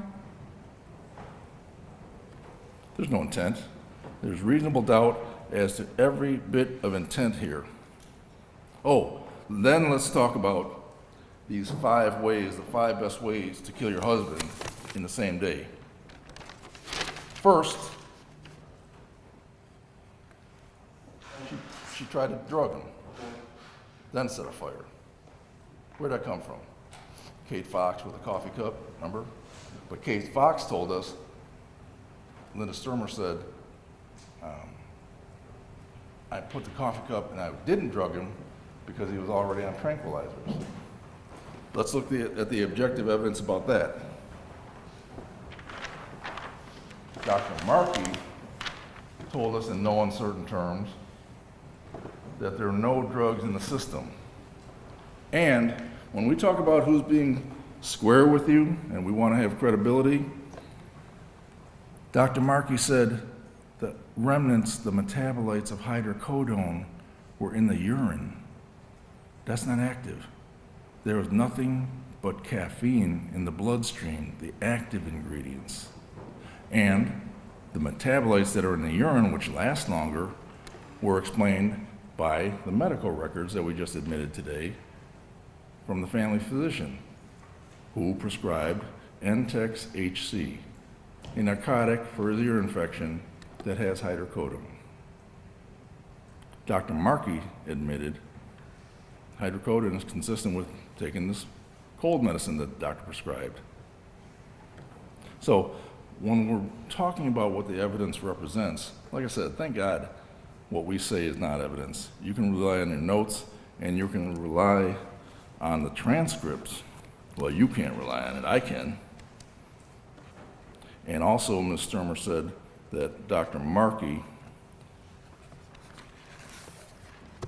had no opinion as to whether the skull injuries, the lacerations on the head, were related to the van versus something else, which you're suggesting is a frying pan. Dr. Markey said on page 18 in his testimony, those injuries that you saw to Mr. Sturmer are consistent with having been run over and striking various undercarriage components, isn't it? Well, the injuries themselves, as I stated before, very well it could be to being struck and overrun and striking things on the undercarriage of the motor vehicle. That's his actual words, not what you heard he said. And you can look at your notes, because these are the actual words under oath. And it's consistent with Dr. Zacheski, I just call him Dr. Z, who is a renowned biomechanics injury mechanism expert with decades of experience working with brain injuries, who told you all of the lacerations and these skull fractures. It sounds bad, a skull fracture. A depressed skull fracture has been explained as you take your finger through some icing on a cake. It doesn't even hit the bottom of the bone. There's no linear skull fracture. There was no brain injury, as Ms. ZUIDERVEEN tried to suggest. Markey said, that's not on the autopsy. These are AIS-2 injuries, Dr. Z said. Moderate injuries. Not related, there's no evidence that it was related to a frying pan. So that's the first one, drugs, set them on fire. Number 2, crack them with a frying pan, then set them on fire. Except that came from Dardita Gordon, who admitted to so much mental illness and on so many medications normally that she would have been, except she was in jail when she gave that statement. And she said, they don't give me my meds in jail, and I have memory problems. And guess what? She admitted that it was Detective Macioski who suggested, could it have been a frying pan? It was a jailhouse snitch. Yeah, I guess it could have. You look at all of this with a cynical eye, and when you're evaluating the witness's credibility, that's unreliable. That's not consistent with the physical evidence. We don't have to prove anything to you, but we bring you objective evidence, follow the science, follow the objective evidence, and you can't come to any other result other than there's reasonable doubt. And by the way, what devious mastermind who's going to torch the place and kill her husband spends the afternoon packing up Christmas decorations? What, an hour before I'm going to torch my place and kill my husband? None of this makes sense. Starting with all these witnesses who prepped with the prosecutor and all of a sudden change your testimony or hear new testimony. So frying pan is number 2. Setting the fire by itself, well, we already talked about that. That's clearly reasonable doubt as to where the fire started, no doubt as to Linda Sturmer didn't have anything to do with it, and you didn't hear a single word from Mr. Leroy or the prosecutor that gas on the sweatpants had anything to do with Linda Sturmer. Because if they had that opinion, it would have been front and center. It would have been blown up on the wall 10 feet high. No opinion, your notes, you can pull them all. Nobody will find a note that says that. The gas on his pants, which he claims is the whole key to the case, that it had anything to do with Linda Sturmer. 4, run them over after you set the fire. Well, you heard testimony from Dr. Z that it's a 5-mile-an-hour impact. And those injuries, you didn't see anything where he was run over by a 4,500-pound vehicle, no broken legs, no broken bones, rib fractures consistent with CPR, no brain injury, no skull injury, no nothing other than icing on the cake and some lacerations consistent with being run over at a low speed, as Dr. Z said, with a high load. High load is just, it's 4,500-pound van. And Dr. Z's testimony is undisputed, because don't you think with the resources that the government has, if they could find anybody, and I mean anybody, to counter Dr. Z or counter Dr. Markey, that they would have? But this is the same group that's letting Leroy defend himself. They won't even hire Shinsky, because Shinsky's not going to go their way. And finally, the 5th way she tried to kill him that day was to suffocate him. So here she is in this panic state of chaos, fight and flight, and out of her mind, and she's yelling, Todd, Todd, stay with me. And what did they say? We think she was laying on top of him. She wasn't laying on top of him. She was trying to hold her husband and keep him alive. And if there's any little doubt that you have that's supported by reason and common sense, that doesn't require you to abandon reason, then that's reasonable doubt. And if there's reasonable doubt, you have to vote not guilty. There's no intent here. Clearly reasonable doubt as to the intent and lack thereof.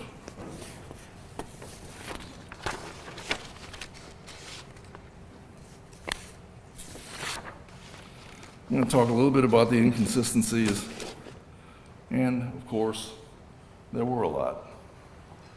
But you know what they were? They were details after she got to the top of the stairs, when her world blew up.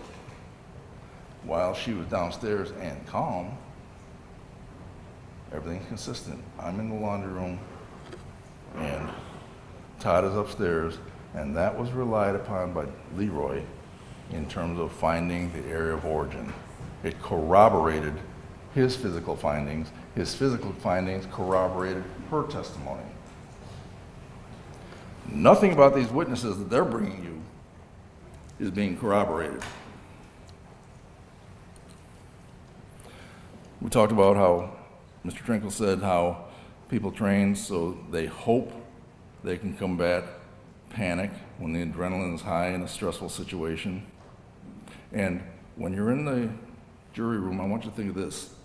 A lot of people Monday morning quarterback and go, I wouldn't have done that. I would have jumped on my husband. I would have saved him. While you're having a cup of coffee in the jury room, or you're watching TV in 2020, I would have done this, I would have done that. You don't know what you would have done. What you would have done and what you could do in the situation are two vastly different things.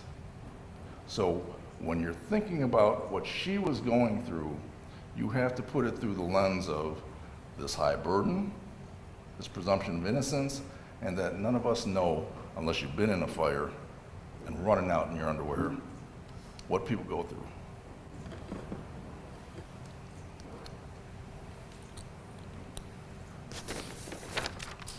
I'll talk a little bit about their witnesses, not much, frankly. Certainly not going to go through every witness of theirs. Let's talk about it. We talked about Dardita Gordon. Let's talk about Kathy Ilge, who's the one who said that she talked to me about the coffee cup and the drugs, and that she found jewelry in the van, Linda STERMER'S van that she drove, remember, within a week or two of the fire. And in the center console was jewelry, which to a cynic would mean you're kind of squirreling away stuff, the valuables, because you don't want them to burn up in the fire. Well, look at the objective evidence in this case. First of all, you remember Kathy said, within 2 weeks of this, I'm in the van. And in the center console is the jewelry. Do you remember the van was confiscated by search warrant that night and examined the next day? The picture of the center of the console of the van, as Macieski showed, taken on the 8th the next day, there's no jewelry. And Macieski, who's supposed to put a detailed report together, anytime you do a search warrant, it's the property you take and confiscate and take into evidence, never mentioned jewelry because it didn't exist. And here's the kicker. This is a murder investigation. What police department in a murder investigation involving a bloody van is giving the key evidence back to the family in a week? Think about that. When you're back in the jury room and you're thinking about the credibility of these witnesses, no police department. This is a murder investigation, and that is a critical piece of evidence. You don't give it back to the family.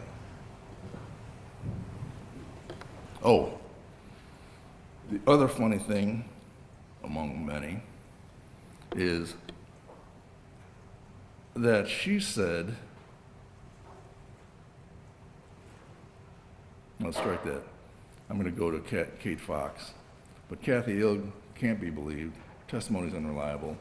And for them to put somebody who would talk that crazy and that to give testimony that is so demonstrably false by the evidence, you have to wonder as you start to think about these weird things, why are they putting up these witnesses to talk about things that would be impossible, that are demonstrated to be impossible? Maybe because they can't talk about the fire. Maybe they want you to dislike her so much you ignore that there's no evidence of a fire being caused intentionally. And nobody can prove it, so we want you to dislike her. We don't want you to think highly of her. She had an affair. She said this, she said that. She treated Todd badly. Because we don't want, in 90 minutes, they talked 5 minutes about the fire, why we're here. And in the 5 minutes, you heard one sentence. Leroy said, it's consistent with an intentional fire. That she didn't tell you about the evidence that supported that. She didn't tell you that we don't know how the fire started. We want to give you the why. We want to give you the motive. But we don't want to tell you how, because we can't. Let's talk about Kate Fox. Kate Fox came in here, dressed really nice, and talked about a coffee cup and the drugs, remember? We talked about Dr. Markey, how he blew that apart. But the other thing that struck me is, you were supposedly best friends with Linda Sturmer, but because her sons lost their father and she had to take care of them and she had to switch a shift, you felt like she betrayed you? And so maybe you have an axe to grind. And when you look at her credibility, let's measure this against the credible evidence and the objective evidence. Linda Sturmer, while she was carrying on this affair, told me to close up her post office box because her husband was going to find out. The federal government allows a stranger to come in and close somebody else's post office box? Really? They want you to believe that? This is who they're putting up as a credible witness to talk about she confessed, she did this. The objective evidence. When you're evaluating credibility, look at what's out there that can't be true.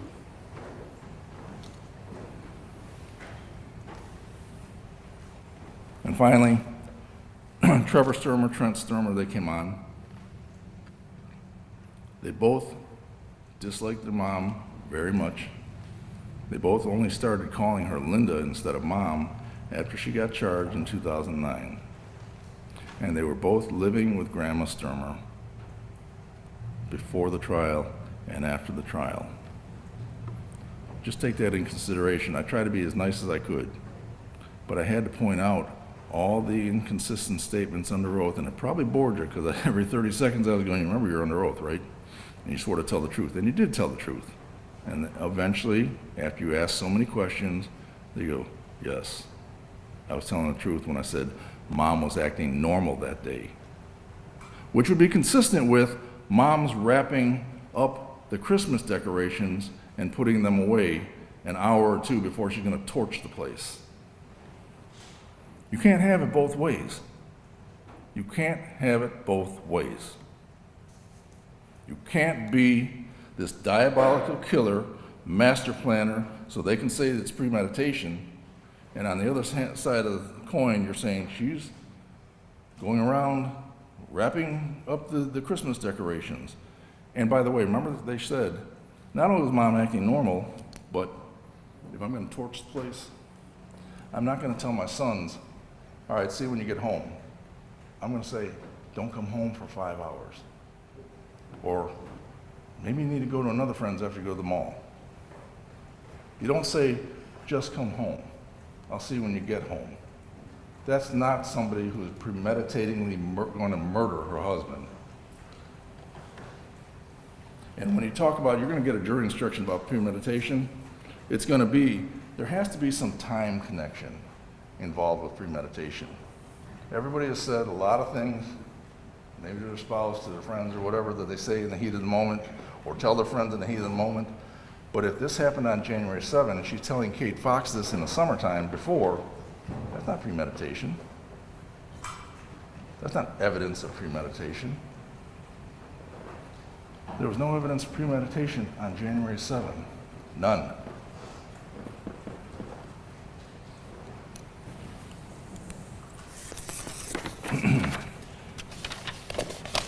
talked about Chief Leach and all of a sudden his sudden memory. Oh, by the way, you do remember that Trevor and Trent also met with the prosecutor and all of a sudden remembered some things that they had never said before.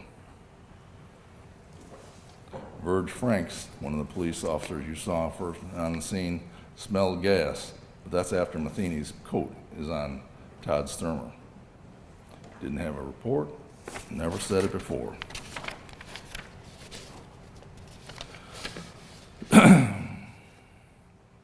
I'm going to just kind of wrap it up this way.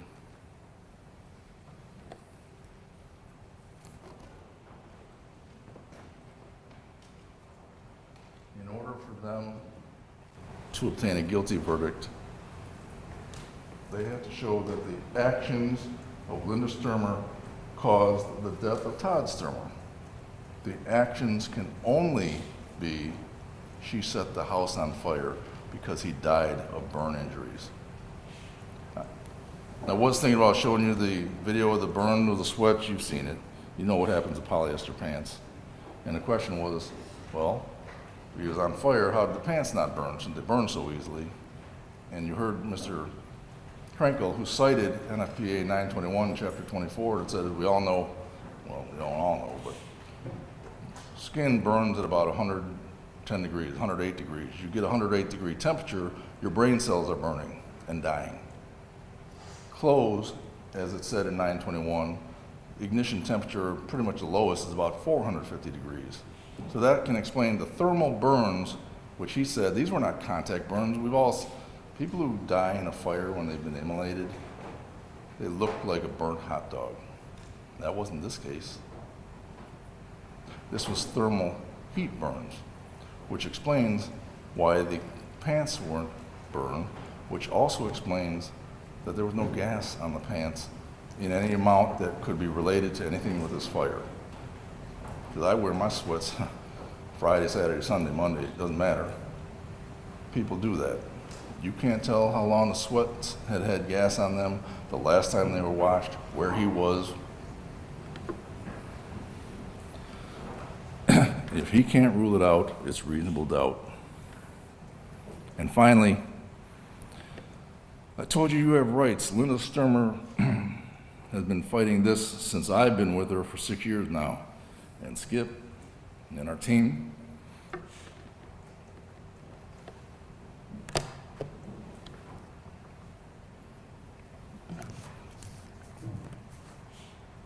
So now, excuse me, I'm going to turn her future to your hands.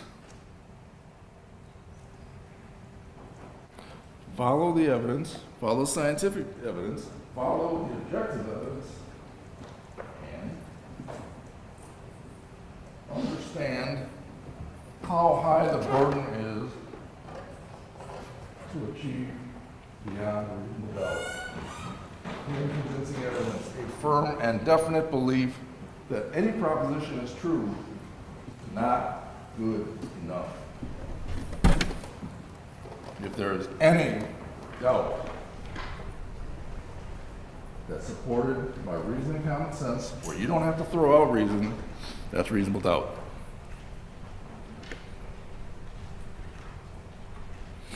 You deserve to be on a jury that holds the government to that burden that our founding fathers set forth.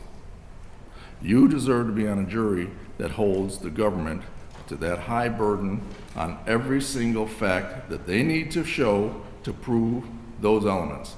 They can't check a single box. Forget 3 boxes or whatever she was talking about. There's no evidence to suggest that this was an intentional fire.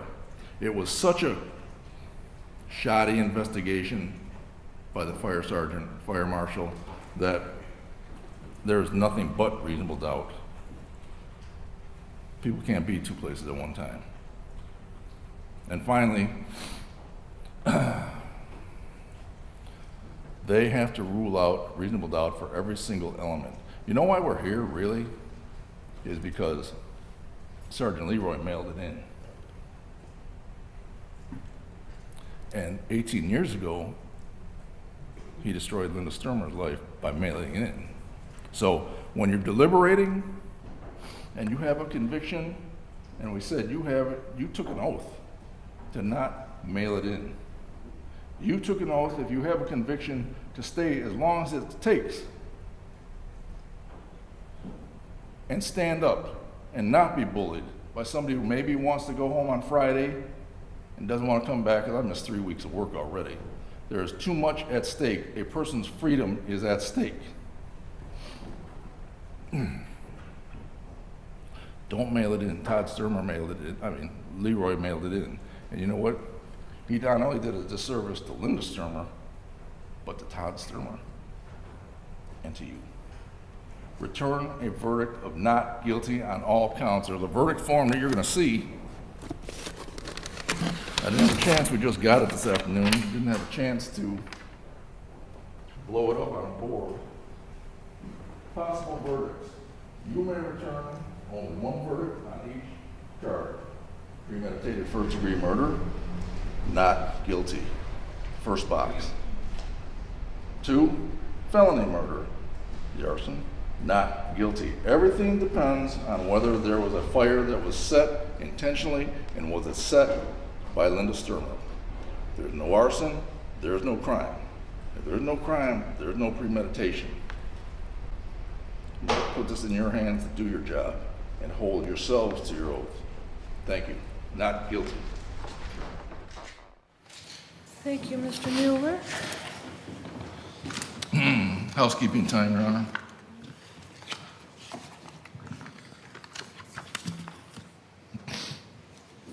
Break. Okay, I have a juror who needs a break, so we'll take a 10-minute break. Thank you.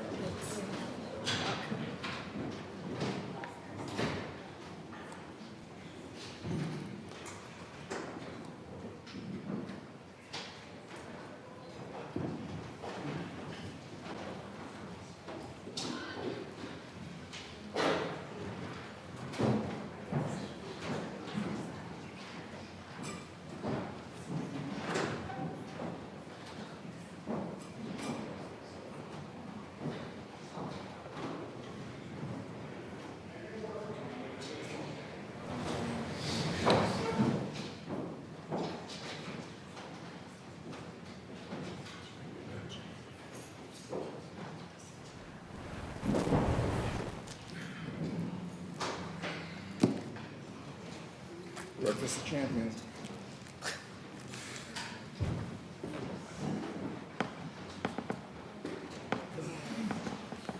you want a snack bar? Snack bar? How'd that taste, George? Yeah. How'd that taste? Jay says, yeah.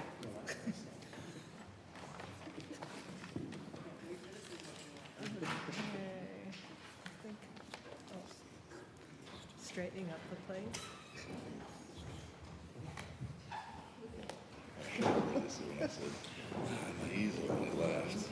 Okay, we're back on the record. Any matters to address before we bring the jury in for rebuttal? No, Your Honor.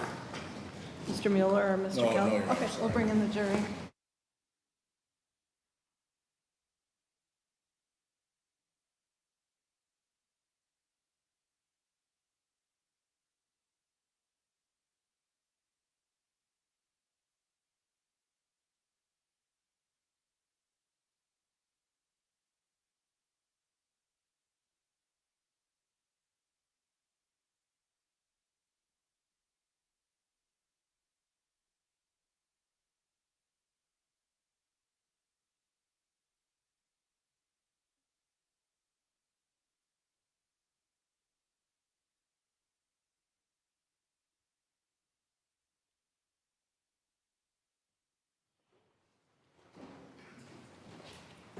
Okay, welcome back, jury. Ms. ZUIDERVEEN, any rebuttal? Thank you, Your Honor. I'm not going to address 2.5 hours of rebuttal, but I can't get up here and not talk to you about the misstatement of the law that was made by defense. First of all, judge is going to tell you you may not let sympathy, bias, or prejudice influence your decision in any way. That means sympathy for anyone, sympathy for the boys, sympathy for Sandy Sturmer, sympathy for Ms. Sturmer. It doesn't matter. That's not your job. Your job is to find out if the evidence presented checks the boxes and the elements are met. And sympathy does not play a role. I also want to talk to you about reasonable doubt. We have stated it over and over and over. And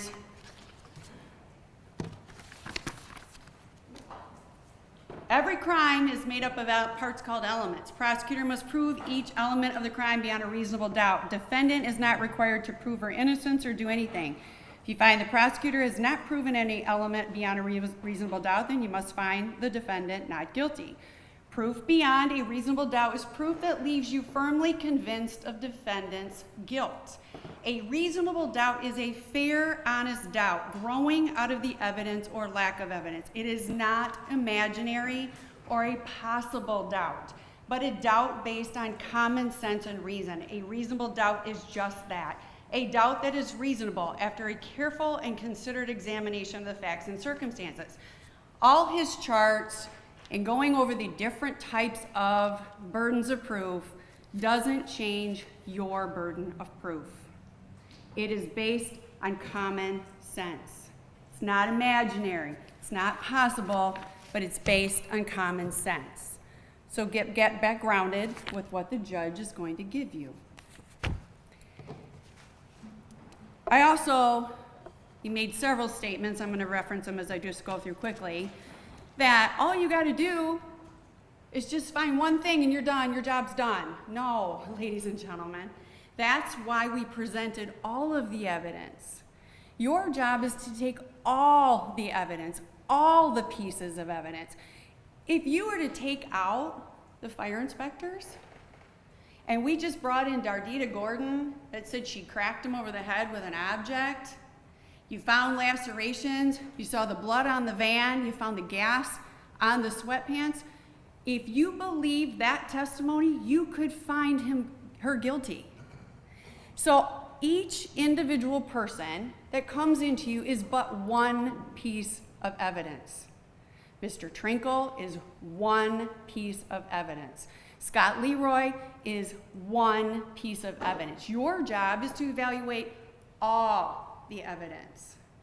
All the evidence. Mr. Leroy didn't do anything wrong. He didn't ruin, I see your face. He didn't do anything wrong by investigating this crime. He wasn't trying to destroy anyone's life. He's just trying to investigate a crime. He got up there, he honestly told you, you know what, I do things differently today. I should have taken more pictures. I should have done more. He's one piece of evidence.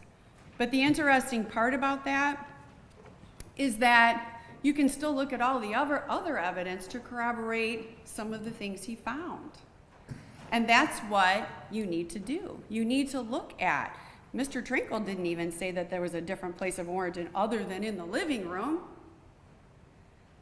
Mr. Trinkle was then wanting you to pinpoint a very specific place of the living room and said, if you can't pick that one little spot in the living room, you can't even declare it an arson, ignoring all of the other pieces of evidence that you guys have been presented. The witnesses that were attacked, what you can also do is you can look at the witness testimonies corroborated by other witnesses. So when you have one witness saying something, and it's corroborated by another witness, and it's corroborated by another witness, that may start to make you feel that that information is credible. Kate Fox identified Chris Williams, told the police about where he lived. They went there and he said, yeah, he's having an affair with her. It's corroborated by more than just one person. Even Tina Benny corroborated that there were photos at the scene. You can look at that to say, maybe what Kathy Ogwa said is corroborated by somebody else in determining your credibility and the credibility of the witnesses. That's your job. Your job is to determine the credibility of the witnesses. The boys explained their inconsistencies. They told you this is really the first time, it is the first time that they've been able to come in and testify under oath. They explain those inconsistencies. And you can take that and you can weigh that in terms of judging their credibility. It's you that decides the evidence. If it were just, we have an arson or suspected fire, and we hire an arson investigator and he says it's undetermined, okay, I guess there's no crime, we can all go home. That is false. That is false. This is an entire investigation. This is an entire investigation. Even Mr. Trinkle told you this is not a legal determination. That's why you're here. He is one piece of evidence that you can consider. Just one. All the evidence that we presented ties to Linda's intent. Her actions support murder. Her actions support premeditation. These are things that are supplied to you to be able to determine if those boxes are checked. You're not simply here as a battle of the experts. That's not what your job is. That's not what your job is. Your job is to evaluate all of the evidence.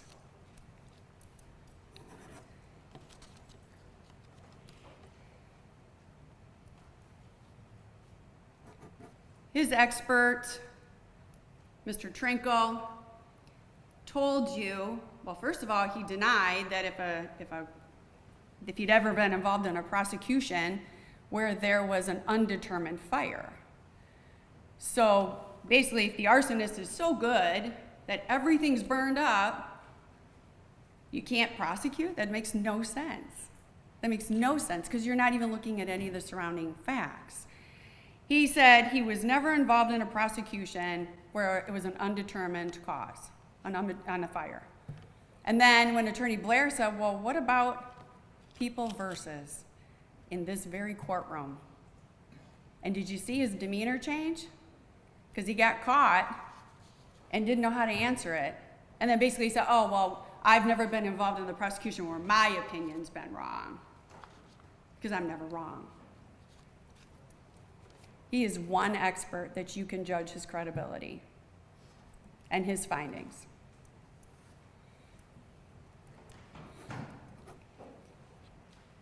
I never asked you for a pass. I asked you to hold me to my burden. And I told you that I wasn't going to bring in 200 people, anybody who'd been talked to, but I was going to bring you in enough evidence to prove the crime, enough evidence to check those boxes. I never asked you for a pass. I'm not asking you for a pass today. I'm asking you to take the evidence that you got from me, from this trial, from those witnesses that took the stand, in totality, and make your decision. There's no pass here.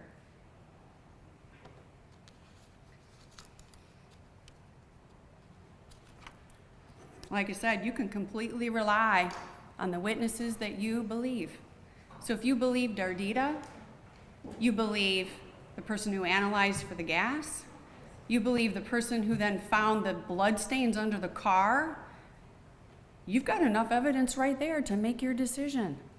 You determine who's credible. You determine what evidence is credible, and if that meets the elements.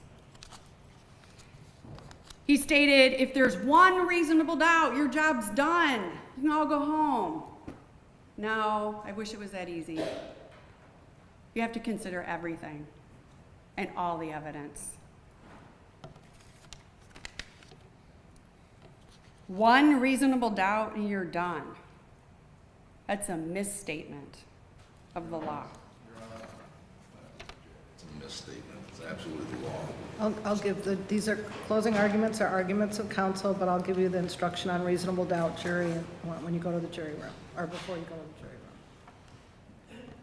If you have reasonable doubt about an element being proven, that's the law. Not if you just have one reasonable doubt about a particular testimony, particular witness. I wish it was that easy. You're not done. Your job is to evaluate all the testimony and all the evidence.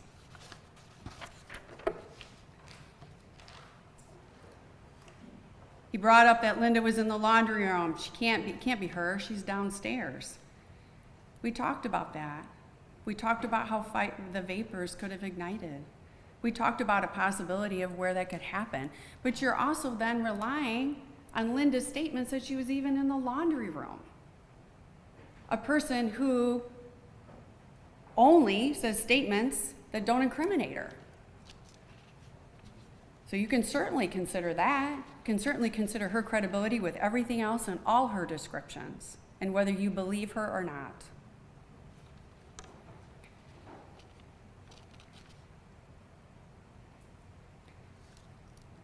Counsel's asking you to rely solely on Mr. Trinkle, asking you to forget that you're the jurors, you're the judge of all the evidence.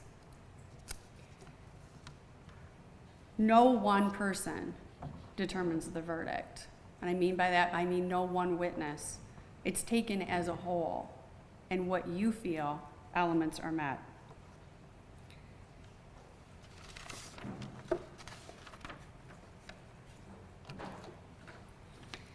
Possibilities.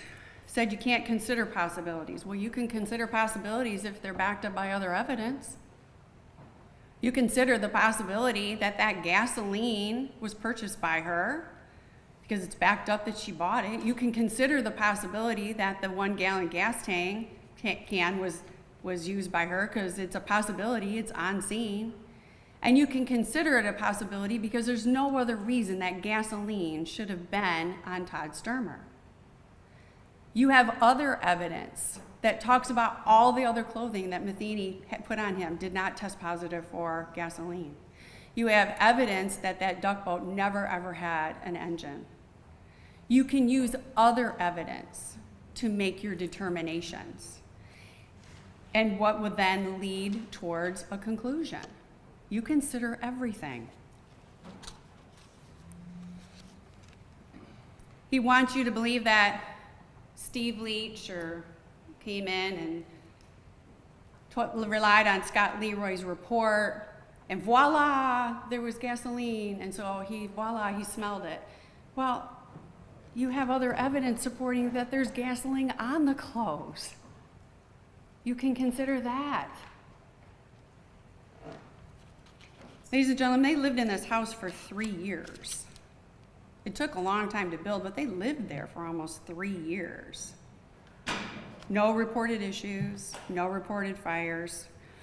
And in the documents that you received on the building from the building inspector, there's several written letters by Linda of why they're asking for delays before they moved in. And they detail out Todd STERMER'S knee injuries. It wasn't that they were saving up and trying to, put in the cheapest materials or buy as they go. Read her letters. The ones to the building inspector are in there. They're her detailing out how Todd hurt himself. And they had to take a break, and then they needed to restart. Either Miss STERMER is the most unlucky person in the entire world,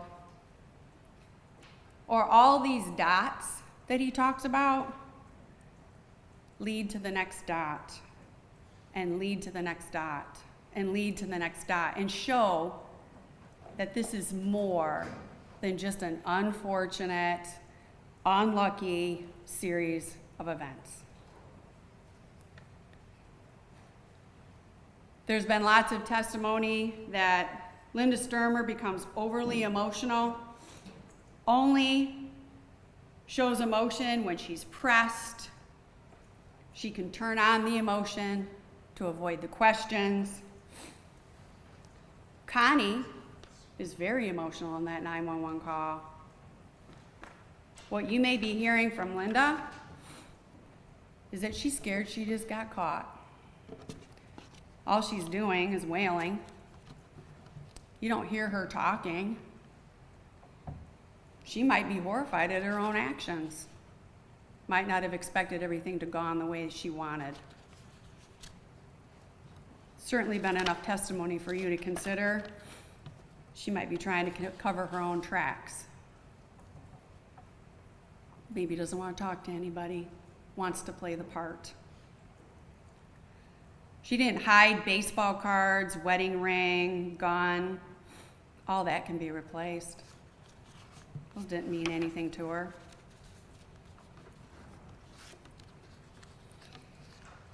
There was a little bit of mistestimony or misstatement.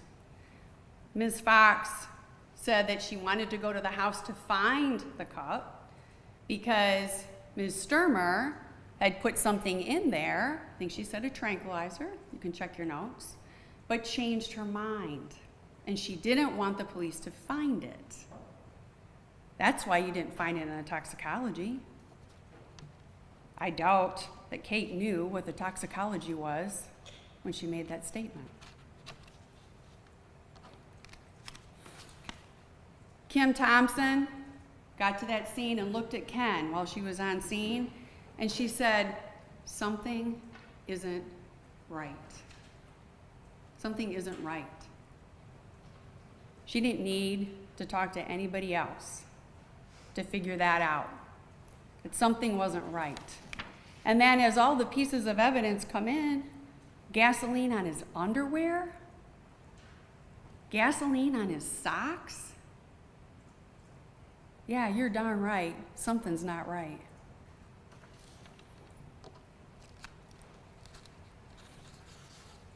Ms. STERMER, he said, is either the greatest actress or is genuine. Maybe she just got caught. Maybe she didn't expect to have to try to kill him 3 times before it was completed. And that's what caught her off guard, got her upset, and caused her to act the way she did. Mr. Leroy was also a detective. He was a sergeant with the Michigan State Police. He also then approached this for looking at the evidence that he found. This is why he collected the gas can. No matter how hard you try, ladies and gentlemen, you cannot explain the gasoline on Todd's pants, his underwear, and his socks. Sergeant Leroy also testified that he worked with the insurance company, got all their documents. They talked about a form that they filed with the insurance company. He had access to all their documents. He reviewed all those documents, and when asked by Attorney Blair if he would change any of his opinions after reviewing all those documents, his answer was no. He had access to Mr. Willison, to Mr. Shinsky, and Greg Stornzan's, any of their documentation, any of their pictures, any of their information. He had it all. You, as jurors, can look at those pictures and see if that area of origin makes sense. You can evaluate that with Linda's statements. You can make those determinations. Now, you can use the experts' advice, opinions, because that's what they are, is opinions, to help you make those determinations when you're going through those pictures. But you can look at that evidence as well and say, does it make sense?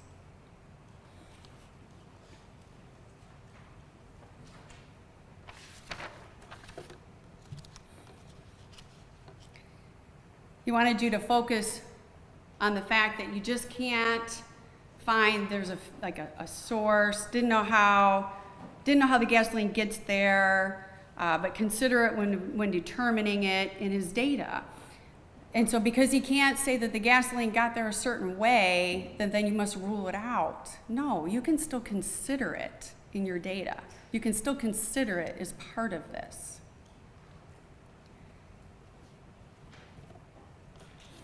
I think Mr. Trinkle and Mr. Leroy both agreed that the ignition source could have been the fireplace. A lot of talk about not ever finding what the ignition source was. I believe both of them testified that that was an open flame in that room and was the ignition source. He wants you to focus on the contamination. However, if you look at the other testimony that's been provided you, that boat's ruled out. And Mr. Matheny's clothing was ruled out through testing.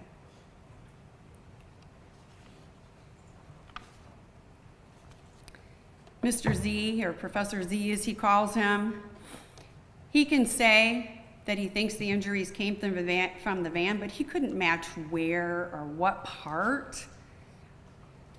He didn't even say what part could have caused the symmetrical on the either sides of the head. He's not a forensic pathologist. He didn't examine the body. There's a total separate laceration on the back of the head that I questioned him about. I said, you can't even see it in your picture, can you? Because he's laying on it. You can only see the top laceration. He was speculating. He didn't even concern himself with the other injuries on the body and where that blood could have come from.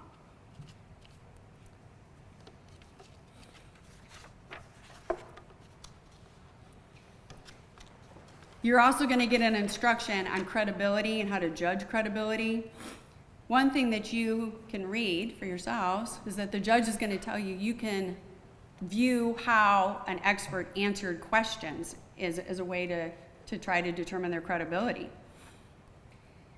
Mr. Trinkle didn't answer questions directly when it implicated his client. He danced around.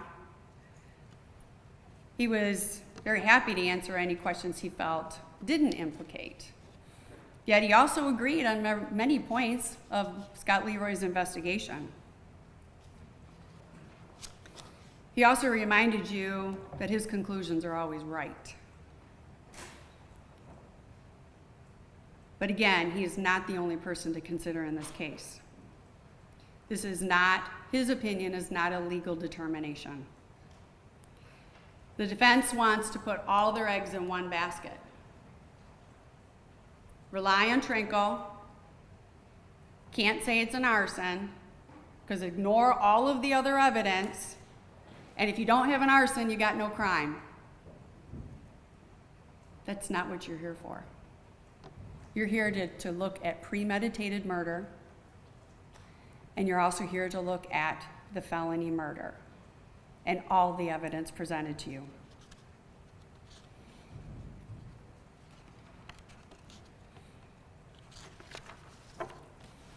He also went on and on and on about this unfinished living room, yet the boys testified, one said it was 95% done and they were getting ready to paint. He did say there was no carpet. He did say there was no carpet, there were just area rugs. But his testimony was that the walls were finished and they were getting ready to paint.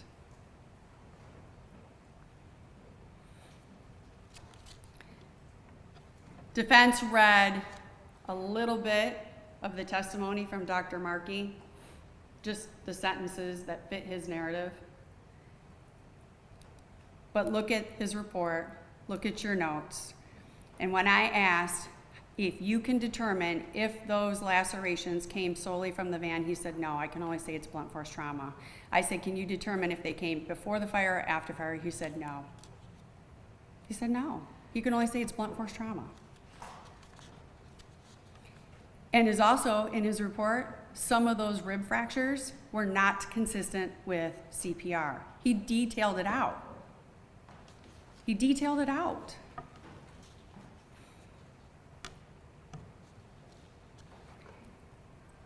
Doesn't want you to rely on Dardita because of her medical conditions, yet Dardita had some very, very, I would call it insider information. And when police pressed her, you have her transcript, pressed her and said, is it in a frying pan? She said, no, she just said she hit her with an object. Read that. She knew what Linda had told her. He is correct that Todd Sturmer died of thermal injuries. But that doesn't mean you can't consider the fact that she ran him over, jumped on his body. You can still consider all of that, especially with premeditation. He died from the injuries inflicted in that fire. If you find that she intentionally set it, then that's where you go to count 2. And count 2 is the felony murder in the commission or the attempt and the arson. So no arson, no crime? It's not true. You have to weigh all the evidence. You have to weigh all of the evidence, all of the elements, and you need to look at premeditation. You need to look at the attempts, the planning, and all that goes towards premeditation.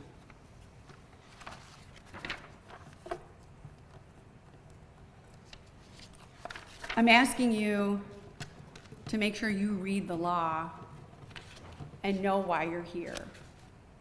And you're here to evaluate everything you heard separately. You decide what you want to believe. You decide what's credible. And you decide if, based on what you think is credible, if those elements are checked. That's your job. That's your job. It's not to be narrow-minded. It's not to have tunnel vision. It's to take everything you heard and evaluate it. That's why we brought in the people that we did. Each individual piece is important. No piece is more important than another. No piece. You decide what's important. You are the jurors. You are the ones making the legal decision.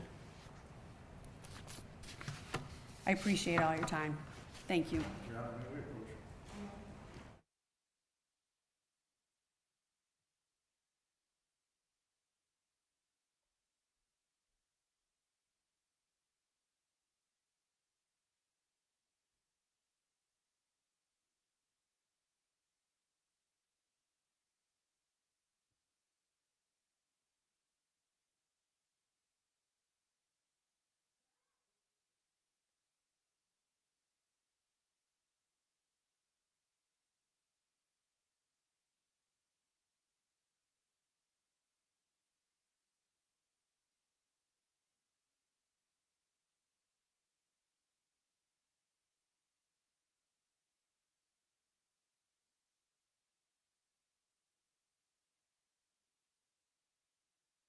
I had every intention of reading to you final instructions, but I'm looking at all of you, and you look exhausted. So I'm going to send you home for the evening, and when you come back in the morning, we're going to go right into final instructions. I'll release 3 of you as the alternates, and then send you off for deliberations, okay?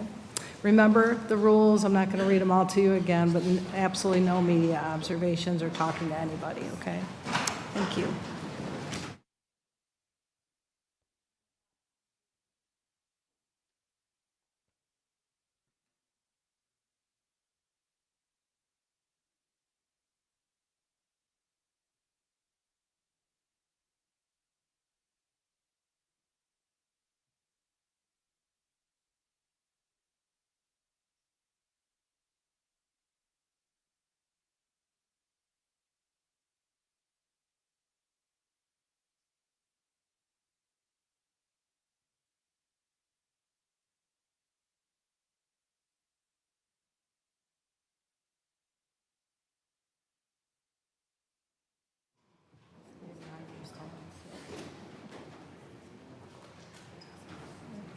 Okay, audience, if you could remain in the courtroom maybe for at least 3 or 4 or 5 minutes here so we can get the jury out, please. Yes, for their kindness.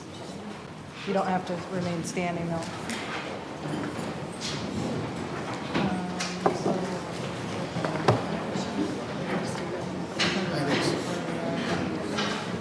Yeah, and then George will have to figure out.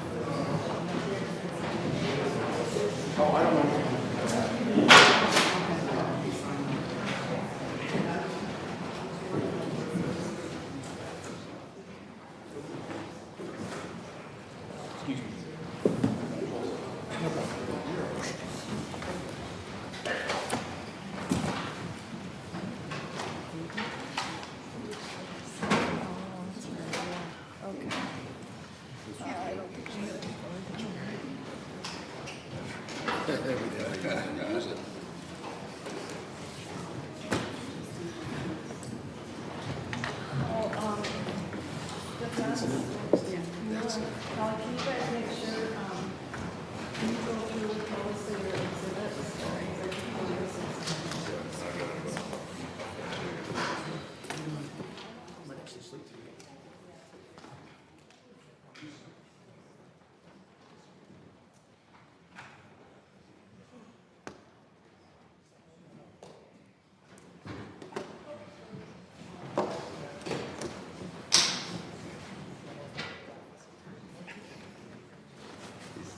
She's told you.